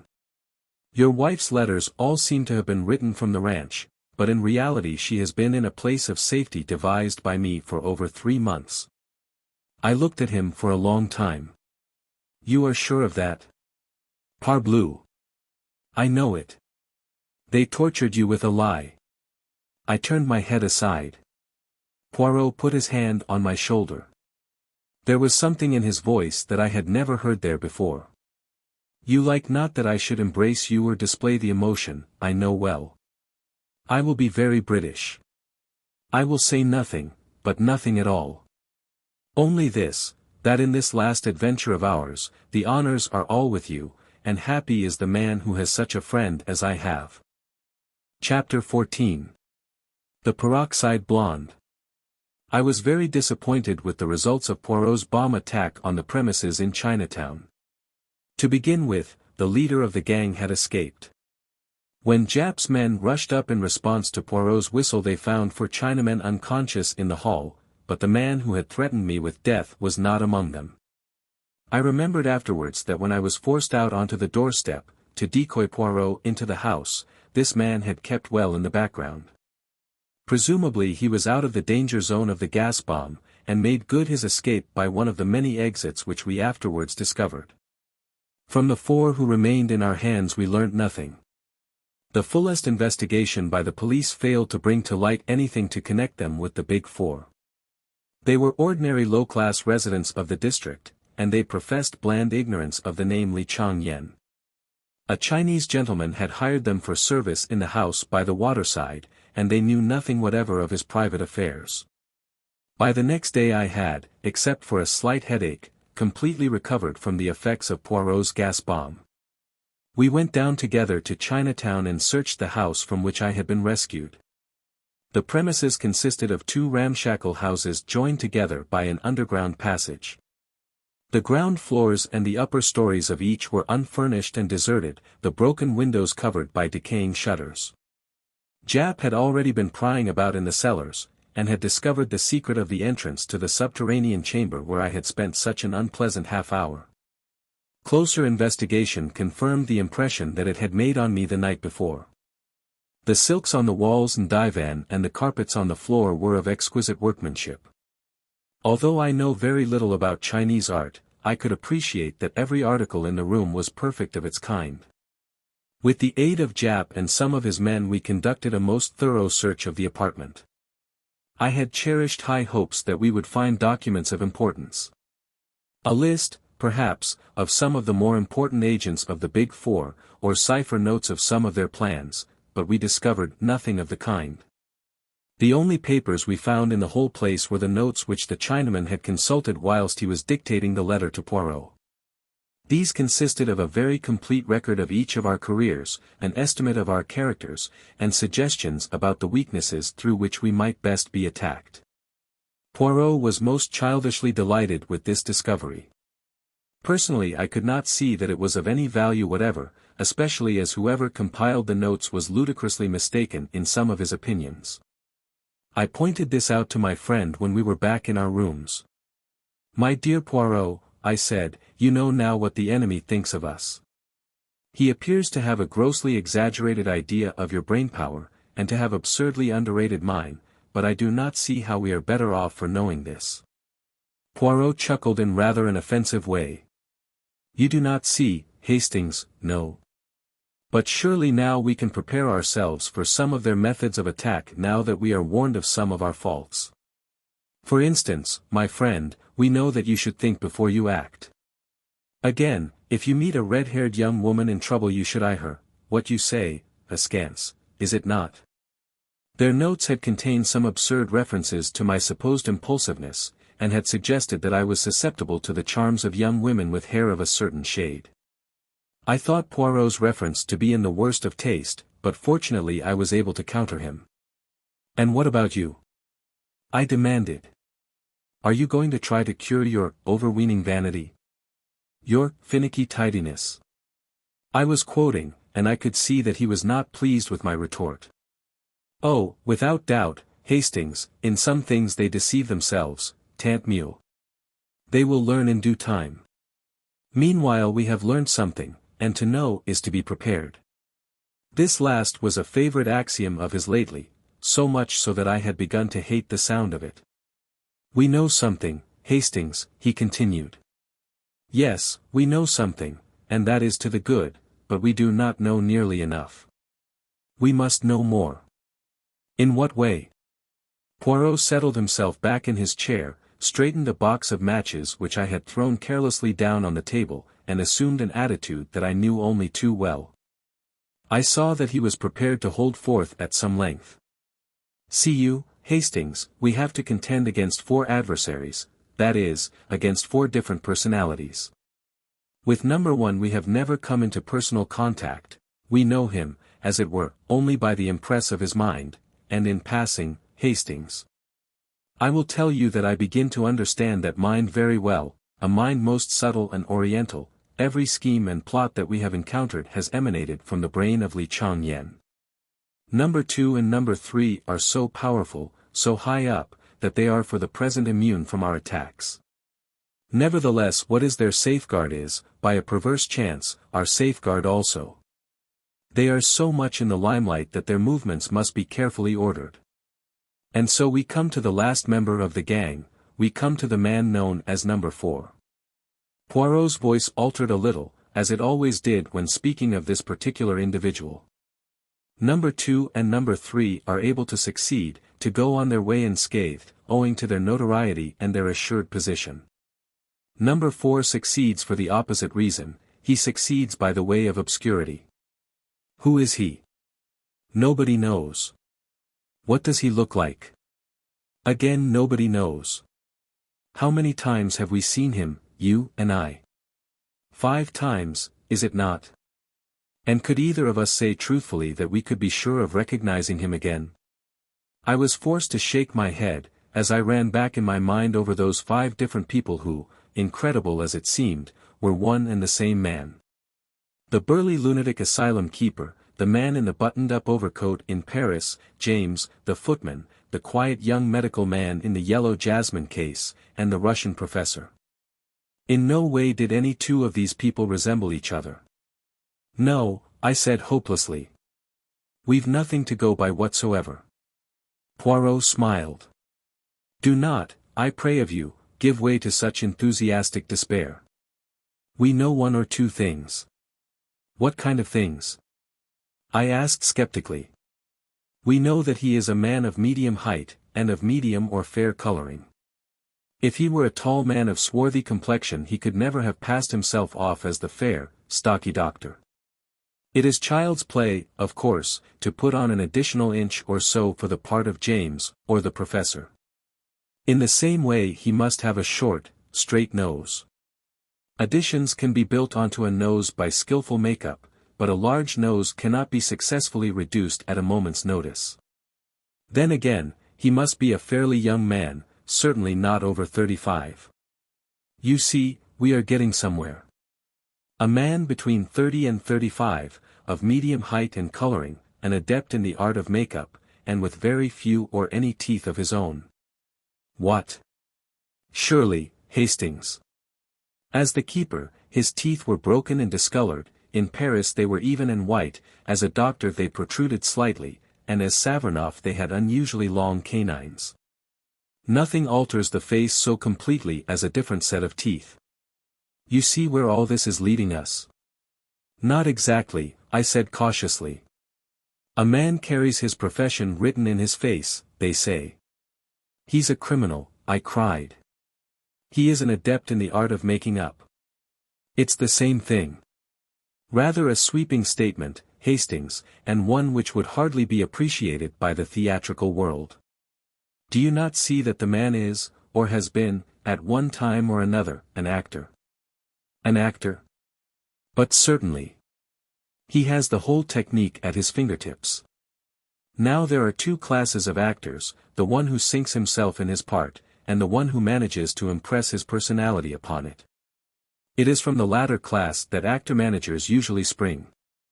They seize a part and mold it to their own personality. The former class is quite likely to spend its days doing Mr. Lloyd George at different music halls, or impersonating old men with beards in repertory plays. It is among that former class that we must look for our number 4. He is a supreme artist in the way he sinks himself in each part he plays. I was growing interested. So you fancy you may be able to trace his identity through his connection with the stage? Your reasoning is always brilliant, Hastings. It might have been better, I said coldly, if the idea had come to you sooner. We have wasted a lot of time. You are in error, mon ami. No more time has been wasted than was unavoidable. For some months now my agents have been engaged on the task. Joseph Aarons is one of them. You remember him? They have compiled a list for me of men fulfilling the necessary qualifications, young men round about the age of 30, of more or less nondescript appearance. And with a gift for playing character parts, men, moreover, who have definitely left the stage within the last 3 years. Well? I said, deeply interested. The list was, necessarily, rather a long one. For some time now, we have been engaged on the task of elimination. And finally we have boiled the whole thing down to 4 names. Here they are, my friend. He tossed me over a sheet of paper. I read its contents aloud. Ernest Luttrell. Son of a North Country parson. Always had a kink of some kind in his moral makeup. Was expelled from his public school. Went on the stage at the age of 23. Then followed a list of parts he had played, with dates and places. Addicted to drugs. Supposed to have gone to Australia 4 years ago. Cannot be traced after leaving England. Age 32, height 5 feet 10 and a half in, clean shaven, hair brown, nose straight, complexion fair, eyes grey. John Street Moore. Assumed name. Real name not known. Believed to be of Cockney extraction. On stage since quite a child. Did music hall impersonations. Not been heard of for 3 years. Age, about 33, height 5 feet 10 inches, slim build, blue eyes, fair coloring. Austin Lee. Assumed name. Real name Austin Foley. Good family. Always had taste for acting and distinguished himself in that way at Oxford. Brilliant war record. Acted in, the usual list followed. It included many repertory plays. An enthusiast on criminology.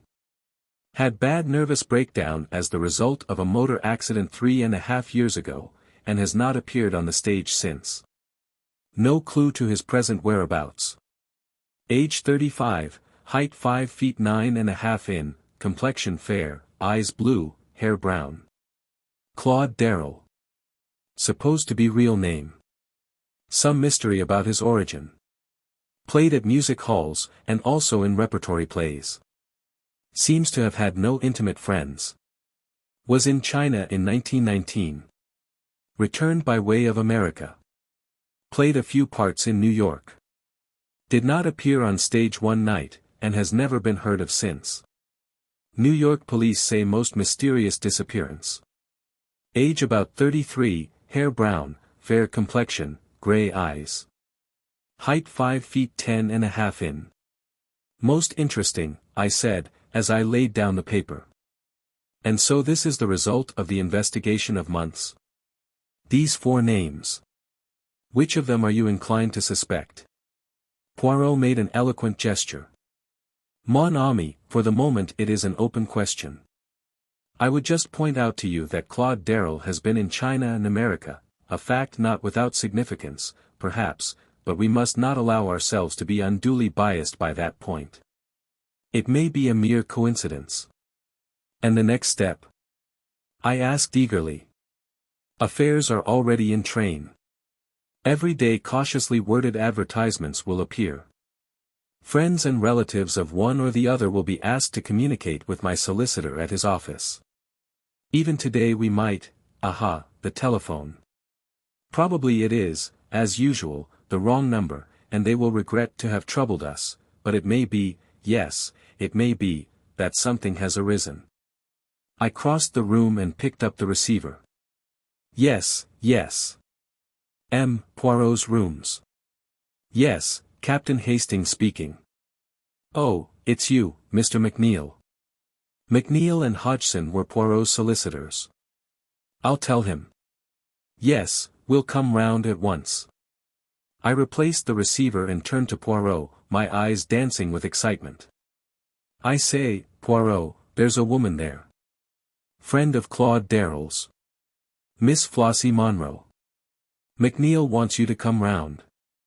At the instant, cried Poirot, disappearing into his bedroom, and reappearing with a hat. A taxi soon took us to our destination, and we were ushered into Mr. McNeil's private office. Sitting in the armchair facing the solicitor was a somewhat lurid-looking lady no longer in her first youth. Her hair was of an impossible yellow, and was prolific in curls over each ear, her eyelids were heavily blackened, and she had by no means forgotten the rouge and the lip salve. "Ah, here is M. Poirot," said Mr. McNeil. "M. Poirot, this is Miss Monroe, who has very kindly called to give us some information." "Ah, but that is most kind," cried Poirot. He came forward with great empressement, and shook the lady warmly by the hand. "Mademoiselle blooms like a flower in this dry-as-dust old office," he added, careless of the feelings of Mr. McNeil. This outrageous flattery was not without effect. Miss Monroe blushed and simpered. "Oh, go on now, Mr. Poirot," she exclaimed. "I know what you Frenchmen are like. Mademoiselle, we are not mute like Englishmen before beauty. Not that I am a Frenchman, I am a Belgian, you see. I've been to Ostend myself," said Miss Monroe. The whole affair, as Poirot would have said, was marching splendidly. "And so you can tell us something about Mr. Claude Darrell," continued Poirot. "I knew Mr. Darrell very well at one time," explained the lady. "And I saw your advertisement, being out of a shop for the moment, and, my time being my own, I said to myself, there, they want to know about poor old Claudie, lawyers. Too, maybe it's a fortune looking for the rightful heir. I'd better go round at once." Mr. McNeil rose. "Well, Monsieur Poirot, shall I leave you for a little conversation with Miss Monroe? You are too amiable. But stay, a little idea presents itself to me. The hour of the déjeuner approaches. Mademoiselle will perhaps honor me by coming out to luncheon with me." Miss Monroe's eyes glistened. It struck me that she was in exceedingly low water, and that the chance of a square meal was not to be despised. A few minutes later saw us all in a taxi, bound for one of London's most expensive restaurants. Once arrived there, Poirot ordered a most delectable lunch, and then turned to his guest. "And for wine, mademoiselle? What do you say to champagne?" Miss Monroe said nothing, or everything. The meal started pleasantly. Poirot replenished the lady's glass with thoughtful assiduity, and gradually slid on to the topic nearest his heart. The poor Mr. Darrell. What a pity he is not with us. "Yes, indeed," sighed Miss Monroe. "Poor boy, I do wonder what's become of him. Is it a long time since you have seen him?" "Yes." "Oh, simply ages, not since the war. He was a funny boy, Claudie, very close about things, never told you a word about himself. But, of course, that all fits in if he's a missing heir. Is it a title, Mr. Poirot?" "Alas, a mere heritage," said Poirot unblushingly. "But you see, it may be a question of identification. That is why it is necessary for us to find someone who knew him very well indeed." "You knew him very well, did you not, mademoiselle?" "I don't mind telling you, Mr. Poirot. You're a gentleman. You know how to order a lunch for a lady, which is more than some of these young whippersnappers do nowadays. Downright mean, I call it. As I was saying, you being a Frenchman won't be shocked." "Ah, you Frenchmen. Naughty, naughty." She wagged her finger at him in an excess of archness. "Well, there it was, me and Claudie, two young things, what else could you expect? And I've still a kindly feeling for him. Though, mind you, he didn't treat me well, no, he didn't treat me well at all. Not as a lady should be treated. They're all the same when it comes to a question of money." "No, no, mademoiselle, do not say that," protested Poirot, filling up her glass once more. "Could you now describe this Mr. Darrell to me?" "He wasn't anything so very much to look at," said Flossie Monroe dreamily. "Neither tall nor short, you know, but quite well set up. Spruce looking. Eyes a sort of blue-gray. And more or less fair-haired, I suppose. But oh, what an artist. I never saw anyone to touch him in the profession. He'd have made his name before now if it hadn't been for jealousy." "Ah, Mr. Poirot, jealousy, you wouldn't believe it, you really wouldn't, what we artists have to suffer through jealousy. Why, I remember once at Manchester. We displayed what patience we could in listening to a long complicated story about a pantomime, and the infamous conduct of the principal boy. Then Poirot led her gently back to the subject of Claude Darrell. It is very interesting, all this that you are able to tell us, mademoiselle, about Mr. Darrell. Women are such wonderful observers, they see everything, they notice the little detail that escapes the mere man. I have seen a woman identify one man out of a dozen others, and why, do you think? She had observed that he had a trick of stroking his nose when he was agitated. Now would a man ever have thought of noticing a thing like that? Did you ever? Cried Miss Monroe. I suppose we do notice things. I remember Claude, now I come to think of it, always fiddling with his bread at table. He'd get a little piece between his fingers and then dab it round to pick up crumbs. I've seen him do it 100 times. Why, I'd know him anywhere by that one trick of his. Is not that just what I say? The marvelous observation of a woman. And did you ever speak to him about this little habit of his, mademoiselle? No, I didn't, Mr. Poirot. You know what men are. They don't like you to notice things, especially if it should seem you were telling them off about it. I never said a word, but many's the time I smiled to myself. Bless you, he never knew he was doing it even. Poirot nodded gently. I noticed that his own hand was shaking a little as he stretched it out to his glass. Then there is always handwriting as a means of establishing identity, he remarked. Without doubt you have preserved a letter written by Mr. Darrell. Flossie Monroe shook her head regretfully. He was never one for writing. Never wrote me a line in his life. That is a pity, said Poirot. I tell you what, though, said Miss Monroe suddenly. I've got a photograph if that would be any good. You have a photograph? Poirot almost sprang from his seat with excitement. It's quite an old one, 8 years old at least. Sieni fate reign. No matter how old and faded. Ah, ma foi, but what stupendous luck. You will permit me to inspect that photograph, mademoiselle? Why, of course. Perhaps you will even permit me to have a copy made? It would not take long. Certainly if you like. Miss Monroe rose. Well, I must run away, she declared archly. Very glad to have met you and your friend, Mr. Poirot. And the photograph? When may I have it? I'll look it out tonight. I think I know where to lay my hands upon it. And I'll send it to you right away. 1,000 thanks, mademoiselle. You are all that is of the most amiable. I hope that we shall soon be able to arrange another little lunch together. As soon as you like, said Miss Monroe. I'm willing.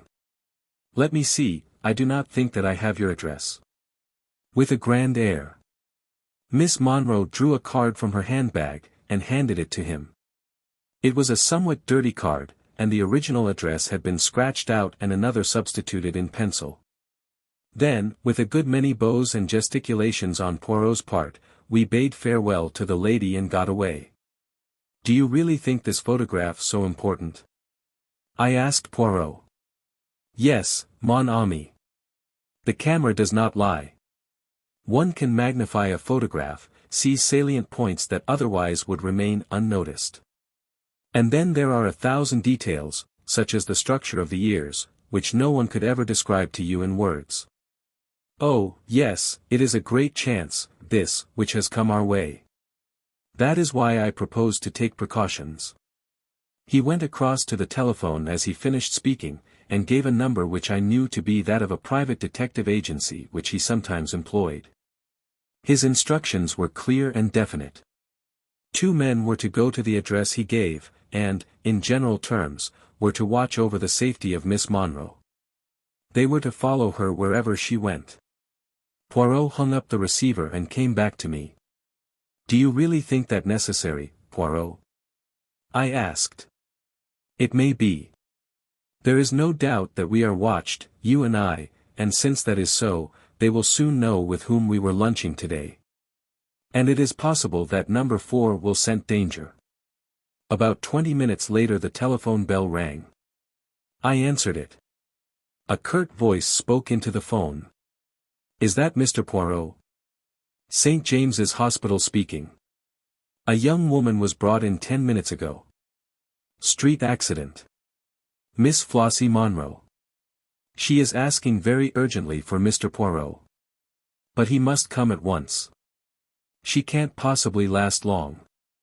I repeated the words to Poirot. His face went white. "Quick, Hastings. We must go like the wind." A taxi took us to the hospital in less than 10 minutes. We asked for Miss Monroe, and were taken immediately to the accident ward. But a white-capped sister met us in the doorway. Poirot read the news in her face. "It is over, eh? She died 6 minutes ago."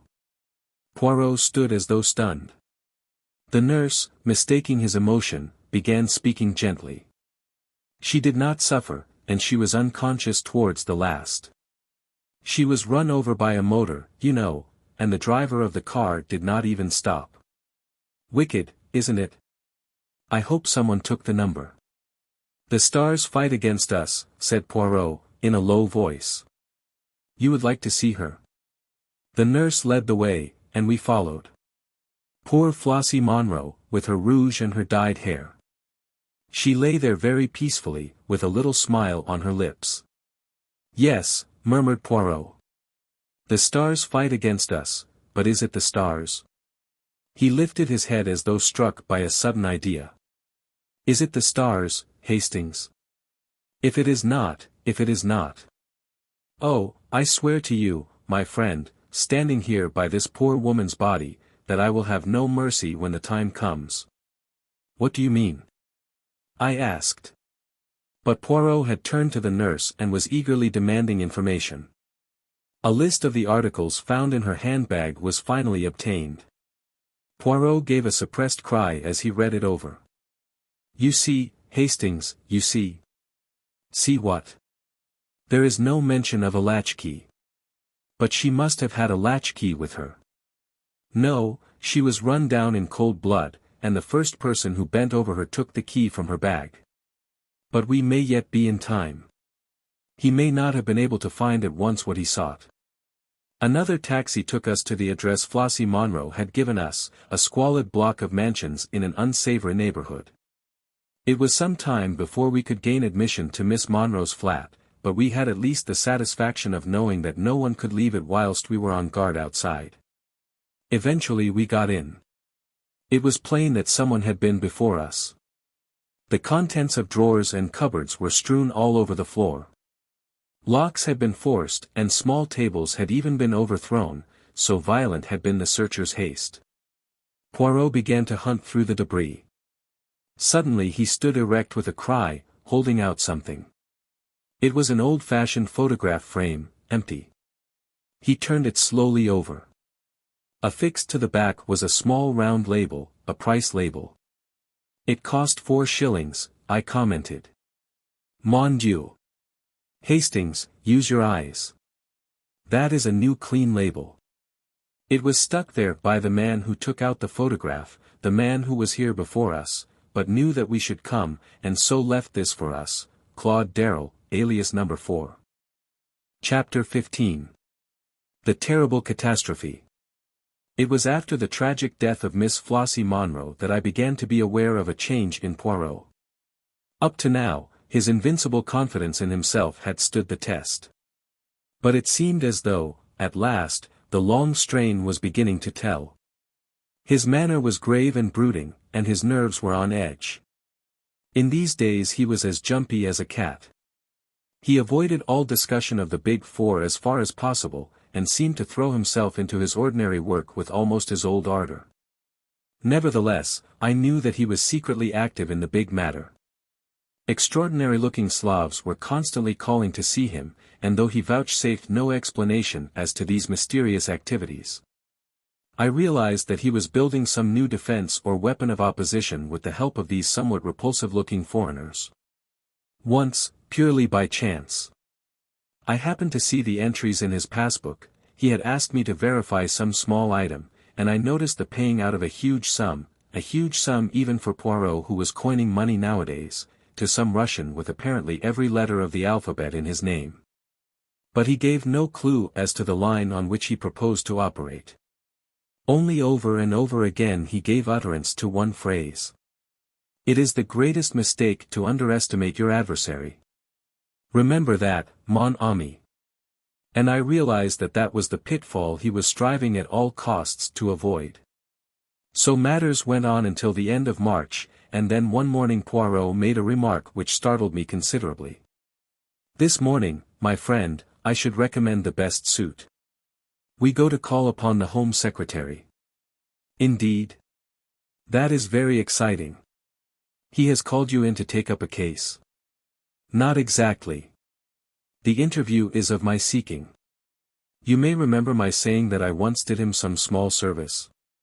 He is inclined to be foolishly enthusiastic over my capabilities in consequence, and I am about to trade on this attitude of his. As you know, the French Premier, M. Desjardins, is over in London, and at my request the Home Secretary has arranged for him to be present at our little conference this morning. The Right Honourable Sidney Crowther, His Majesty's Secretary of State for Home Affairs, was a well-known and popular figure. A man of some 50 years of age, with a quizzical expression and shrewd grey eyes, he received us with that delightful bonhomie of manner which was well known to be one of his principal assets. Standing with his back to the fireplace was a tall thin man with a pointed black beard and a sensitive face. "M. Desjardins," said Crowther. "Allow me to introduce to you M. Hercule Poirot, of whom you may, perhaps, already have heard." The Frenchman bowed and shook hands. "I have indeed heard of M. Hercule Poirot," he said pleasantly. "Who has not?" "You are too amiable, monsieur," said Poirot, bowing, but his face flushed with pleasure. "Any word for an old friend?" asked a quiet voice, and a man came forward from a corner by a tall bookcase. It was our old acquaintance, Mr. Ingles. Poirot shook him warmly by the hand. "And now, M. Poirot," said Crowther. "We are at your service. I understand you to say that you had a communication of the utmost importance to make to us." "That is so, monsieur. There is in the world today a vast organization, an organization of crime. It is controlled by 4 individuals, who are known and spoken of as the Big Four. Number 1 is a Chinaman, Li Chong-yen, number 2 is the American multimillionaire, Abe Ryland. Number 3 is a Frenchwoman, number 4 I have every reason to believe is an obscure English actor called Claude Darrell. These 4 are banded together to destroy the existing social order, and to replace it with an anarchy in which they would reign as dictators." "Incredible," muttered the Frenchman. "Ryland, mixed up with a thing of that kind? Surely the idea is too fantastic. Listen, monsieur, whilst I recount to you some of the doings of this Big Four." It was an enthralling narrative which Poirot unfolded. Familiar as I was with all the details, they thrilled me anew as I heard the bald recital of our adventures and escapes. M.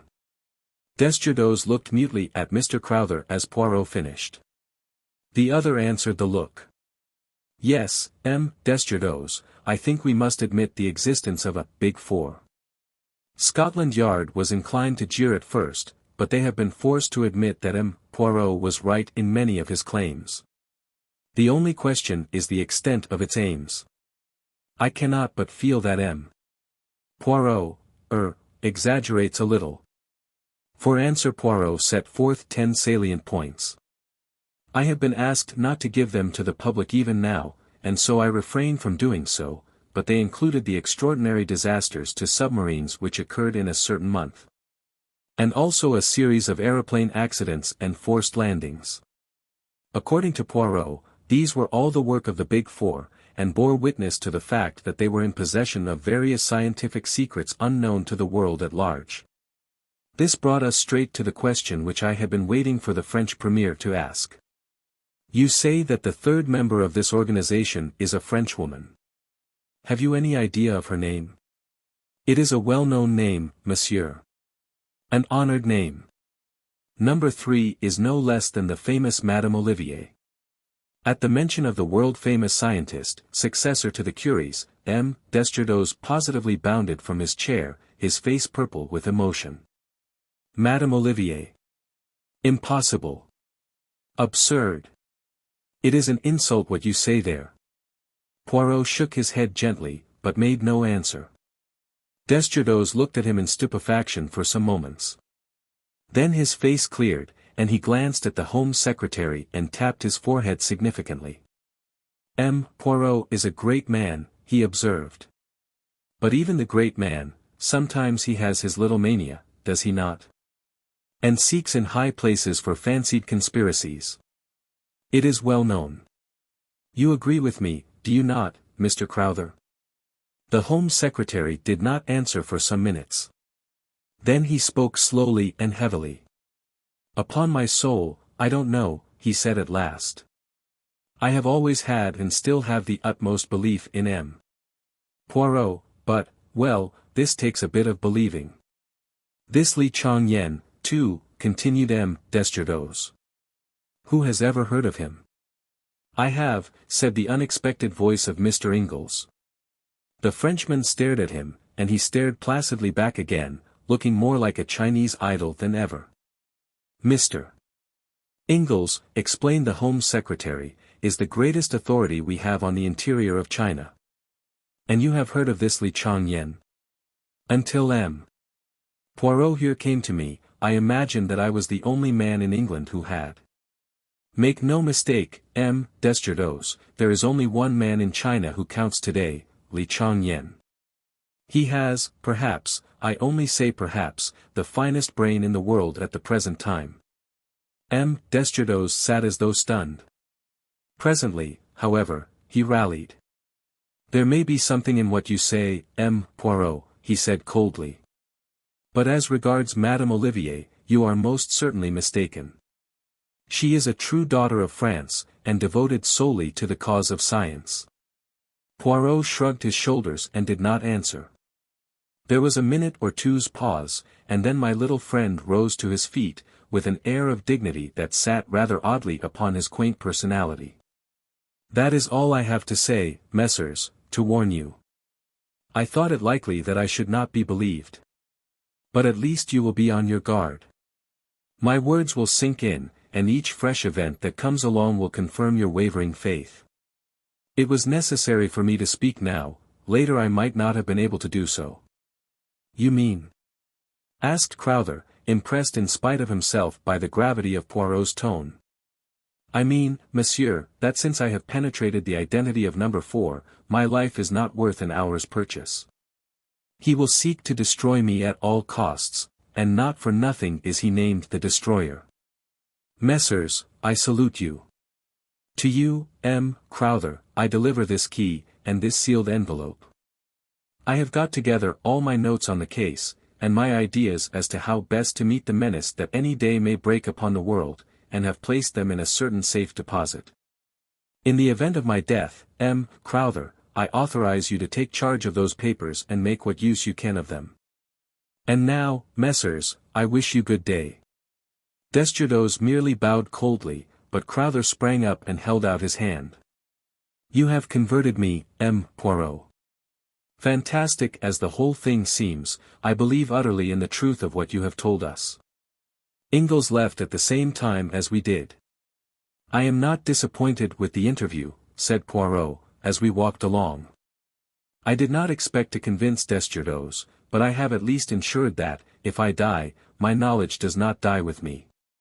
And I have made 1 or 2 converts. Pas I mal. I'm with you, as you know, said Ingles.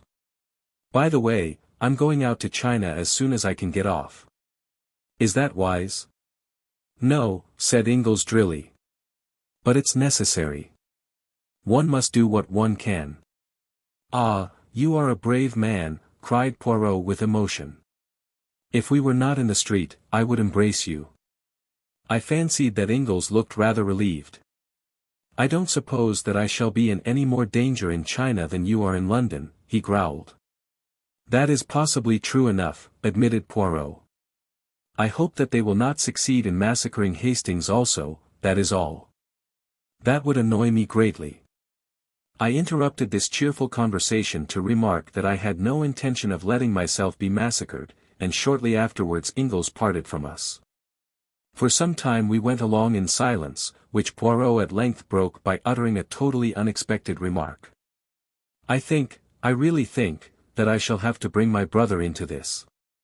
Your brother, I cried, astonished. I never knew you had a brother. You surprise me, Hastings. Do you not know that all celebrated detectives have brothers who would be even more celebrated than they are were it not for constitutional indolence? Poirot employs a peculiar manner sometimes which makes it well nigh impossible to know whether he is jesting or in earnest. That manner was very evident at the moment. What is your brother's name? I asked, trying to adjust myself to this new idea. Hercule Poirot, replied Poirot gravely. He lives near Spa in Belgium. What does he do? I asked with some curiosity, putting aside a half-formed wonder as to the character and disposition of the late Madame Poirot, and her classical taste in Christian names. He does nothing. He is, as I tell, of a singularly indolent disposition. But his abilities are hardly less than my own, which is saying a great deal. Is he like you to look at? Not unlike. But not nearly so handsome. And he wears no mustaches. Is he older than you, or younger? He happens to have been born on the same day. A twin, I cried. Exactly, Hastings. You jump to the right conclusion with unfailing accuracy. But here we are at home again. Let us at once get to work on that little affair of the Duchess's necklace. But the Duchess's necklace was doomed to wait a while. A case of quite another description was waiting for us. Our landlady, Mrs. Pearson, at once informed us that a hospital nurse had called and was waiting to see Poirot. We found her sitting in the big armchair facing the window, a pleasant-faced woman of middle age, in a dark blue uniform. She was a little reluctant to come to the point, but Poirot soon put her at her ease, and she embarked upon her story. You see, Poirot, I've never come across anything of the kind before. I was sent for, from the Lark Sisterhood, to go down to a case in Hertfordshire.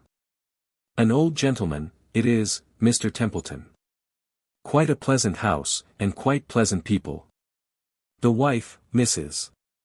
Templeton, is much younger than the husband, and he has a son by his first marriage who lives there.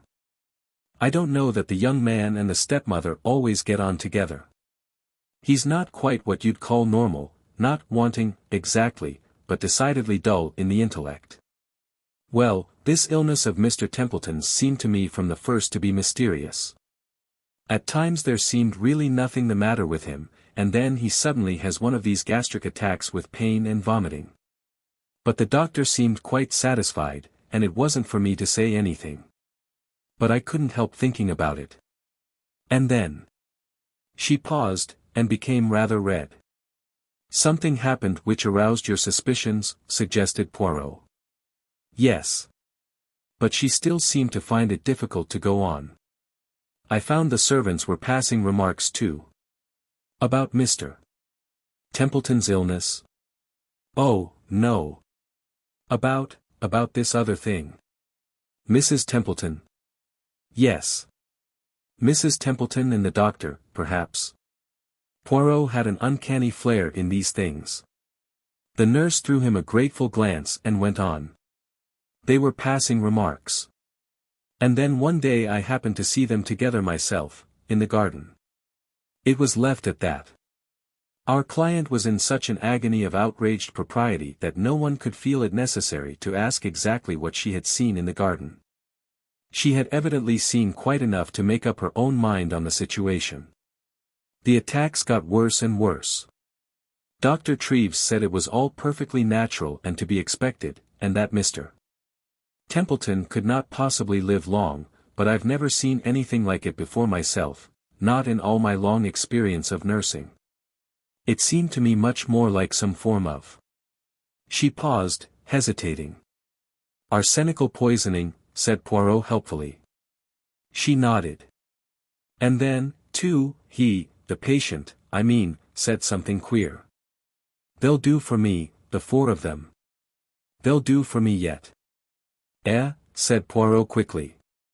Those were his very words, Poirot. He was in great pain at the time, of course, and hardly knew what he was saying. They'll do for me, the four of them, repeated Poirot thoughtfully. What did he mean by, the four of them, do you think? That I can't say, Poirot.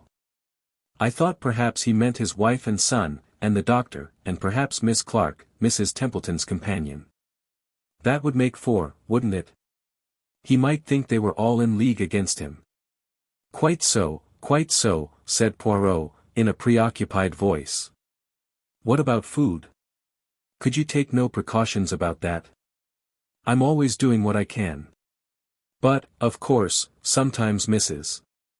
Templeton insists on bringing him his food herself, and then there are the times when I am off duty.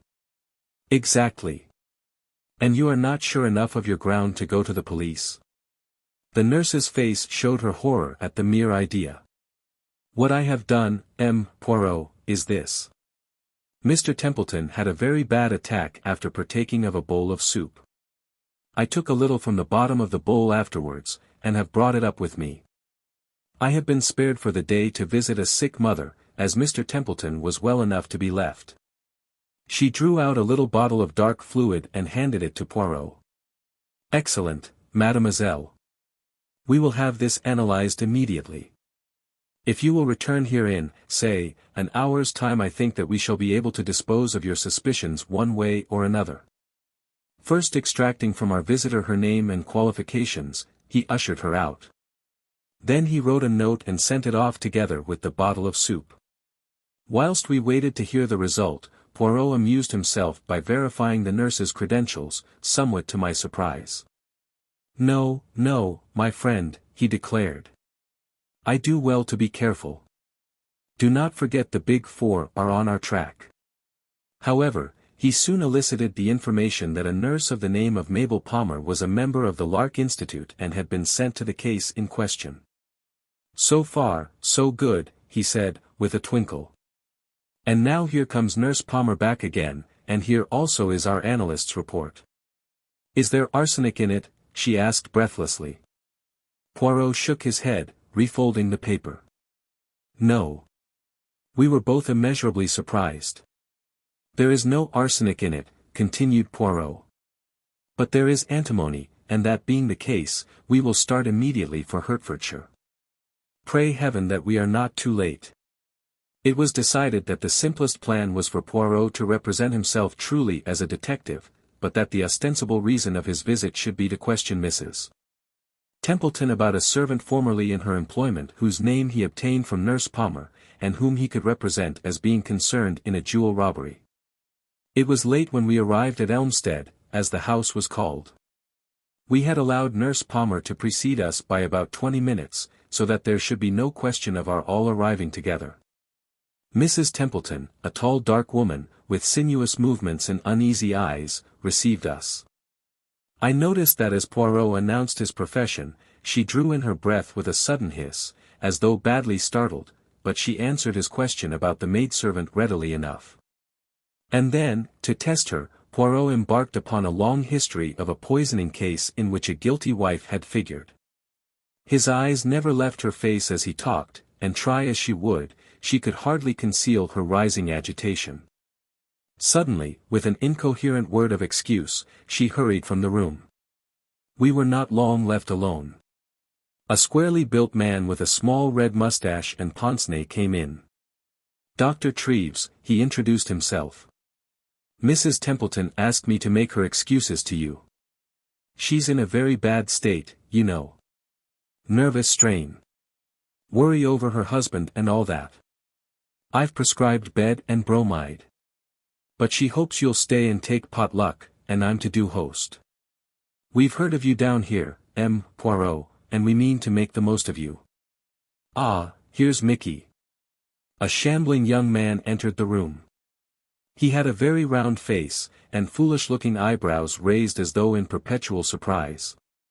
He grinned awkwardly as he shook hands. This was clearly the wanting son. Presently we all went in to dinner. Dr. Treves left the room, to open some wine, I think, and suddenly the boy's physiognomy underwent a startling change. He leant forward, staring at Poirot.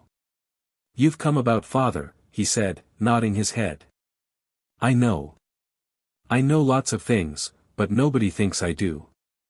Mother will be glad when father's dead and she can marry Dr. Treves.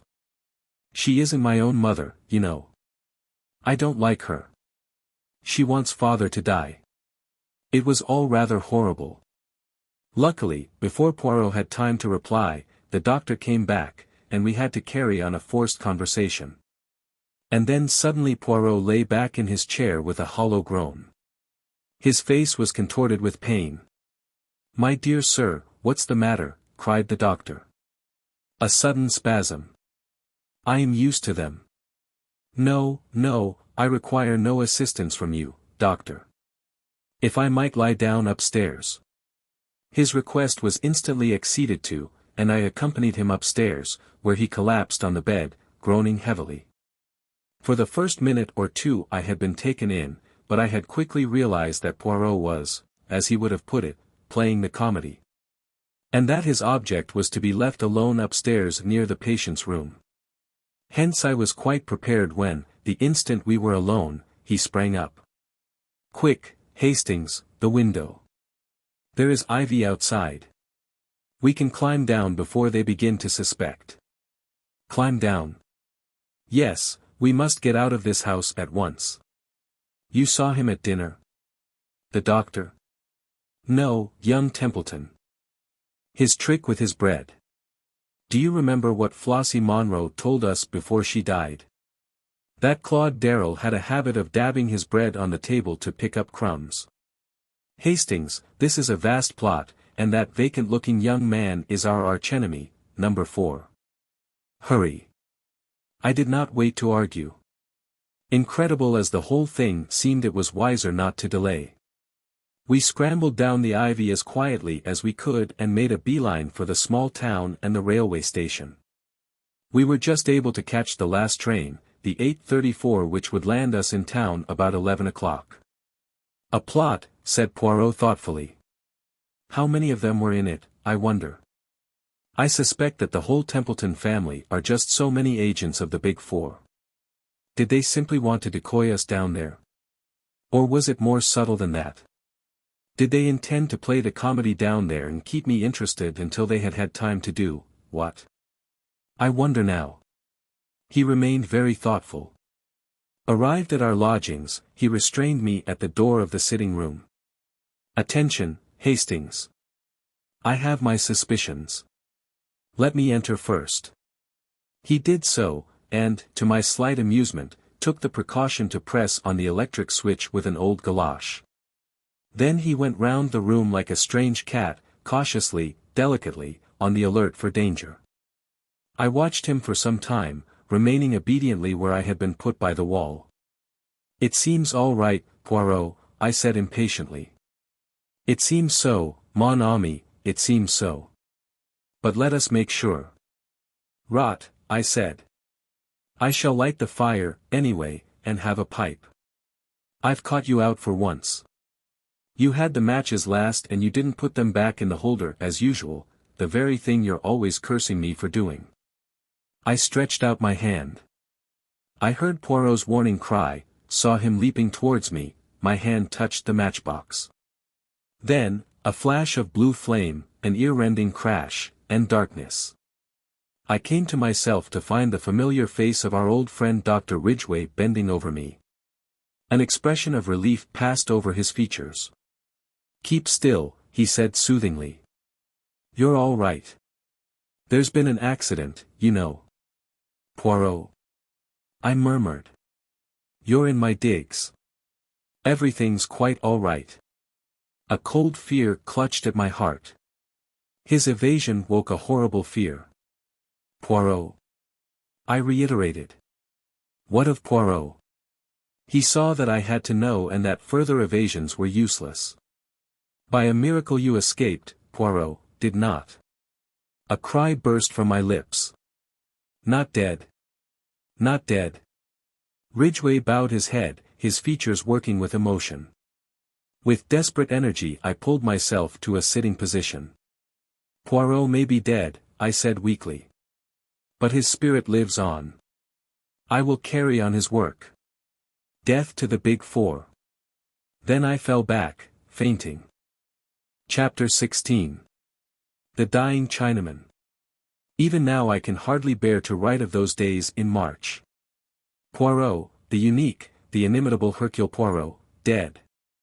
There was a particularly diabolical touch in the disarranged matchbox, which was certain to catch his eye, and which he would hasten to rearrange, and thereby touch off the explosion. That, as a matter of fact, it was I who actually precipitated the catastrophe never ceased to fill me with unavailing remorse. It was, Dr. Ridgway said, a perfect miracle that I had not been killed, but had escaped with a slight concussion. Although it had seemed to me as though I regained consciousness almost immediately, it was in reality over 24 hours before I came back to life. It was not until the evening of the day following that I was able to stagger feebly into an adjoining room, and view with deep emotion the plain elm coffin which held the remains of one of the most marvelous men this world has ever known. From the very first moment of regaining consciousness I had had only one purpose in mind, to avenge Poirot's death, and to hunt down the Big Four remorselessly. I had thought that Ridgway would have been of one mind with me about this, but to my surprise the good doctor seemed unaccountably lukewarm. Get back to South America, was his advice, tendered on every occasion. Why attempt the impossible? Put as delicately as possible, his opinion amounted to this: if Poirot, the unique Poirot, had failed, was it likely that I should succeed? But I was obstinate. Putting aside any question as to whether I had the necessary qualifications for the task, and I may say in passing that I did not entirely agree with his views on this point. I had worked so long with Poirot that I knew his methods by heart, and felt fully capable of taking up the work where he had laid it down. It was, with me, a question of feeling. My friend had been foully murdered. Was I to go tamely back to South America without an effort to bring his murderers to justice? I said all this and more to Ridgway, who listened attentively enough. All the same, he said when I had finished, my advice does not vary. I am earnestly convinced that Poirot himself, if he were here, would urge you to return. In his name, I beg of you, Hastings, abandon these wild ideas and go back to your ranch. To that only one answer was possible, and, shaking his head sadly, he said no more. It was a month before I was fully restored to health.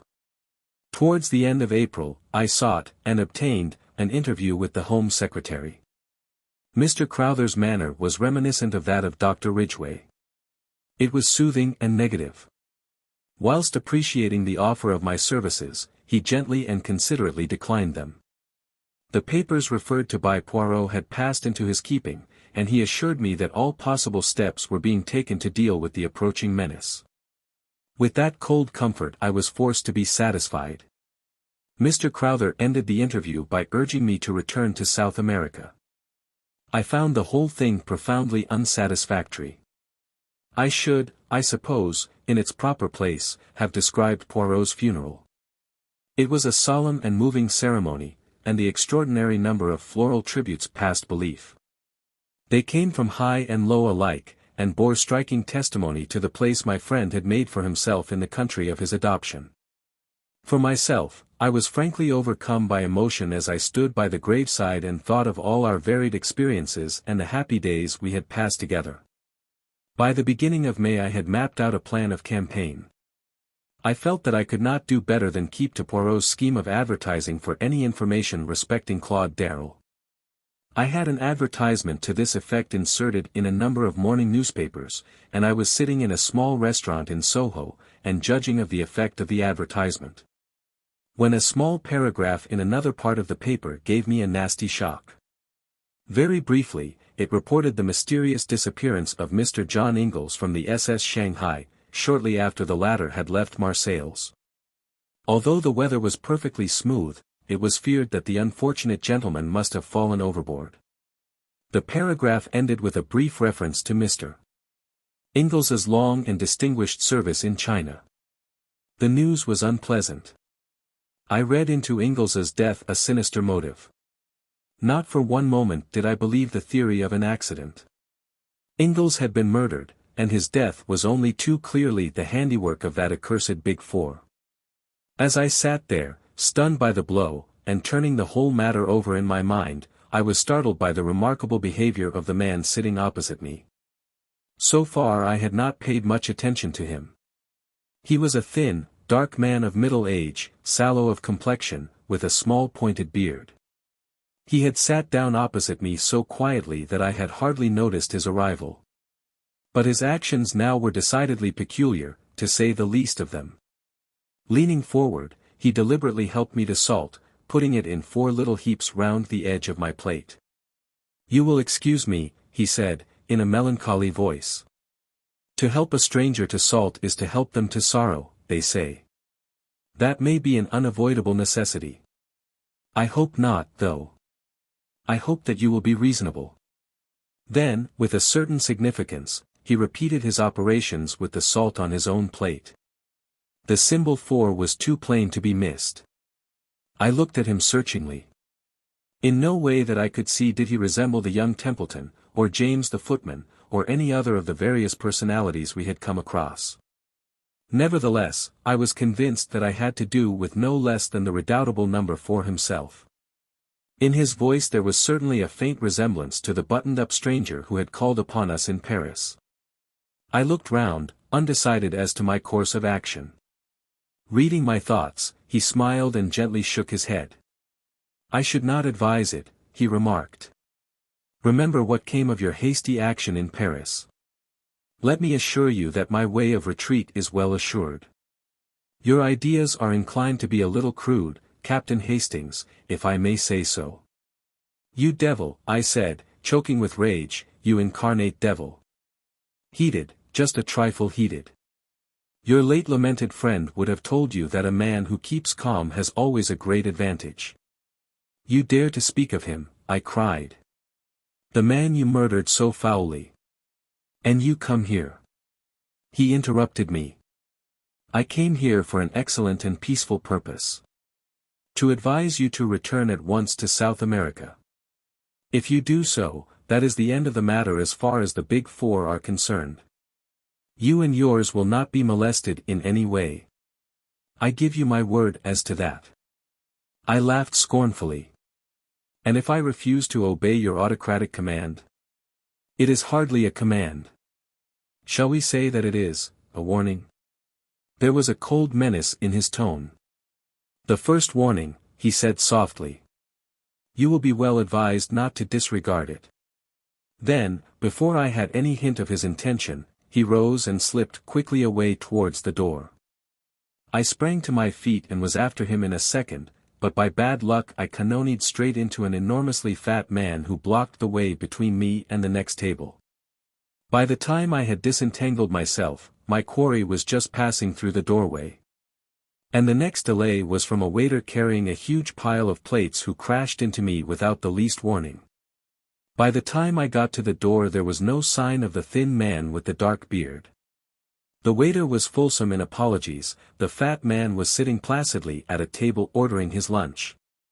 There was nothing to show that both occurrences had not been a pure accident. Nevertheless, I had my own opinion as to that. I knew well enough that the agents of the Big Four were everywhere. Needless to say, I paid no heed to the warning given me. I would do or die in the good cause. I received in all only 2 answers to the advertisements. Neither of them gave me any information of value. They were both from actors who had played with Claude Darrell at one time or another. Neither of them knew him at all intimately, and no new light was thrown upon the problem of his identity and present whereabouts. No further sign came from the Big Four until about 10 days later. I was crossing Hyde Park, lost in thought, when a voice, rich with a persuasive foreign inflection, hailed me. "Captain Hastings, is it not?" A big limousine had just drawn up by the pavement. A woman was leaning out. Exquisitely dressed in black, with wonderful pearls, I recognized the lady first known to us as Countess Vera Rosikoff, and afterwards under a different alias as an agent of the Big Four. Poirot, for some reason or other, had always had a sneaking fondness for the Countess. Something in her very flamboyance attracted the little man. She was, he was wont to declare in moments of enthusiasm, a woman in 1,000. That she was arrayed against us, on the side of our bitterest enemies, never seemed to weigh in his judgment. "Ah, do not pass on," said the Countess. "I have something most important to say to you. And do not try to have me arrested either, for that would be stupid. You were always a little stupid, yes, it is so.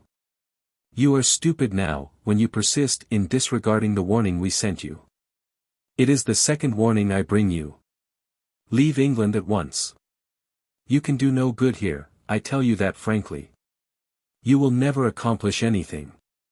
"In that case," I said stiffly, "it seems rather extraordinary that you are all so anxious to get me out of the country." The Countess shrugged her shoulders, magnificent shoulders, and a magnificent gesture. "For my part, I think that, too, stupid. I would leave you here to play about happily.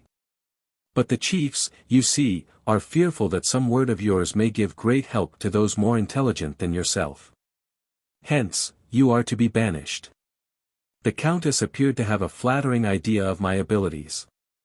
I concealed my annoyance. Doubtless this attitude of hers was assumed expressly to annoy me and to give me the idea that I was unimportant.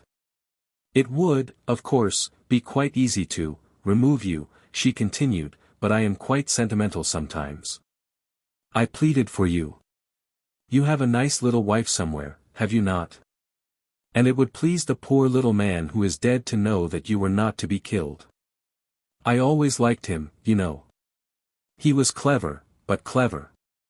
Had it not been a case of 4 against 1, I honestly believe he might have been too much for us. I confess it frankly, he was my master. I sent a wreath to the funeral as a token of my admiration, an enormous one of crimson roses. Crimson roses express my temperament. I listened in silence and a growing distaste. You have the look of a mule when it puts its ears back and kicks. Well, I have delivered my warning. Remember this, the third warning will come by the hand of the destroyer." She made a sign, and the car whirled away rapidly. I noted the number mechanically, but without the hope that it would lead to anything. The Big Four were not apt to be careless in details. I went home a little sobered. One fact had emerged from the Countess's flood of volubility. I was in real danger of my life. Though I had no intention of abandoning the struggle, I saw that it behoved me to walk warily and adopt every possible precaution. Whilst I was reviewing all these facts and seeking for the best line of action, the telephone bell rang. I crossed the room and picked up the receiver. "Yes. Hello. Who's speaking?" A crisp voice answered me. "This is St. Giles's Hospital. We have a Chinaman here, knifed in the street and brought in. He can't last long. We rang you up because we found in his pockets a piece of paper with your name and address on it." I was very much astonished. Nevertheless, after a moment's reflection I said that I would come down at once. St. Giles's Hospital was, I knew, down by the docks, and it occurred to me that the Chinaman might have just come off some ship. It was on my way down there that a sudden suspicion shot into my mind. Was the whole thing a trap? Wherever a Chinaman was, there might be the hand of Li Changyen. I remembered the adventure of the baited trap. Was the whole thing a ruse on the part of my enemies? A little reflection convinced me that at any rate a visit to the hospital would do no harm. It was probable that the thing was not so much a plot as what is vulgarly known as a plant. The dying Chinaman would make some revelation to me upon which I should act, and which would have the result of leading me into the hands of the Big Four. The thing to do was to preserve an open mind, and whilst feigning credulity be secretly on my guard. On arriving at St. Giles's Hospital, and making my business known, I was taken at once to the accident ward, to the bedside of the man in question. He lay absolutely still, his eyelids closed, and only a very faint movement of the chest showed that he still breathed. A doctor stood by the bed, his fingers on the Chinaman's pulse. "He's almost gone," he whispered to me. "You know him, eh?" I shook my head. "I've never seen him before." "Then what was he doing with your name and address in his pocket?" "You are Captain Hastings, aren't you?" "Yes, but I can't explain it any more than you can." "Curious thing. From his papers he seems to have been the servant of a man called Ingles, a retired civil servant." "Ah, you know him, do you?" he added quickly, as I started at the name. "Ingles's servant." Then I had seen him before. Not that I had ever succeeded in being able to distinguish one Chinaman from another. He must have been with Ingles on his way to China, and after the catastrophe he had returned to England with a message, possibly, for me. It was vital, imperative that I should hear that message. "Is he conscious?" I asked. "Can he speak?" Mr. Ingles was an old friend of mine, and I think it possible that this poor fellow has brought me a message from him. Mr. Ingles is believed to have gone overboard about 10 days ago. He's just conscious, but I doubt if he has the force to speak. He lost a terrible lot of blood, you know. I can administer a stimulant, of course, but we've already done all that is possible in that direction. Nevertheless, he administered a hypodermic injection, and I stayed by the bed, hoping against hope for a word, a sign, that might be of the utmost value to me in my work. But the minutes sped on and no sign came. And suddenly a baleful idea shot across my mind. Was I not already falling into the trap? Suppose that this Chinaman had merely assumed the part of Ingles's servant, that he was in reality an agent of the Big Four. Had I not once read that certain Chinese priests were capable of simulating death? Or, to go further still, Li Chang-yen might command a little band of fanatics who would welcome death itself if it came at the command of their master. I must be on my guard. Even as these thoughts flashed across my mind, the man in the bed stirred. His eyes opened. He murmured something incoherently. Then I saw his glance fasten upon me. He made no sign of recognition, but I was at once aware that he was trying to speak to me. Be he friend or foe, I must hear what he had to say. I leaned over the bed, but the broken sounds conveyed no sort of meaning to me. I thought I caught the word hand, but in what connection it was used I could not tell. Then it came again, and this time I heard another word, the word largo. I stared in amazement, as the possible juxtaposition of the two suggested itself to me. "Handles largo?" I queried. The Chinaman's eyelids flickered rapidly, as though in assent, and he added another Italian word, the word carrozza. 2 or 3 more words of murmured Italian came to my ears, and then he fell back abruptly. The doctor pushed me aside. It was all over. The man was dead. I went out into the air again thoroughly bewildered. Handles largo, and a carrozza. If I remembered rightly, a carrozza was a carriage. What possible meaning could lie behind those simple words? The man was a Chinaman, not an Italian. Why should he speak in Italian? Surely, if he were indeed Ingles's servant, he must know English. The whole thing was profoundly mystifying. I puzzled over it all the way home. Oh, if only Poirot had been there to solve the problem with his lightning ingenuity. I let myself in with my latchkey and went slowly up to my room. A letter was lying on the table, and I tore it open carelessly enough. But in a minute I stood rooted to the ground whilst I read. It was a communication from a firm of solicitors. "Dear Sir," it ran, "as instructed by our late client, M. Hercule Poirot, we forward you the enclosed letter. This letter was placed in our hands a week before his death, with instructions that in the event of his demise, it should be sent to you at a certain date after his death. Yours faithfully, etc." I turned the enclosed missive over and over. It was undoubtedly from Poirot. I knew that familiar writing only too well. With a heavy heart, yet a certain eagerness, I tore it open. "Mon cher ami," it began, when you receive this I shall be no more. Do not shed tears about me, but follow my orders. Immediately upon receipt of this, return to South America. Do not be pig-headed about this. It is not for sentimental reasons that I bid you undertake the journey. It is necessary. It is part of the plan of Hercule Poirot. To say more is unnecessary, to anyone who has the acute intelligence of my friend Hastings. Bas the Big Four. I salute you, my friend, from beyond the grave. Ever thine. Hercule Poirot. I read and reread this astonishing communication. One thing was evident. The amazing man had so provided for every eventuality that even his own death did not upset the sequence of his plans. Mine was to be the active part, his the directing genius. Doubtless I should find full instructions awaiting me beyond the seas. In the meantime my enemies, convinced that I was obeying their warning, would cease to trouble their heads about me. I could return, unsuspected, and work havoc in their midst. There was now nothing to hinder my immediate departure. I sent off cables, booked my passage, and 1 week later found me embarking in the Ansonia, en route for Buenos Aires.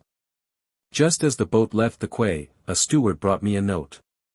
It had been given him, so he explained, by a big gentleman in a fur coat who had left the boat last thing before the gangway planks were lifted. I opened it. It was terse and to the point. You are wise, it ran. It was signed with a big figure 4.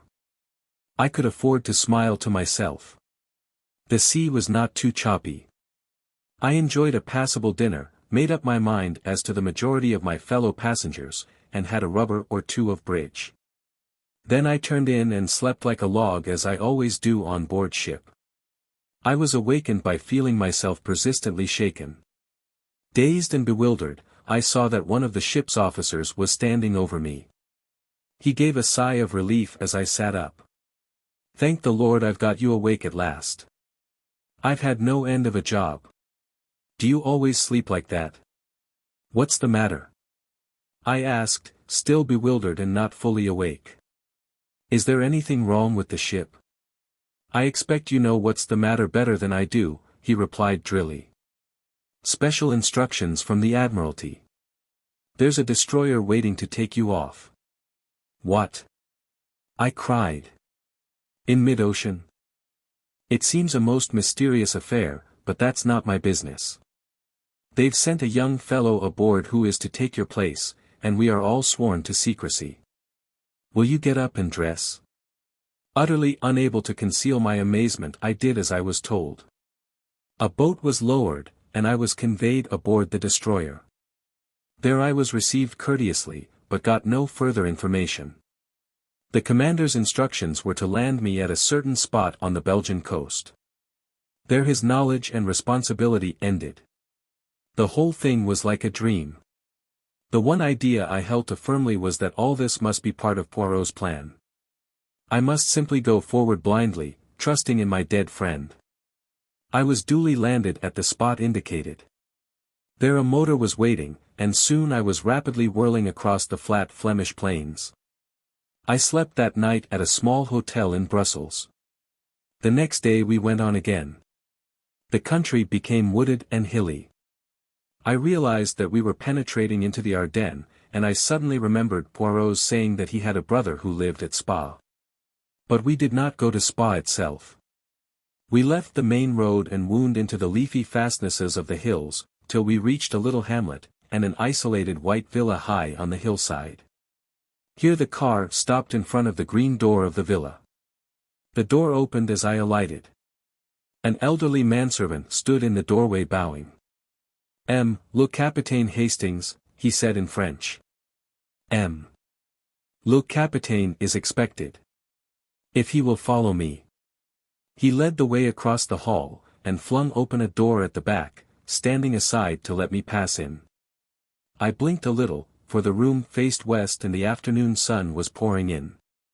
Then my vision cleared and I saw a figure waiting to welcome me with outstretched hands. It was, oh, impossible, it couldn't be, but yes. Poirot. I cried, and for once did not attempt to evade the embrace with which he overwhelmed me. But yes, it is indeed I. Not so easy to kill Hercule Poirot. But Poirot, why? A ruse de guerre, my friend, a ruse de guerre. All is now ready for our grand coup. But you might have told me. No, Hastings, I could not. Never, in 1,000 years, could you have acted the part at the funeral. As it was perfect. It could not fail to carry conviction to the Big Four. But what I've been through. Do not think me too unfeeling. I carried out the deception partly for your sake. I was willing to risk my own life, but I had qualms about continually risking yours. So, after the explosion, I have an idea of great brilliancy. The good Ridgway, he enables me to carry it out. I am dead, you will return to South America. But, mon ami, that is just what you would not do. In the end I have to arrange a solicitor's letter, and a long rigmarole. But, at all events, here you are, that is the great thing. And now we lie here, perdu, till the moment comes for the last grand coup, the final overthrowing of the Big Four. Chapter 17.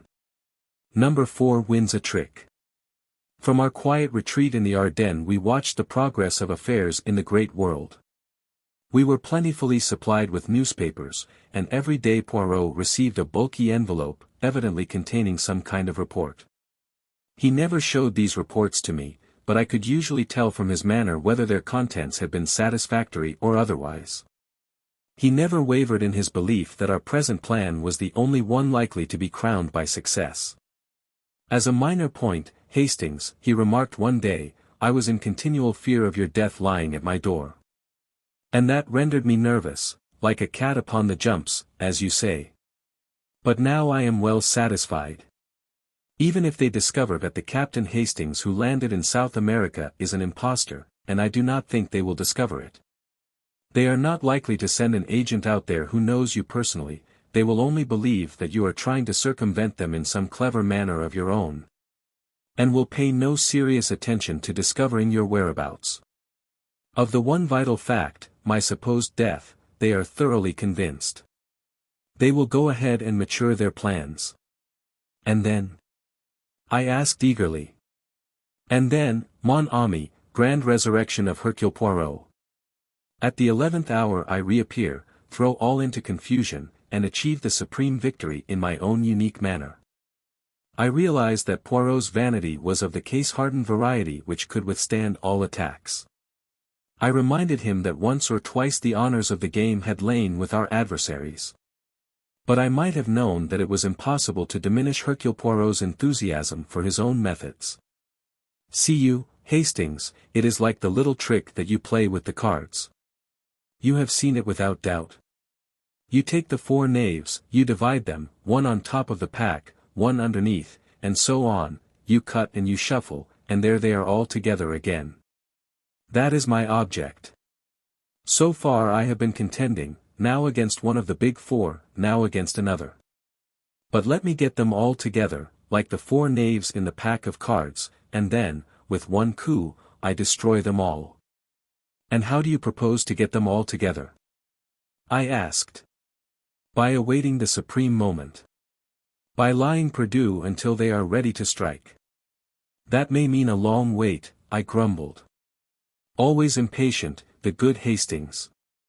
But no, it will not be so long. The one man they were afraid of, myself, is out of the way. I give them 2 or 3 months at most. His speaking of someone being got out of the way reminded me of Ingles and his tragic death, and I remembered that I had never told Poirot about the dying Chinaman in St. Giles's hospital. He listened with keen attention to my story. Ingles's servant, eh? And the few words he uttered were in Italian? Curious. That's why I suspected it might have been a plant on the part of the Big Four. Your reasoning is at fault, Hastings. Employ the little grey cells. If your enemies wished to deceive you they would assuredly have seen to it that the Chinaman spoke in intelligible pidgin English. No, the message was genuine. tell me again all that you heard. First of all he made a reference to Handel's Largo, and then he said something that sounded like, carrozza, that's a carriage, isn't it? Nothing else?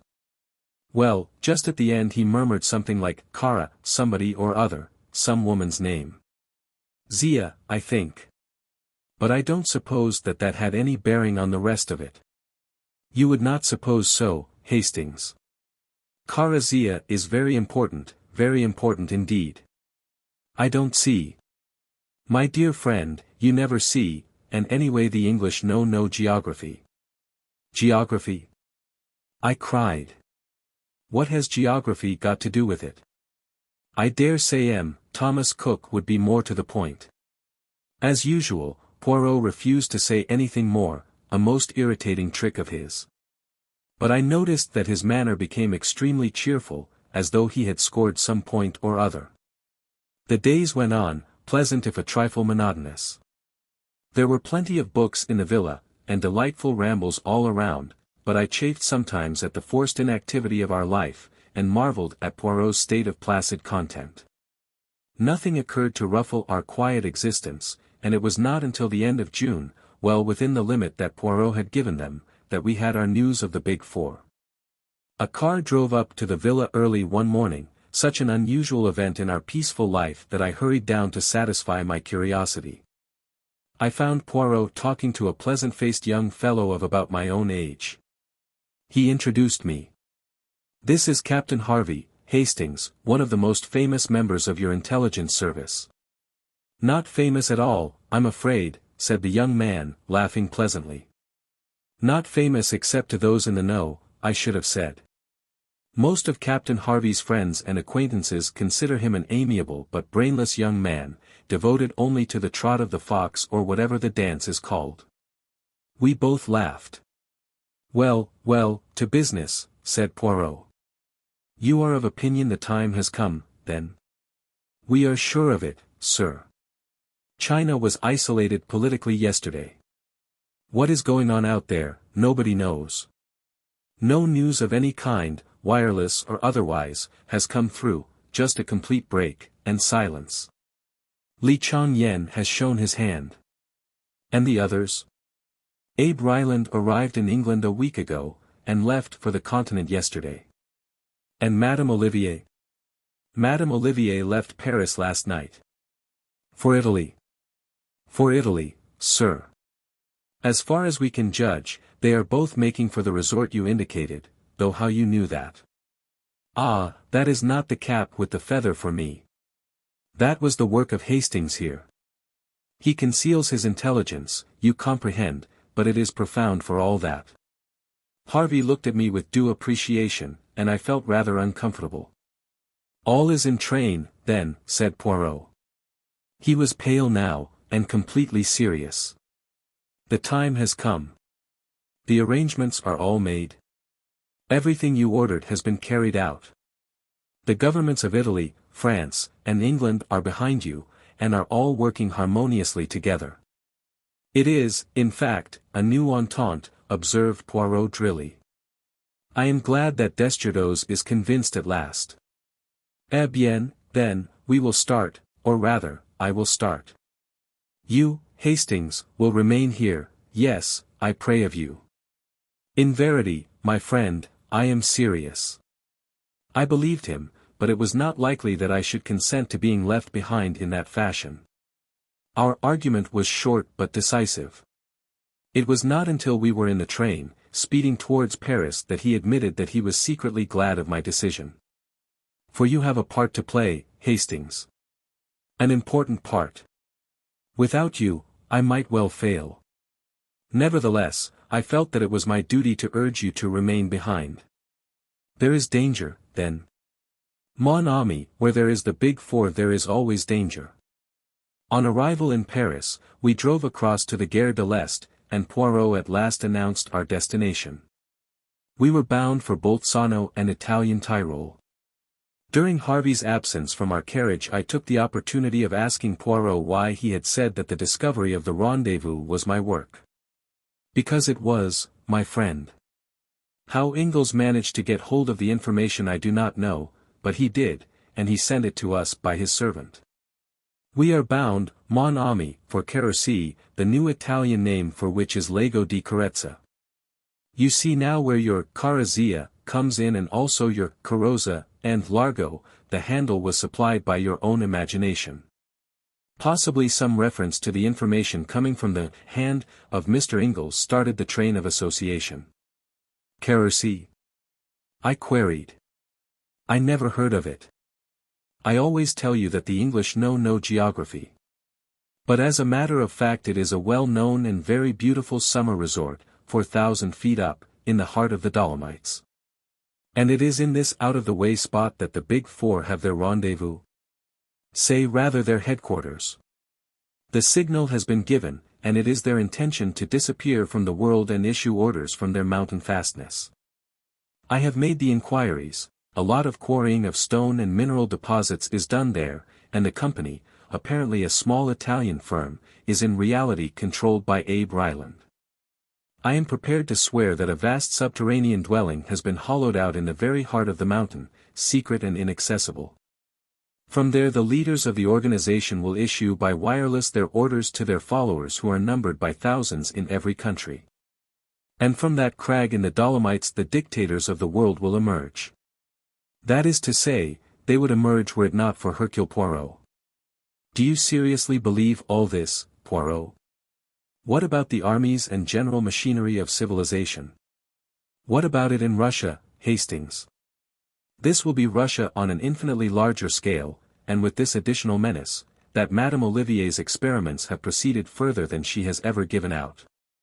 I believe that she has, to a certain extent, succeeded in liberating atomic energy in harnessing it to her purpose. Her experiments with the nitrogen of the air have been very remarkable, and she has also experimented in the concentration of wireless energy, so that a beam of great intensity can be focused upon some given spot. Exactly how far she has progressed, nobody knows, but it is certain that it is much farther than has ever been given out. She is a genius, that woman. The Curies were as nothing to her. Add to her genius the powers of Ryland's almost unlimited wealth, and, with the brain of Li Chang Yen, the finest criminal brain ever known, to direct and plan, eh bien, it will not be, as you say, all jam for civilization. His words made me very thoughtful. Although Poirot was given at times to exaggeration of language, he was not really an alarmist. For the first time I realized what a desperate struggle it was upon which we were engaged. Harvey soon rejoined us and the journey went on. We arrived at Bolzano about midday. From there the journey on was by motor. Several big blue motorcars were waiting in the central square of the town, and we three got into one of them. Poirot, notwithstanding the heat of the day, was muffled to the eyes in greatcoat and scarf. His eyes and the tips of his ears were all that could be seen of him. I did not know whether this was due to precaution or merely his exaggerated fear of catching a chill. The motor journey took a couple of hours. It was a really wonderful drive. For the first part of the way we wound in and out of huge cliffs, with a trickling waterfall on one hand. Then we emerged into a fertile valley, which continued for some miles, and then, still winding steadily upwards, the bare rock peaks began to show with dense clustering pine woods at their base. The whole place was wild and lovely. Finally a series of abrupt curves, with the road running through the pine woods on either side, and we came suddenly upon a big hotel and found we had arrived. Our rooms had been reserved for us, and under Harvey's guidance we went straight up to them. They looked straight out over the rocky peaks and the long slopes of pine woods leading up to them. Poirot made a gesture towards them. "It is there?" he asked in a low voice. "Yes," replied Harvey. "There is a place called the Felsenlabyrynth, all big boulders piled about in a most fantastic way, a path winds through them. The quarrying is to the right of that, but we think that the entrance is probably in the Felsenlabyrynth." Poirot nodded. "Come, mon ami," he said to me. "Let us go down and sit upon the terrace and enjoy the sunlight." "You think that wise?" I asked. He shrugged his shoulders. The sunlight was marvelous, in fact the glare was almost too great for me. We had some creamy coffee instead of tea, then went upstairs and unpacked our few belongings. Poirot was in his most unapproachable mood, lost in a kind of reverie. Once or twice he shook his head and sighed. I had been rather intrigued by a man who had got out of our train at Bolzano, and had been met by a private car. He was a small man, and one thing about him that attracted my attention was that he was almost as much muffled up as Poirot had been. More so, indeed, for in addition to greatcoat and muffler, he was wearing huge blue spectacles. I was convinced that here we had an emissary of the Big Four. Poirot did not seem very impressed by my idea. But when, leaning out of my bedroom window, I reported that the man in question was strolling about in the vicinity of the hotel, he admitted that there might be something in it. I urged my friend not to go down to dinner, but he insisted on doing so. We entered the dining room rather late, and were shown to a table by the window. As we sat down, our attention was attracted by an exclamation and a crash of falling china. A dish of haricots verts had been upset over a man who was sitting at the table next to ours. The head waiter came up and was vociferous in apologies. Presently, when the offending waiter was serving us with soup, Poirot spoke to him. An unfortunate accident, that. But it was not your fault. Monsieur saw that? No, indeed it was not my fault. The gentleman half sprang up from his chair. I thought he was going to have an attack of some kind. I could not save the catastrophe. I saw Poirot's eyes shining with the green light I knew so well, and as the waiter departed he said to me in a low voice.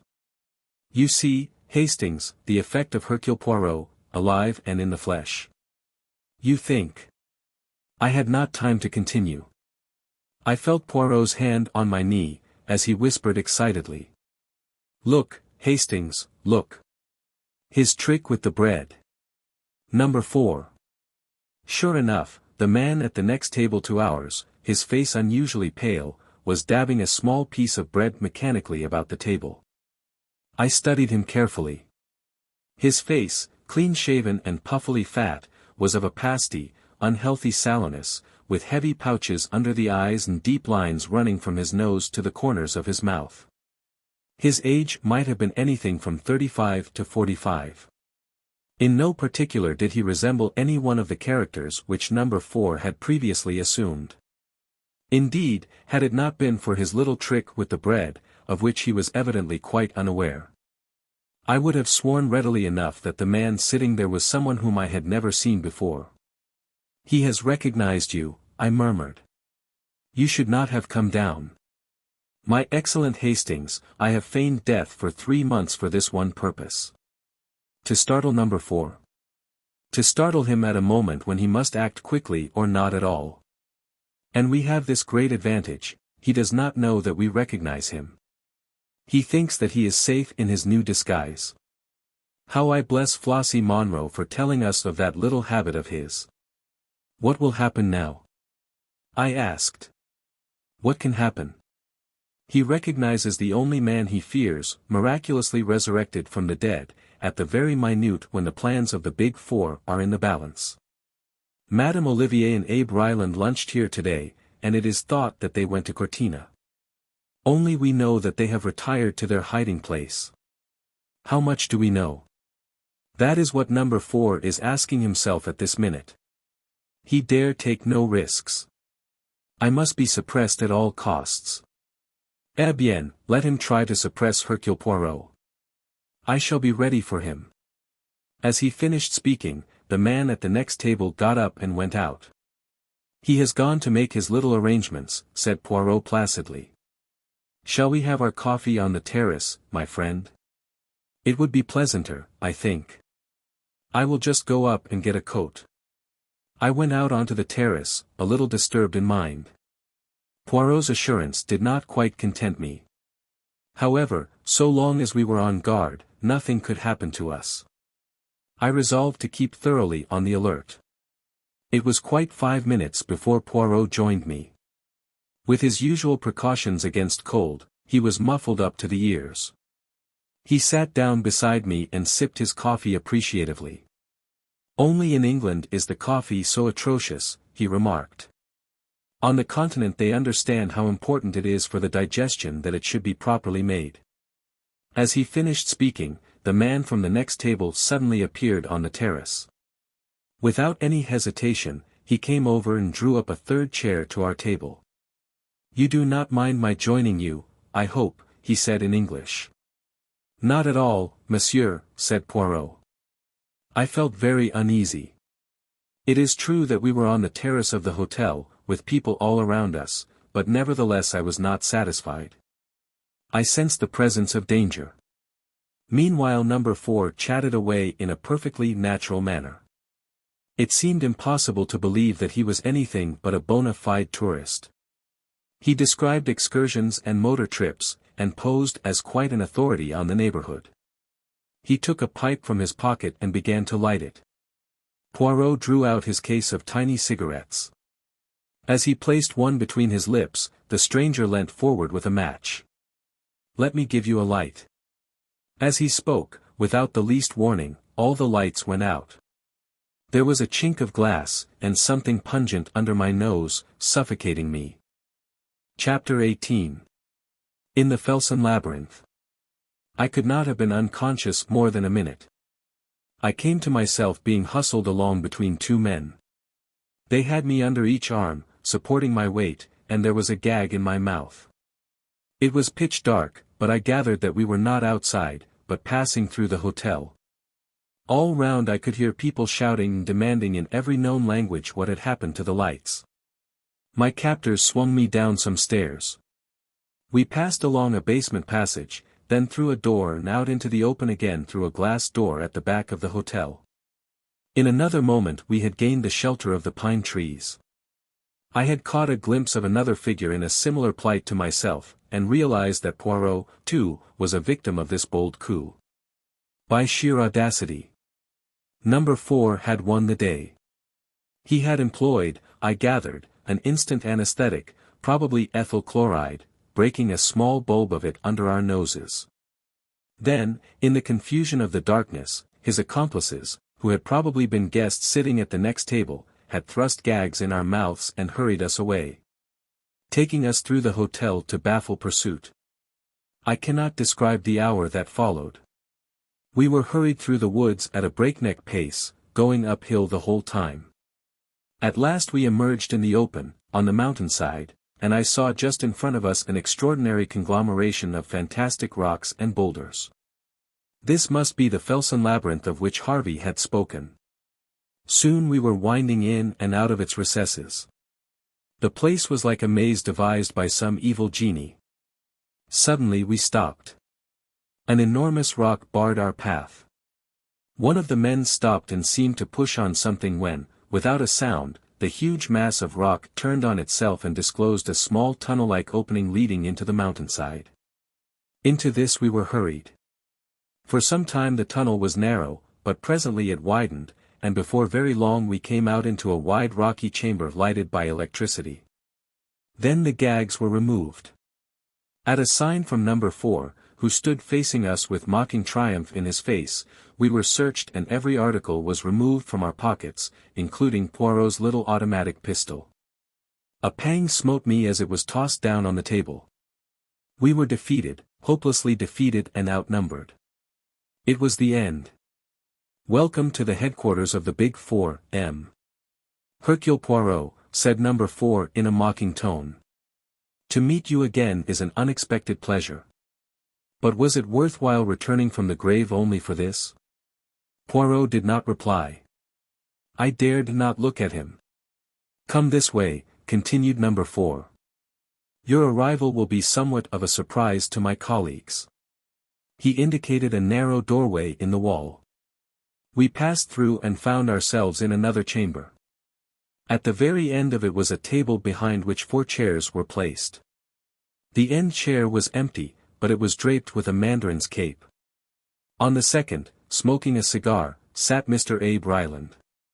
Leaning back on the third chair, with her burning eyes and her nun's face, was Madame Olivier. Number 4 took his seat on the 4th chair. We were in the presence of the Big Four. Never before had I felt so fully the reality and the presence of Li Changyan as I did now when confronting his empty seat. Far away in China, he yet controlled and directed this malign organization. Madame Olivier gave a faint cry on seeing us. Ryland, more self-controlled, only shifted his cigar, and raised his grizzled eyebrows. Hercule Poirot, said Ryland slowly. This is a pleasant surprise. You put it over on us all right. We thought you were good and buried. No matter, the game is up now. There was a ring as of steel in his voice. Madame Olivier said nothing, but her eyes burned, and I disliked the slow way she smiled. Madame and Messrs, I wish you good evening, said Poirot quietly. Something unexpected, something I had not been prepared to hear in his voice made me look at him. He seemed quite composed. Yet there was something about his whole appearance that was different. Then there was a stir of draperies behind us, and the Countess Vera Rosikoff came in. Ah, said number 4. Our valued and trusted lieutenant. An old friend of yours is here, my dear lady. The Countess whirled round with her usual vehemence of movement. God in heaven, she cried. It is the little man. Ah! But he has the 9 lives of a cat. Oh, little man, little man. Why did you mix yourself up in this? Madam, said Poirot with a bow. Me, like the great Napoleon, I am on the side of the big battalions. As he spoke I saw a sudden suspicion flash into her eyes, and at the same moment I knew the truth which subconsciously I already sensed. The man beside me was not Hercule Poirot. He was very like him, extraordinarily like him. There was the same egg-shaped head, the same strutting figure, delicately plump. But the voice was different, and the eyes instead of being green were dark, and surely the mustaches, those famous mustaches? My reflections were cut short by the Countess's voice. She stepped forward, her voice ringing with excitement. You have been deceived. This man is not Hercule Poirot. Number 4 uttered an incredulous exclamation, but the Countess leant forward and snatched at Poirot's mustaches. They came off in her hand, and then, indeed, the truth was plain. For this man's upper lip was disfigured by a small scar which completely altered the expression of the face. Not Hercule Poirot, muttered number 4. But who can he be then? I know, I cried suddenly, and then stopped dead, afraid I had ruined everything. But the man I will still refer to as Poirot had turned to me encouragingly. Say it if you will. It makes no matter now. The trick has succeeded. This is Hercule Poirot, I said slowly. Hercule Poirot's twin brother. Impossible, said Ryland sharply, but he was shaken. Hercule's plan has succeeded to a marvel, said Hercule placidly. Number 4 leapt forward, his voice harsh and menacing. Succeeded, has it? He snarled. Do you realize that before many minutes have passed you will be dead, dead? Yes, said Hercule Poirot gravely. I realize that. It is you who do not realize that a man may be willing to purchase success by his life. There were men who laid down their lives for their country in the war. I am prepared to lay down mine in the same way for the world.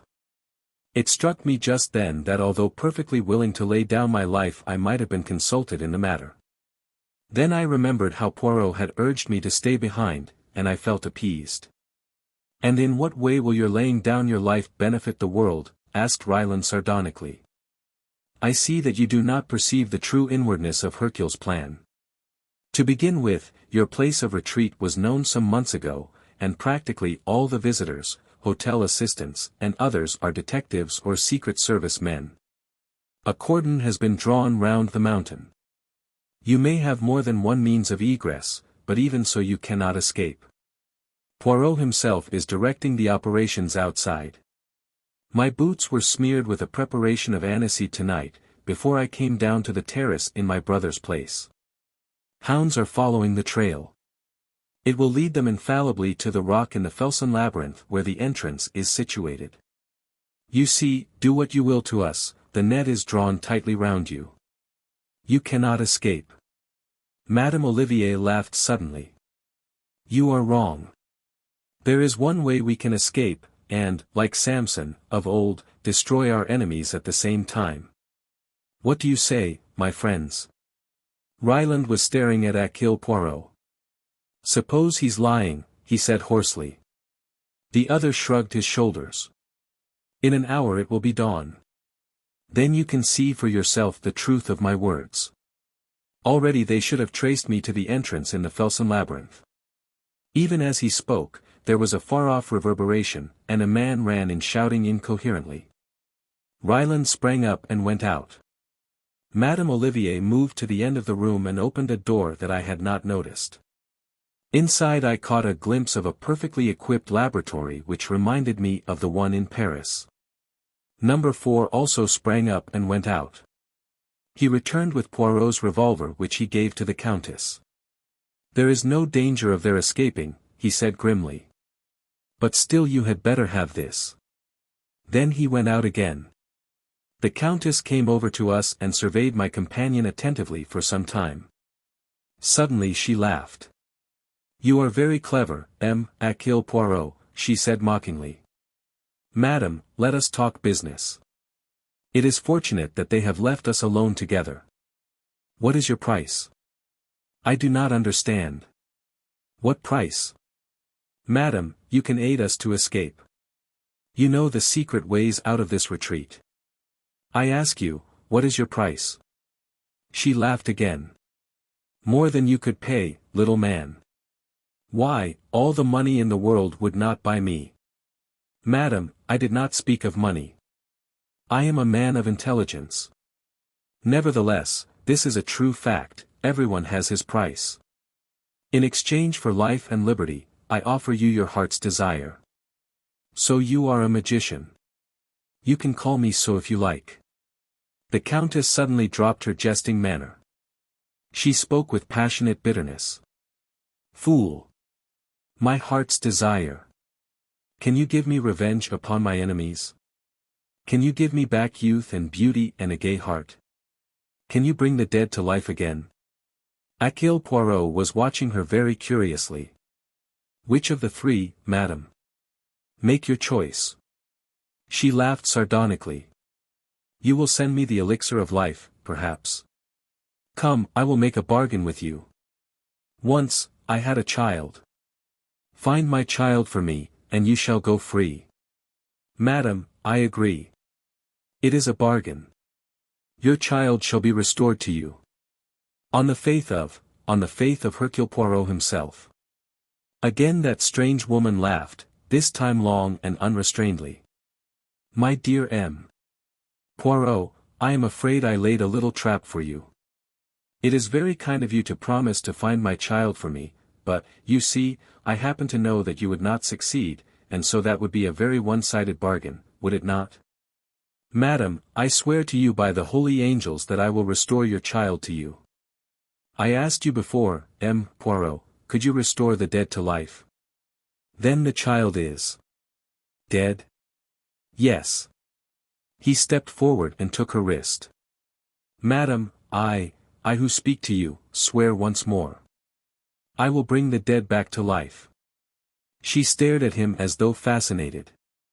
You do not believe me. I will prove my words. Get my pocketbook which they took from me. She went out of the room, and returned with it in her hand. Throughout all she retained her grip on the revolver. I felt that Hercule Poirot's chances of bluffing her were very slight. The Countess Vera Rossikoff was no fool. Open it, madam. The flap on the left-hand side. That is right. Now take out that photograph and look at it. Wonderingly, she took out what seemed to be a small snapshot. No sooner had she looked at it than she uttered a cry and swayed as though about to fall. Then she almost flew at my companion. Where? Where? You shall tell me. Where? Remember your bargain, madam. Yes, yes, I will trust you. Quick, before they come back. Catching him by the hand, she drew him quickly and silently out of the room. I followed. From the outer room she led us into the tunnel by which we had first entered, but a short way along this forked, and she turned off to the right.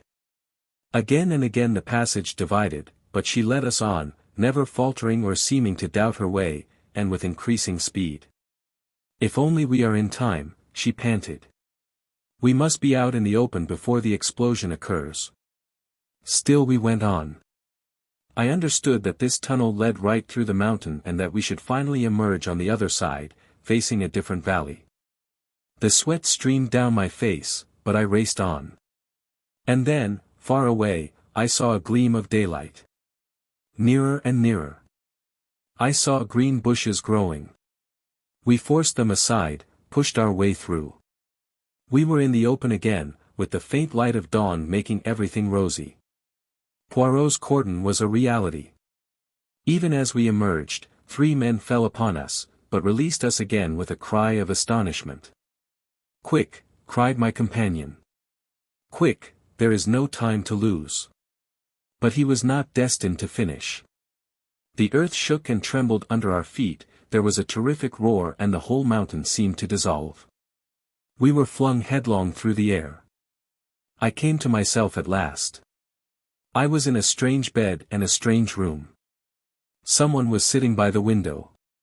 He turned and came and stood by me. It was Hercule Poirot, or, stay, was it? The well-known ironical voice dispelled any doubts I might have had.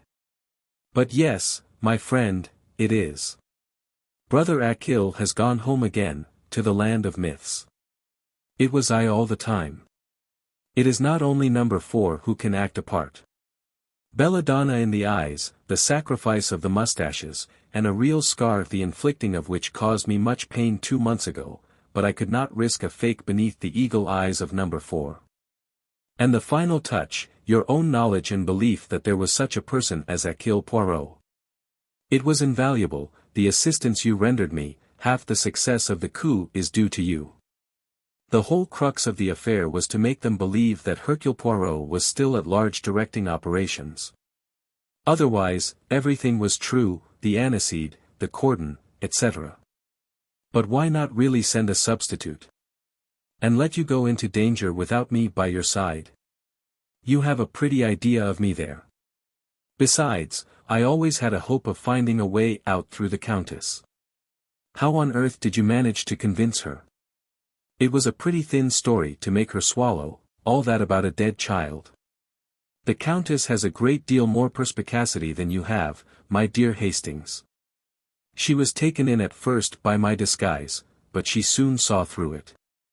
When she said, "You are very clever, M. Hercule Poirot," I knew that she had guessed the truth.